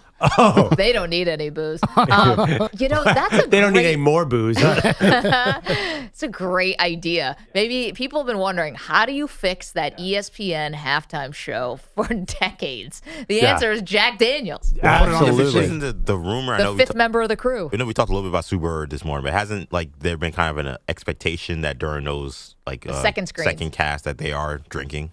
Sue Bird and Diana Taurasi definitely were dipping. Sue Bird and Diana Taurasi, yeah. I don't know. McAfee is not shy about certain activities he enjoys. He's a high on life kind of guy. Yeah, he's not so much. No? Okay. He's high on other things. Is that right? He's a marijuana advocate. I have no idea if that's part of any of his He can't be hiding anything. He's got no sleeves. And he's also on TV 20 out of 24 hours a day. Well, that was our theory that McAfee has actually been cloned several times, and we're never sure which one we're seeing at any given moment. It's like the Stanley Cup. Mm-hmm. There's two of them. Yes. He is a high performer, whatever. Whichever McAfee That's is. not what I mean. I mean to say the guy does a lot of good work. Not that he's a high performer. Yeah, sure. Sure you did. Muhammad Ali was another great one. Joe Namath, Mike Tyson, Deion Sanders. Pete got a vote, which I might be changing mine to as well. Just Pete Bellotti. Pete Bellotti got a vote. Yeah. Thank you. We mentioned announcers. We didn't mention Chick Hearn. Chick Hearn's got a statue. Yeah. Outside the Staples. Character or just icon? Like Vince Scully, Chick Hearn, are those guys characters? I think he was a character. I think Chick was. Maybe Winning Time did him too much him dirty. Service, but like he definitely seemed like a character. What about Enrico Palazzo? Well, we'll get to movie characters later in the summer. We could do officiating characters too. There's a number of them. Enrico Palazzo high up on the list. Who's the guy, the famous guy who said he got the person from the 70s who said he got him in the man parts or something? You guys know this one famous official had all the really funny lines about. Oh, He the one that did the giving him the business? Yeah, giving that who's guy. the- I don't know his name. I know you're talking about. That guy was, Yeah.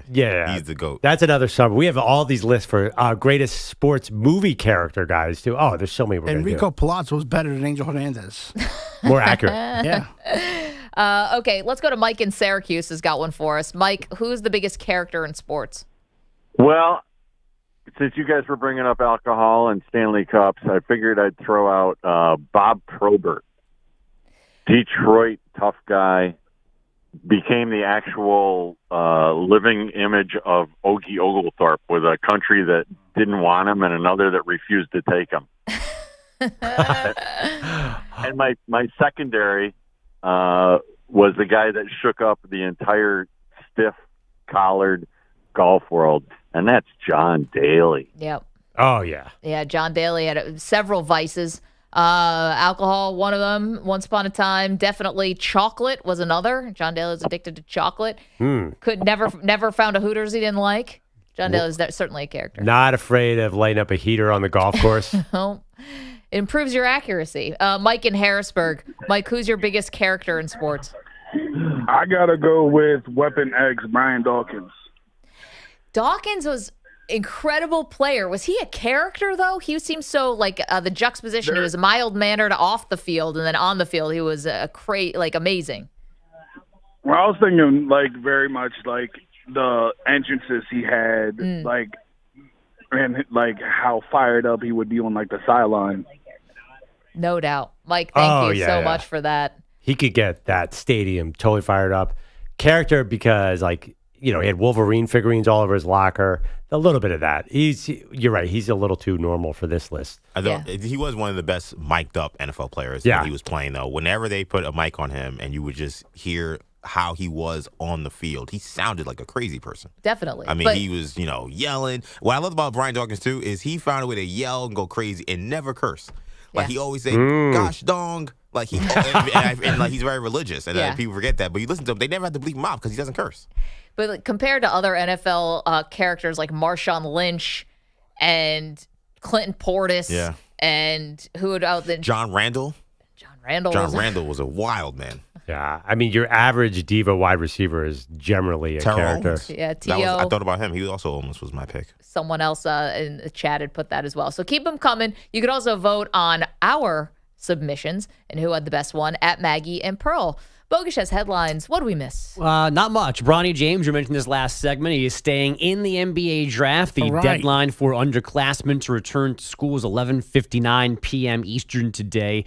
Agent Rich Paul says it only takes one team to want Bronny, and the specific team doesn't matter. They just want the right spot for Bronny's development. Sure. It wasn't Luka and Kyrie starring in the fourth quarter last night. It was finally from Minnesota, Karl Anthony Towns and Anthony Edwards. And with a left-handed dribble, now with three. He'll pull up. It's a deep two, and he drains it. A right side 21-footer for Anthony Edwards puts the Wolves up 2 possessions with 38.8 seconds left. How big was that shot? Alan Horton on T-Wolves Radio. Edwards finishing with 29 points, 10 rebounds, 9 assists. Cat scored 20 of his 25 in the second half to secure a 105-100 season-saving win in Game 4 in Dallas. So now there's a Game 5 in Minnesota tomorrow night. Once upon a time in Boston, Ray Allen and Rajon Rondo were not the closest of friends. At one point, Rondo says they put on boxing gloves and went at it in the team's weight room, but mostly for fun. It was all fun games at the time. We like I said, we love to compete. B2 bought the gloves in. We was like, well, let's get it on. You know what I mean? Because there was no point of talking about each other behind each other's back. Let's just fight as men. But it got broken up pretty quickly. That was Rondo on Run It Back on FanDuel TV. Well, they had major issues, the two of them, Rondo and Ray Allen. They still do. Yeah. It's not past tense. You know, usually I thought when I'm not just going to say this like about all men, but I think you guys, y'all, have a way of doing something, which is like you have issues with each other, but then I'm assuming when you fight, then it's kind of like everything's good after that. You kind of get it out of your system. Doesn't feel like that happened with this particular relationship. No, maybe they need to not do boxing gloves. Maybe they need real. Just maybe that's what helped. I don't know. But yeah, that is a thing for sure. Like for dudes, like yeah, but guys. not me. Okay, yes. How much of a man are you? Never You're been talking in in the a wrong fight. room. Yeah. It's a little different, though, if one of the people is crazy, though. And I know. Which one? I mean, Rondo's pretty crazy. Rondo's out there. He's had. Yeah, I think he's documented crazy. Yeah. He's technically crazy. Although, isn't he like in coaching talk now? Yeah, he wasn't he in the Lakers running, no? He's a brilliant basketball mind. He's totally. Similar to Draymond. He's quite eccentric, though. But he's an acquired taste, let's put it that way. All right, maybe I was wrong about guys. Yeah, I feel like no, you're right about guys. No, we're just bros. not guys. Yeah, we're wimps, Maggie. Yeah, you're just Y chromosomes. Yeah, we have 4 people wearing glasses. You can't punch a guy with glasses on. That's a rule, too, by the way. And my glasses are new, and before I had them, there was no fighting. So that's just how I can't answer your fighting It looks questions. like Pete's the only one really who could stand in and take a punch. I'll take a punch with these are blue light glasses, so I'll take a punch. Are you wearing glasses? Blue light. Oh, blue light. Got it. I don't want to get a headache from looking at the screen. That's right. What? Watch out for those eyes. That Celtic team is they're so annoying. Wait, I can't even keep track. Why does Ray Allen? Who's Ray Allen's? That's not just Rondo. There's other problems he has, right? I think he is. Him and Kevin Garnett, they had a problem, but I think that hatchet got buried. Yeah, they have smoothed things over with Durant, KG and Paul Pierce because of that whole leaving for Miami thing. They really were upset about that.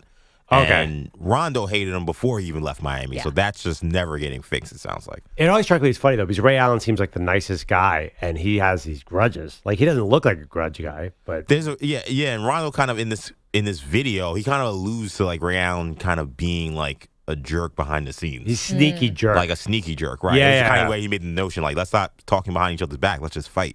Like, which, again, that sounds like a very Rondo thing to say. I'm sure it was his idea. I know he said the teammates put him up to it, but I'm sure he brought the gloves in. I could see Kendrick Perkins putting him up to that. I could see that. I could see that being Kendrick's idea. I could see that as well. What else we got? The Panthers and Rangers went to overtime for the 3rd game in a row, and it finally went Florida's way. Reinhardt back out to Verhage across Montour. Kachuk right side half court. Down to the line. Montour down low. Bark up and put right on a shot. And he scores! Yes! The overtime winner here in Game 4. And this series is tied. At 2 games apiece after the 3-2 final, courtesy of Sam Reinhart. The Rangers so sloppy late in this game that Nick Nolte's staff from Blue Chips would have thought they were point shaving winger Chris Kreider. We just weren't exiting our zone as cleanly. I mean, I don't know if they made adjustments, so I'd have to go back and look at it, but their forecheck was a little bit more effective and our breakout was a little less effective. I don't think we were getting pucks out and getting pucks in. Got run around a little bit.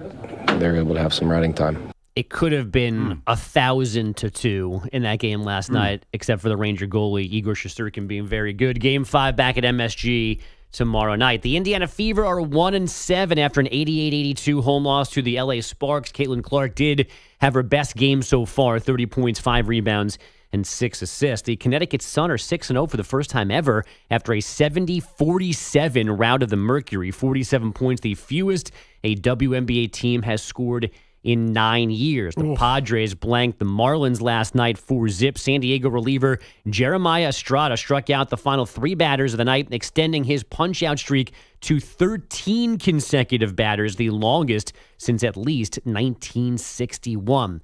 And Stewart Haas Racing is closing its NASCAR operation at the end of this current season. Tony Stewart joined Gene Haas back in 2009. Since then, they've won 2 championships and 69 races. Rumors of scaling back or a full exit have been swirling for the last year or so. Guys, back to you. You know, we didn't put race car drivers on our biggest characters. Yeah. I was thinking Tony Stewart's definitely a character. Well, Earnhardt was. Yeah, but Senior. But those guys also great racers. Like, what are they more known for being dominant or for being characters? Both. Well, I mean, both. Yeah, I think both. Yeah, no, I feel like success. Stewart had so much success, and obviously Earnhardt's maybe the greatest ever. I'm not sure There's got to be who's a racer who's just like a Bush brother or something. Yeah, who's just I don't know if those guys. Richard Petty, the king. Yeah, he's the greatest ever. Right. Yeah. Who's the king? Yeah, but Richard Petty, he's a character. I agree. Richard Petty definitely was a character. I don't think we're light on mixed martial artists here too, not just race car drivers. I don't think you could be in the GOAT conversation and in the character conversation. That's the issue. Like Dale Earnhardt Sr. is in the GOAT conversation for sure. Like he's just remembered as being dominant. No, right? I mean, like when the you Intimidator. If you Google this, like Jordan comes up on lists, and I would never say Jordan because he's not a character. No, definitely not. He was so like buttoned up in front of the media. You can't trust the internet with this one. You got it. This is the eye test. No analytics. No, there's no analytics on this. No analytics help you in this one. You Who's talk the biggest character. You talk about characters in fighting. How about Don King? Yeah, I mean, all time. Yeah, major. Probably a crook, but not probably. you can remove probably from that. 855-212-4227 Bogusch. Thank you. Okay, keep them coming here. We're seeing Barry Switzer. Right about that. Yeah, college football. We lost college football. There's so many college football coaches. Oh my gosh, how about Ed Orgeron? Yeah. Oh man. Sheesh. And Barry Switzer, he might be the best college football coach too. That guy could win some football games. Dabo's quite a character. Yeah. Mike Gundy. Mike Gundy. I mean, the late great. What's the name? I can't remember his name. The guy from Washington State. Oh, Mike Leach. Mike Leach. Yeah, Mike Leach for sure. Great character. Absolutely. 855-212-4227. Keep them coming.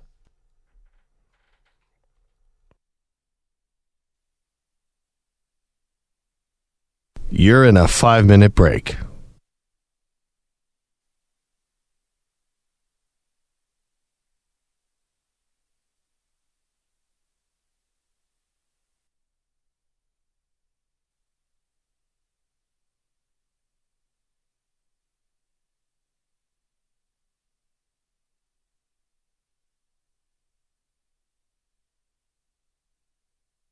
Four minutes, 30 seconds remaining.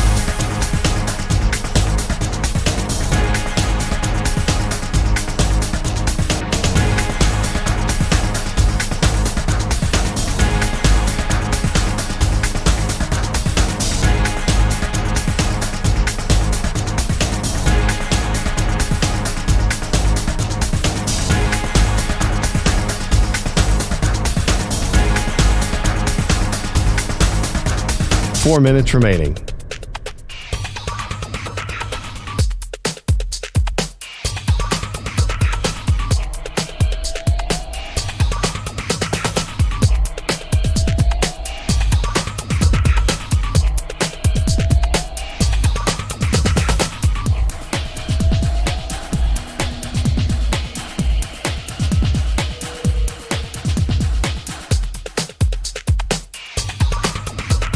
Three minutes, 30 seconds remaining.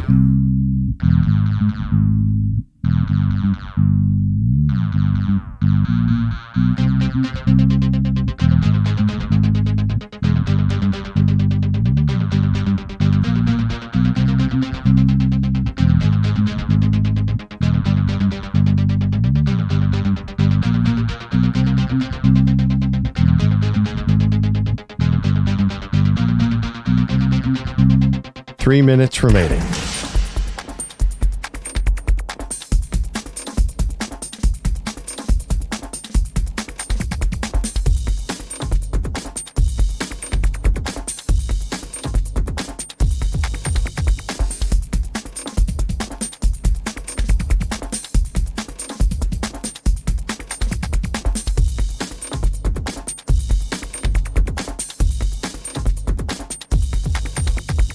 Two minutes, 30 seconds remaining.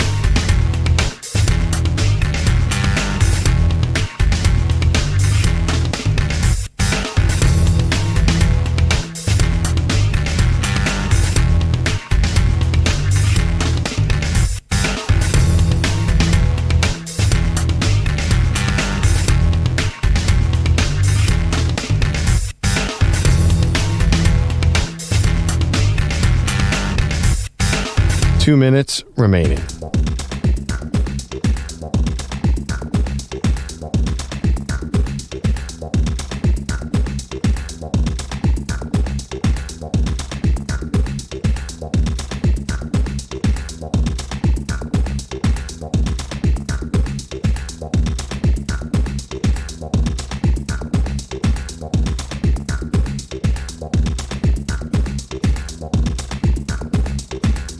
1 minute, 30 seconds remaining.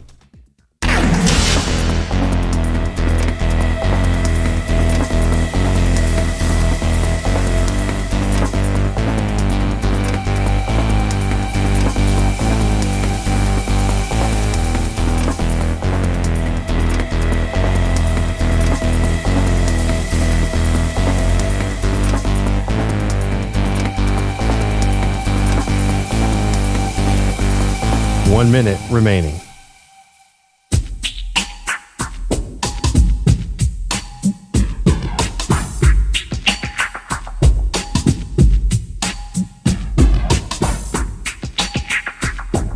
"45 seconds remaining.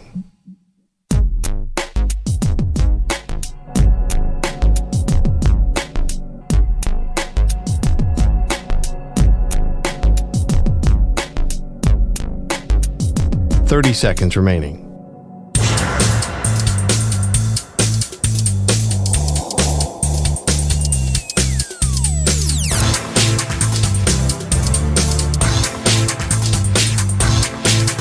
"15 seconds.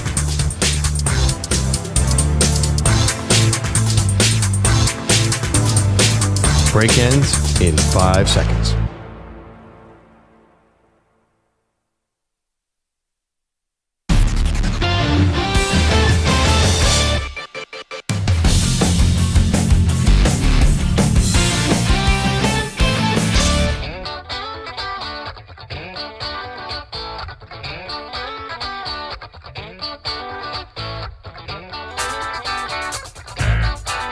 Big day here on the show. Covered a lot of ground, including our great debate, which is the biggest character in sports. Right now, you can go vote. I'm leading the way with my selection of Dennis Rodman, biggest character. Perloff had Bill Spaceman Lee, EJ had Ocho Cinco, Vladi had Mark Fidrich, Bogusch had Ricky Henderson. So we got a lot of great choices for you there. More are coming in. This was an interesting one from Phil, I believe, in the chat, youtube.com/Infinity Sportsnet. Jim Boughton, remember Ball 4? Oh, yeah. If totally. everything, he said, if you believe all those stories, then Jim could top the list. And it's not just his stories, it has stories about other players too, including Lou Piniella. It's sort of like a life on the road in the minors sort of book, which is phenomenal. One of the great sports books. I love the way you worded that. I'm winning this poll. You didn't do anything. Dennis Rodman did everything. You didn't marry Rodman. Carmen Electra. You didn't change your hair color. I did wear a wedding dress, though, but it was to my wedding. He's winning the poll. But anyway, you're so competitive about these great debates. I love it. It's why are we doing it if not to win? Landon says Conor McGregor is a huge personality. Don saying Roy Jones Jr. So keep those Roy Jones Jr. Why is he a character? You know, he wouldn't be my first choice, Roy Jones Jr. I think a lot. I think that Bernard Hopkins is a bigger character. I think. I'm not sure I'd put him either. Those are just outstanding Bernard boxers. Hopkins is crazy. Yeah, but he's also an awesome fighter. Of course. Roy Jones Jr. Oh man, he was so good. That was my favorite. That was my favorite boxer. Anyway, we also have. You want some poll results on our old school, new school debate, as we are doing old school, new school week around here, and maybe we'll do it longer than that. Maggie and Perloff's old school, new school question of the day: who would win in a 7-game series, the Lakers dynasty of Kobe and Shaq, or the Warriors dynasty, Steph and Clay? Right now, 72% saying the Lakers with Kobe and Shaq would win a 7-game series over the new school Golden State Warriors. Well, you won that debate too, I guess. Well, winning for now. But then again, more did Shaq and Kobe win that debate. Yes, technically Shaq and Kobe are doing the work here. But I was making the case on their behalf, and I believe it. I do think that Shaq, and this was a conversation that Shaq had with Draymond Green on his podcast last week about, Shaq's physicality would have just changed, I think, so much of what the Warriors wanted to do. And Perloff, you don't see it that way. You see it as 3s for 2s, end of story. Yeah, I just think the new rules and the way they call the game and the new style play would have given the Warriors a huge advantage. Lakers might have adjusted. You're right. Maybe those guys learn how to shoot 3-pointers. But can you really win an NBA title without having like a consistent 3-point shooting? I mean, I don't know the numbers are. I know the Nuggets were they had a lot more going on last year. But it feels like in today's NBA, it's just such an outside game. So different. I'd like to see Shaq. But you know what's so funny? Last week we had a debate, is Kobe in the GOAT conversation? Yeah. We keep talking about Shaq. Not a lot of people talking about Kobe, which leads to the theory that those first 3 rings for Kobe were more about Shaq. So how can you put him in the GOAT conversation then? We haven't mentioned, nobody's saying Kobe's unstoppable and he would have led those teams. Well, I mean, Kobe's definitely part of this. I think the question was, could Clay have guarded Kobe? I think was a big question, and maybe a nod to Kobe that he still would have been able to get his shots off against Klay Thompson, who's a great defender. Right. Don't but get he me might wrong. have slowed him down a little bit. And then also, would Kobe have guarded Steph Curry in crunch time? I don't know. I think Derek Fisher would have taken the Steph Curry assignment, but I also could see Kobe trying to take on Steph in the fourth quarter and last 5 minutes. But to cover Steph Curry, you have to run all over the darn court. I think Kobe did that. I mean, yeah, but you're taking your best offensive shooter and making him really, really work. On a much shorter guy, I don't think that would be the way they would do it. Phil really avoided that when they played the Sixers. It was, remember he basically brought Tyronn Lue off ice. Right. Had been playing for the whole playoffs. All right, go out there. And created the most memorable moment from that finals. Exactly. Allen Iverson stepping over Tyronn. Yeah, I don't think Kobe was designed to cover those small guys necessarily. I mean, it's also a waste of Kobe. Kobe's wingspan was crazy long. I don't know. Well, that's what you'd want against Steph. I just think that's not typically what Phil did. There may be possessions you'll steal, you throw Kobe on him, but he didn't use Kobe quite like he used Mike.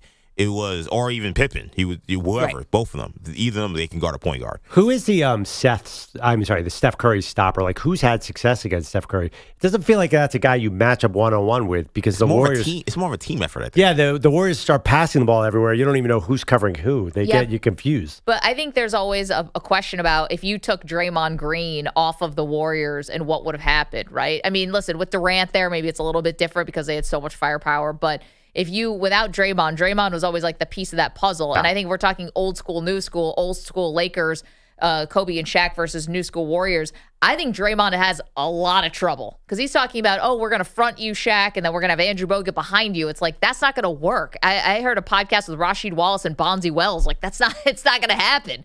You can't do it. And also, Draymond is 6'6", 235 or whatever. Is the same size as Kobe. Like, you're not going to be able, Shaq is going to get the ball easily, and he's going to foul Bogut or David West or David Lee, all those guys, they're going to foul out. But even in Draymond's team, it makes no sense that Draymond could cover any opposing center, let alone Shaq. I mean, somehow at 6'5", he was able to cover every center who is currently in the league at that time. It's sort of this magical Draymond thing. By the way, that same podcast, that Bonzi Wells podcast, they made a pretty good argument that LeBron is not the GOAT or even in the conversation. Oh, I didn't hear that part of it. Oh, they're like Michael and not Kobe. Not in the conversation. Well, they're like Michael and Kobe were so much more skilled than LeBron. LeBron just runs you over. It was a great debate. I don't know where Bonzi Wells has been hiding. That guy is a great commentator. I'll get him on the show. Yeah, Bonzi Wells on a couch in is Portland. so cool. He said, I grew up in Indiana watching Michael Jordan, and people do not understand because I didn't see him night to night. The youngsters, like you all, do not understand how much more skilled this man was. Oh, but the physicality of LeBron, we all acknowledge. Yeah, that's what Bonzi said. Bonzi said that LeBron never had to develop any basketball skills. He just ran over everybody.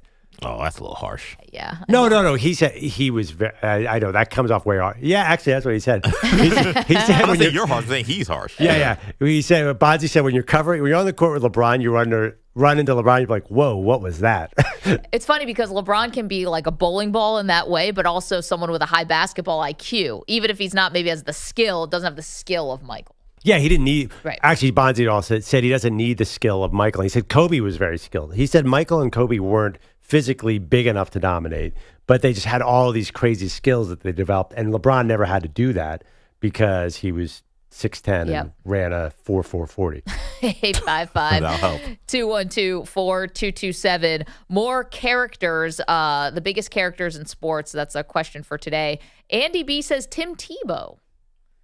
I get it. He's a character. A guy whose off-field personality was bigger than his on-field personality. But the thing about Tebow is his off-field personality is so like squeaky clean. Not that just because I picked Dennis Rodman doesn't mean everyone had to go with Rodman. Bill Walton was a huge character and he was a benevolent force, and Tebow is also benevolent. But yeah, I think Bill Walton enjoyed a smoke or two, as I recall. I'd be really surprised if Team Tebow took part in anything like that. I picked a straight out addict, according to the research. Bill Spaceman Lee got the name Spaceman because he enjoyed some recreational drugs. I think a lot of the guys, but Chad Ochocinco didn't drink, right? Am I correct about that? No, that's why. I mean, not why I don't drink, but he doesn't drink, and I do his fake drink when I go out. I do the Red Bull and cranberry juice and make people think that you're drinking. You would have thought he was a partier because he was so out there as a player. Like he didn't need to. I'm jealous of guys like that. Andy B also says Jerry Glanville, and I think Phil said that too. Love it. Glanville was another great character. There was one guy that we haven't mentioned. I kept coming up on the list, and I wasn't sure how I felt about it. But what about Brett Favre? Nah. Oof. He's a player first and a character. Every NFL list of calls of characters, he's always near the top. Which is a little surprising. 3-time MVP. I feel like John Madden kind of made the character, right? The other part, too, about, then you get some off-field stuff that's, some of these guys, there is off-field stuff that's not so savory. Well, the welfare scandal is after. Sending the pictures to Jen Sturger. Yeah, but does that make you a character? Yeah, see, I'm not sure. It gets into like a, but the guy with the joy, the boyish joy after throwing touchdowns. Yeah. Running around the field like he never scored a touchdown before. I think some of that, they look at that and say, oh, he's a character. The draft night photo of wearing jorts in his dorm room, which is awesome. Honestly, I think if you're talking about Packers quarterbacks, I think Rodgers has a better chance of becoming the bigger character. Now, especially the second half of the latter part of his career. No doubt.